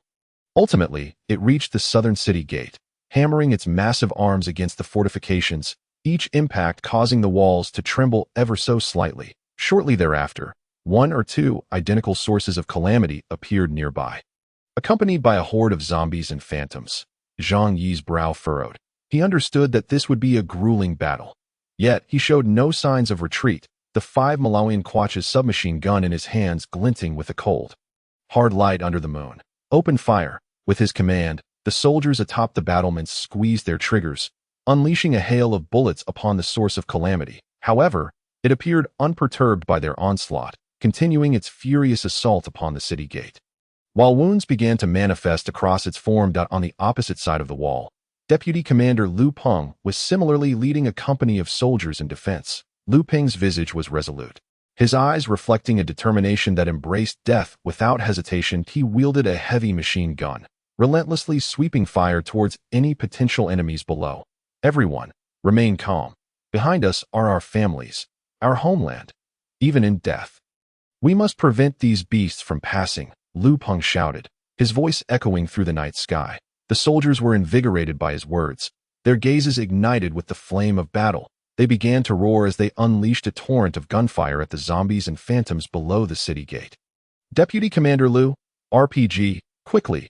We cannot let this source of calamity go unchecked. We must resolve this swiftly. After a moment of contemplation, Zhang Yi made his decision and shouted. However, Chapter 37, an endless onslaught of monsters. The pressure mounts. Deputy Commander Lu, do not hesitate. Blow it up. These sticks of fire we have are of little harm to it. We can only rely on machine guns to wear it down. With our two companies combined, we barely have 10 heavy machine guns. If we pull them out to confront this source of calamity, we will be unable to effectively deal with the zombies and phantoms that follow. Zhang Yi reasoned. Wait. Deputy Commander Zhang, look at the wall behind you. Something is climbing up. Lu Peng fired at a creature resembling a monkey as it peeked over the wall. Rat-a-tat-tat. Roar, under Lu Peng's barrage. The climbing stone humanoid was reduced to a sieve. Just as Lu Peng dispatched one stone humanoid, its corpse twitched slightly at the edge of the wall. The stone humanoid stood over 2 meters tall, its muscles bulging like hard rock, its skin a grimy gray, as if it had crawled out from the depths of hell. Its massive head bore a fearsome visage, with eyes glimmering with a bloodthirsty red light. Akin to 2 burning coals, its gaping maw was filled with sharp fangs, capable of easily shredding steel. Its limbs were robust and powerful, veins bulging on its arms, with long, sharp fingers resembling a multitude of razor-sharp knives. Its body was clad in tattered armor, stained with blood and rust, exuding an acrid stench. A massive stone axe was slung across its back, its blade gleaming ominously, clearly a weapon for slaughter. Lu Peng gasped for breath, still reeling from the encounter, while Zhang Yi quickly peered down from the wall. What he saw made his heart leap into his throat. That a vast swarm of stone humanoids was gathering below the wall, akin to a horde of frenzied ants, climbing up the fortifications with reckless abandon. Their roars reverberated like thunder, creating a cacophony in the air. They ascended with astonishing speed, using hands and feet alike, each movement imbued with raw violence and bloodlust. Some stone humanoids dripped saliva, a testament to their craving for human flesh. The soldiers atop the wall turned pale at the sight. The air was thick with a suffocating tension, as if an invisible hand was gripping each individual's heart. The soldiers tightened their grips on their weapons, yet their trembling hands betrayed the fear that was spreading within. Prepare for battle, Deputy Commander Lu Peng bellowed, attempting to dispel the harrowing atmosphere. However, his voice was drowned out by the roars of the stone humanoids. Zhang Yi's forehead glistened with beads of sweat, his gaze fixed on the encroaching horde, his mind replaying the gruesome scenes that would unfold should these monsters breach the defenses. The stone humanoids below continued their howling, their red eyes flickering with sinister light in the darkness, resembling a bloodthirsty sea poised to engulf the small city wall. Each stone humanoid was a harbinger of death, their presence heralding a brutal conflict, the outcome of which remained uncertain. Prepare RPGs, Molotov cocktails. Hurry, hurry! Zhang Yi shouted commands to the nearby soldiers, simultaneously firing his sterling at the stone humanoids scaling the city gate. Rat-a-tat-tat. Roar, roar, roar. Throw. Quickly. Boom, boom, boom. As the soldiers hurled Molotov cocktails, the gathered stone humanoids and smaller zombies below were engulfed in flames, their frantic roars echoing in the inferno. Boom, boom, boom. Before Zhang Yi and his comrades could catch their breath, the tremors from the city gate jolted them back to reality. RPG. Grenades. Blow it up, Lu Peng shouted, simultaneously tossing a grenade towards the source of calamity. Boom, boom, boom. One by one, the grenades detonated violently in the wake of the RPG explosions. Roar. The source of calamity let out a chilling howl, then descended into a frenzied rage, relentlessly assaulting the crumbling city gate. That it's weakening. Quickly, concentrate all firepower. Bring it down. Zhang Yi, witnessing the source of calamity in its berserk state, understood the urgency. and despite the risk of being overwhelmed by the stone humanoids and gluttons, he rallied 2 companies with 10 heavy machine guns and 20 light machine guns, directing their fire towards the source of calamity, Roar, as the source of calamity's towering form began to topple.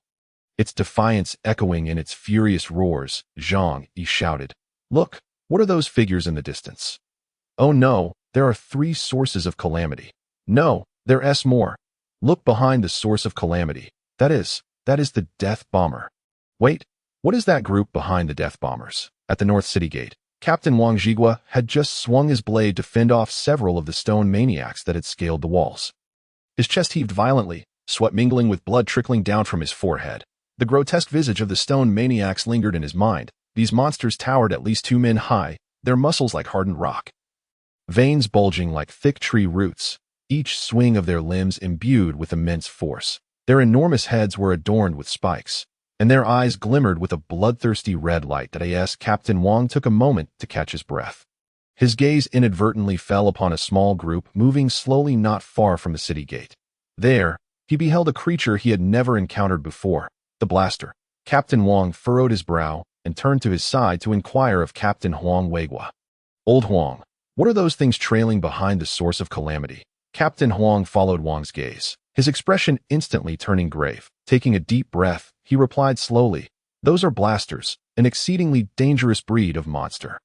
The blasters were colossal, standing 3 to 4 meters tall, resembling moving hills. Their bodies were cloaked in a sinister gray-black hue, as if scorched by the fires of hell. Their skin was covered in hard scales, each the size of a palm, glinting with a metallic sheen in the dim light. These scales layered upon each other, forming a natural armor that conveyed an impression of invulnerability. Their heads resembled grotesquely deformed tumors, devoid of any fur. On those swollen heads rested small, sunken eyes, their pupils a chilling shade of blood red, resembling 2 flames burning in the abyss.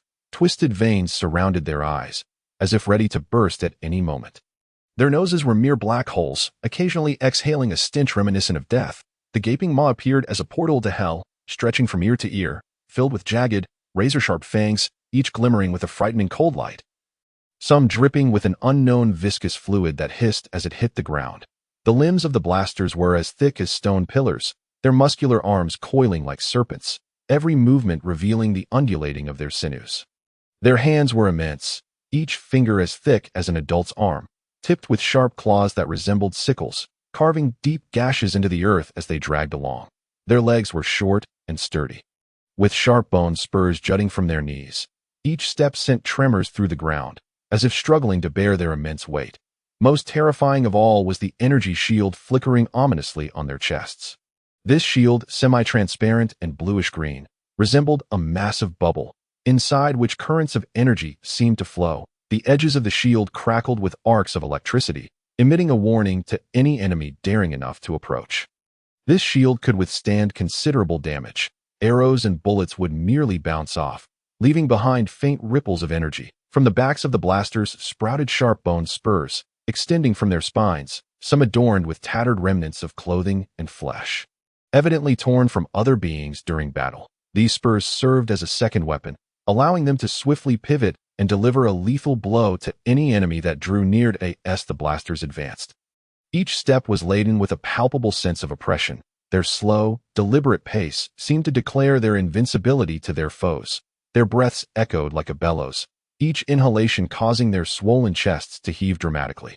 Their blood-red eyes fixated on the city gate, brimming with a thirst for bloodshed and carnage. Captain Huang continued, "Do not underestimate their sluggish movement. Once they near the city gate, they can wreak havoc. Their energy shields allow them to endure our assaults for a considerable time, and when they close in, they can trigger a cataclysmic self-detonation, powerful enough to breach the city gate, allowing a flood of monsters to surge through."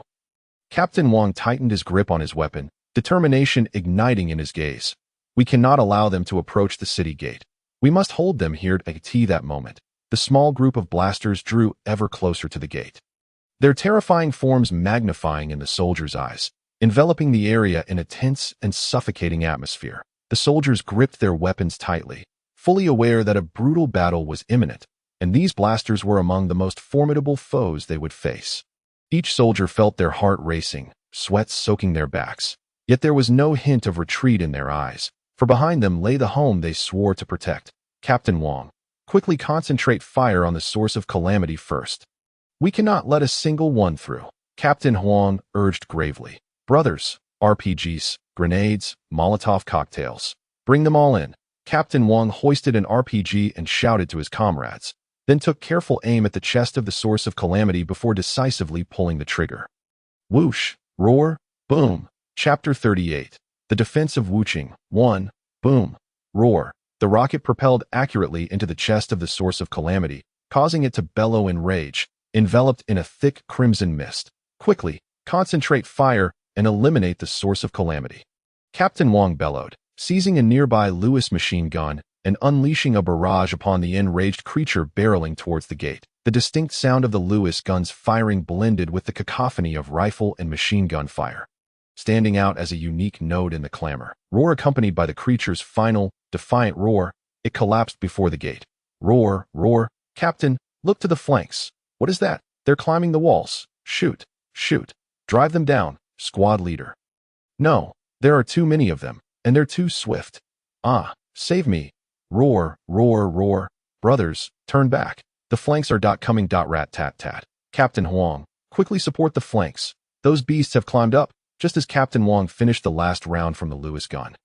He discarded it and picked up a Thompson submachine gun, rallying 4 or 5 nearby soldiers to unleash a furious barrage at the horde of green, monkey-like monsters advancing from the flanks. Rat-tat-tat. Squad leader, look over there. What are those creatures with the big bellies? How can there be new monsters appearing again? Damn it. Too many. Too many. Rat-tat-tat. Rat-tat-tat.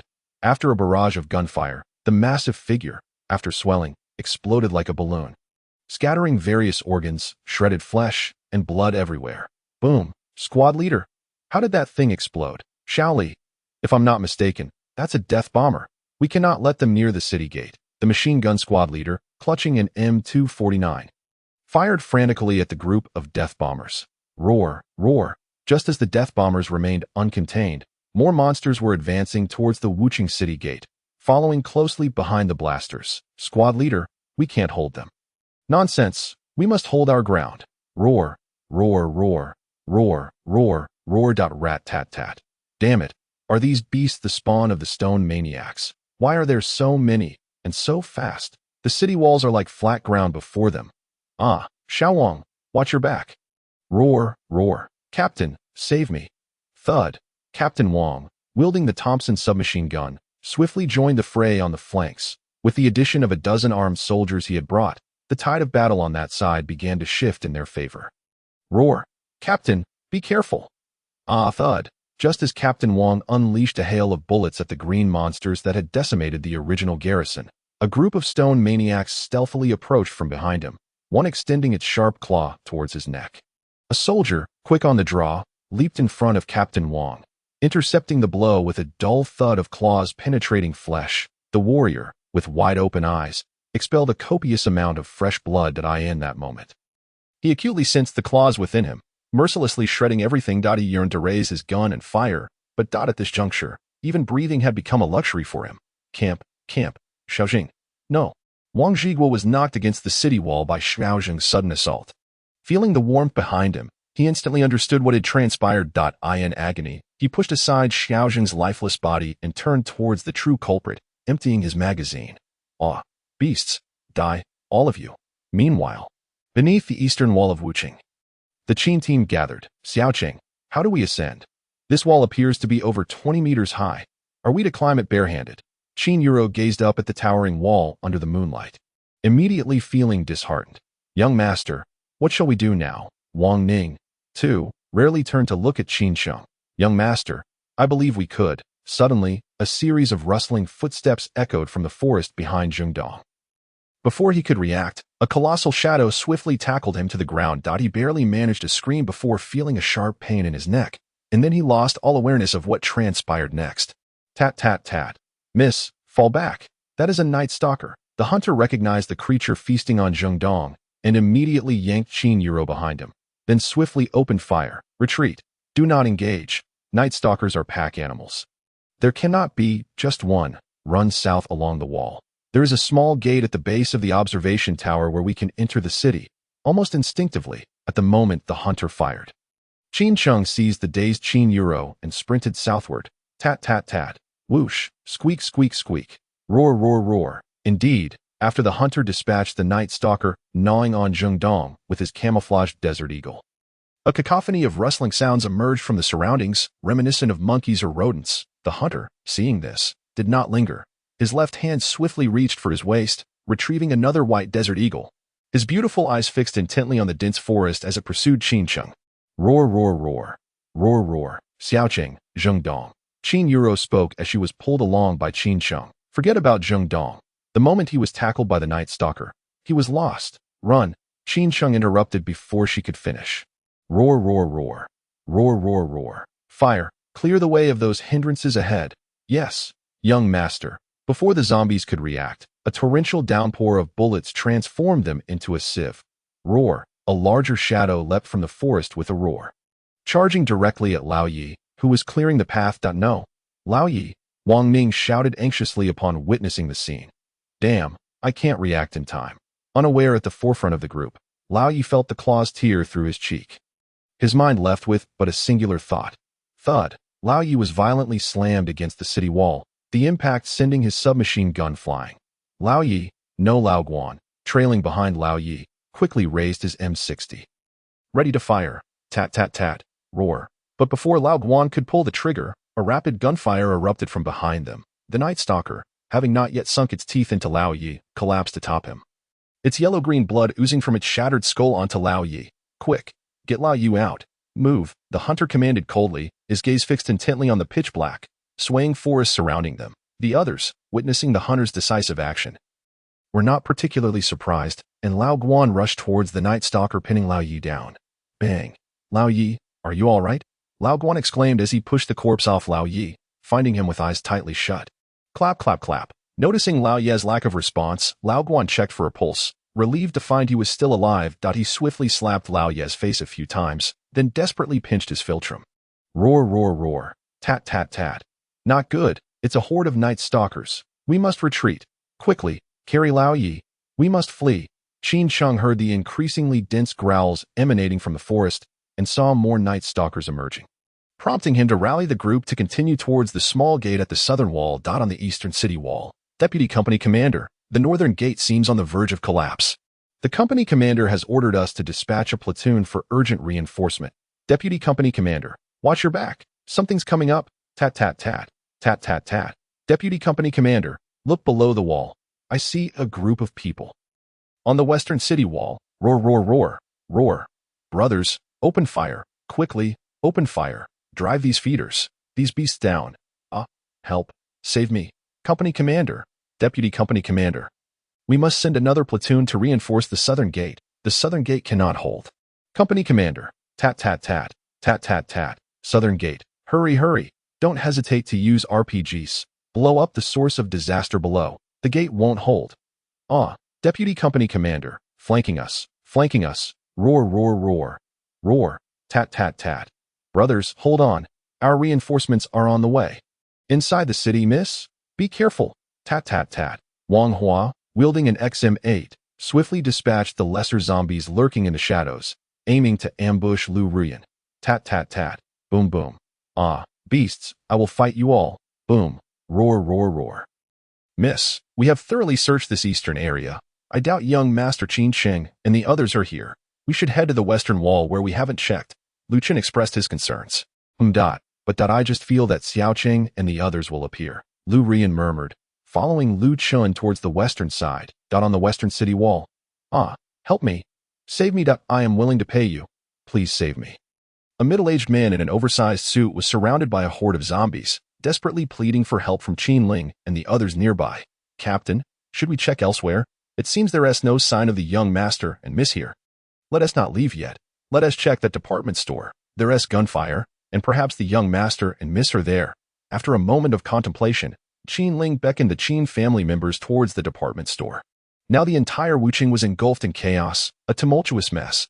Huang Weiguo and Wang Jiguo's 6 companies struggled to maintain order in the vast city. The zombies, phantoms, and other creatures that had breached the walls began to wreak havoc among the few remaining citizens. At the Qin residence, "Father, come eat." Qin Lan had just stepped out of the dining room when she spotted an enraged Qin Chen striding toward her. Not daring to breathe, she stepped aside, weakly responding, "Humph, fine, I'll come eat now." Qin Chen huffed and brushed past her, making his way to the dining room. Inside the dining room, "Xiao Jie, stop working and come eat," Gao Qing called out to Xiao Jie, who had just come in to help in the kitchen. "All right, Mom, I'm coming." Chapter 39, The Defense of Wuqing 2. Xiao Jie's voice echoed from the kitchen. "Elder sister, do you think young Master Qin Cheng's affairs might be related to Xiao Jie? I recall once seeing him sneaking around meeting that Lu Yuza." Third sister Qin Xilan quietly inquired of her elder sister Qin Liani. "I'm not sure. This matter is beyond our purview. Father will handle it. We must remember our identities and focus on our own duties." As Qin Liani spoke, she distributed cups among the group, but her gaze inadvertently flicked toward the sycophantic Gao Rui beside second sister Qin Sini. Third sister Qin Xilan followed her gaze to Gao Rui, instinctively shifting closer to the main seat occupied by Qin Zhan, not wanting any connection with Gao Rui, even a mere glance. "Sister Sini. I just got Manager Lee to take on the role in that night's encounter. I also secured the casting for the main leads. Tonight, Sister Sini should accompany me to the audition. This is my first audition in my acting career, so I hope Sister Sini can guide me a bit." Gao Rui beamed with joy, sharing his so-called good news with the indifferent Qin Sini beside him. Oh, okay. Wait, what did you say? Audition, secured a role. Huh, what have you done? Who gave you the authority to have my agent approach me with such a pathetic role? At first, Qin Sini merely responded to Gao Rui's words with indifference, uttering casual O's and ahs. Not yet grasping the gravity of Gao Rui's actions, it wasn't until she heard the term Shijing that she jolted awake from her nonchalant and anxious state. Like a cat whose fur has been ruffled, Qin Sini abruptly rose from her seat, disregarding the disapproving gazes of Gao Qing and others, and shouted out loud that play she had previously heard her agent mention revolved around the female lead's ex-boyfriend getting married, and during the wedding, the female lead, inebriated, ended up in a muddled situation with a hapless male lead, who later, through various twists, won her heart and helped her achieve greatness. Huh, Sini, don't you like it? I think this play is quite good. If Sini doesn't, Gao Rui was taken aback by Qin Sini's strong reaction and hastily tried to explain. Shijing, Sini, Gao Qing, somewhat irritated, murmured with a slight frown. What nonsense are you spouting? Do not call me Sini. We are not close. You are merely a poor student funded by young Master Qin Chen. If it weren't for young Master Qin Chen's pity on you, you would have long perished in some remote corner of the mountains. Seeing Gao Qing's displeased expression, Qin Sini bellowed, drawing a line between herself and Gao Rui, then moved her chair next to her elder sister and third sister, leaving Gao Rui with an empty seat beside him. Upon witnessing this, Gao Qing's expression softened slightly. The Qin family had already produced a Fong Curson. There could not be a second. The dignity of the Qin family must not be tarnished. Sini, why are you treating me like this? You weren't like this before. You even promised to design a role specifically for me, where I would be the male lead, and you the female lead. Gao Rui spoke with a hint of grievance. What? Gao Qing stood up in shock, her gaze darting back and forth between Gao Rui and Qin Sini. What nonsense is this? Gao Rui, don't spout such absurdities. Why on earth would I let you be the male lead? If anyone should take that role, it should be Xiaochen. He alone is worthy of being the male lead in my play. And I should portray the female lead. Qin Sini, unable to meet Gao Qing's gaze, shouted even more sternly at Gao Rui. Xilan, look at what has happened to my second sister. Is she having a mental breakdown? At this moment, Gao Rui cast a pleading look towards Qin Xilan, who was seated beside him. Don't call me that. I have no brother like you. My only brother is Xiaochen. Upon hearing her name called by Gao Rui at this moment, Qin Xilan broke into a cold sweat, reflexively standing to gauge Gao Qing's expression, and then decisively spoke coldly to Gao Rui. Meanwhile, Gao Qing merely regarded her with a calm demeanor. Third sister, why are you all like this? Gao Rui, seeing Qin Xilan's indifference, turned his gaze toward elder sister Qin Liani. Mom, why haven't Dad and you arrived yet? Qin Liani acted as though nothing had happened, seemingly ignoring Gao Rui's existence entirely, and softly addressed the silent Gao Qing beside her. They should be coming soon. Liani, do you have nothing to explain? Gao Qing initially offered a perfunctory response, followed by a look of subtle disappointment directed at the strikingly beautiful woman beside her, Qin Liani. whom she believed to be the most suitable candidate to be her son Qin Chen's wife. Gifted since childhood, academically exceptional, and possessing street smarts, she had nurtured and educated her, regarding her as no less than her own daughter. If Qin Chen had her as a partner, he would undoubtedly face no bullying. Mom, what are you saying? Since we four sisters were taken in by Grandpa, our fates belong to him, to our parents. To the Qin family, we will do whatever you ask of us, even if it means sacrificing our lives. Elder sister Qin Liani gently clasped Gao Qing's slightly worn hand, speaking softly, her eyes reflecting affection and warmth. At the age of 5, Qin Liani was abandoned by her biological parents simply because she was a daughter, not a son. Had she not encountered her savior, Qin Zhonghua, that fateful winter, she would have perished on the streets, becoming a nameless pile of dust nourishing the earth. After being taken in by the Qin family, she learned of her destined role, to become the future bride or concubine of his grandson. Although she was young, she felt no aversion to this fate. Subsequently, Qin Zhonghua entrusted her to Gao Qing and Qin Zhan, who indeed provided her with paternal and maternal love. When her classmates mocked her for being adopted, Gao Qing would always come to the school to defend her, asserting that she was her biological daughter. When she made mistakes, Qin Zhan reprimanded her like a father, and when she felt sad or defeated, he would buy her stuffed bears to cheer her up. She had long viewed herself as a member of the Qin family, a true daughter. Beside her, Qin Sini and Qin Xilan echoed her sentiments. Yes, Mom, ever since Grandpa took us in, we have been part of the Qin family. We will not protect outsiders who seek to tear us apart. Indeed, Mom, what elder sister said is true. If it weren't for Grandpa and our parents' care, we four sisters would have starved to death on the streets, achieving none of what we have today. Good children, that's all I needed to hear. I'm just afraid you might walk down that irreversible path. Even if one of you fulfills Dad's wishes and becomes Xiao Chen's partner, the other 3 children are also ones I've watched grow up. I have long regarded you as my own daughters.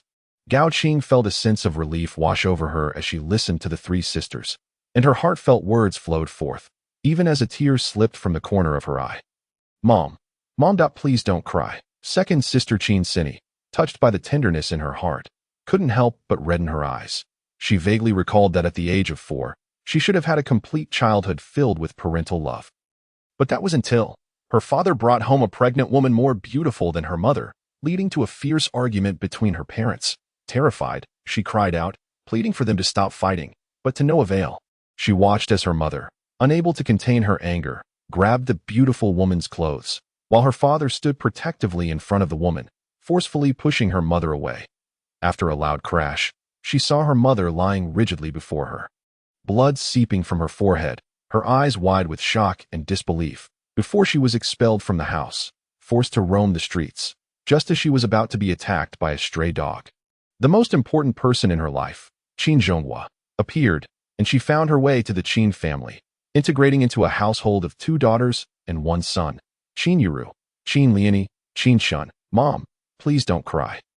Xilan doesn't want to see you in tears. Third sister Qin Xilan, upon seeing Gao Qing's tears, immediately leapt into her embrace, comforting her with reddened eyes. She was not picked up by Qin Zhonghua but was genuinely a child taken in by Gao Qing.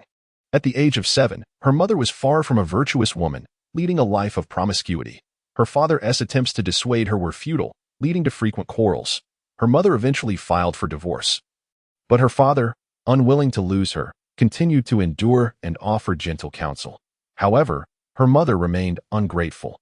Even at 7, she understood her father's deep love for her mother, yet her mother did not reciprocate.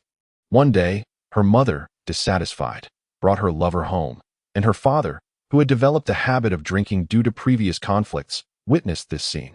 Without a word, he attempted to confront the lover but was struck down by her mother wielding a beer bottle.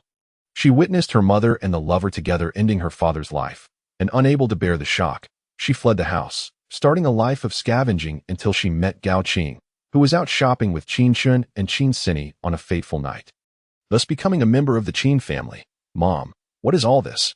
Why are you crying at the dinner table? Zhao Jie, who had been left to the side, could no longer hold back and attempted to put an end to this farce.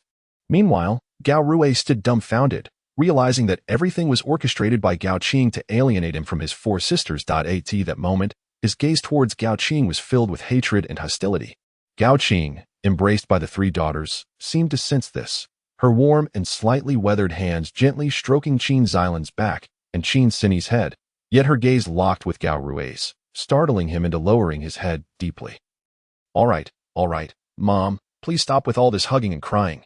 Can we not eat in peace? Zhao Jie expressed his impatience, his tone laced with disdain. Bang Zhao Jie, come here. The sound of the door being kicked open was followed by the furious roar of Qin Chen. On the other side, at the southern gate of Wu City, tap tap tap, roar roar roar. Ah, beasts, take this from your grandpa's gun. Damn it, Xiao Chun, watch out behind you. Deputy Commander, trouble is coming our way again. Lieutenant, the last demolitions expert is approaching the city gate. Lieutenant, we have exhausted our supply of RPGs and Molotov cocktails. Damn it, don't we still have C4? Throw it to me. Do not fear the destruction of the city walls. First, blow those bastards to smithereens. Then we will discuss the consequences. Roar, roar, roar. Rat-a-tat-tat. Beep, beep, beep. Boom. Old Lu, do you have any grenades or Molotov cocktails left over there? Old Zhong, are you jesting with me? I have resorted to throwing stones.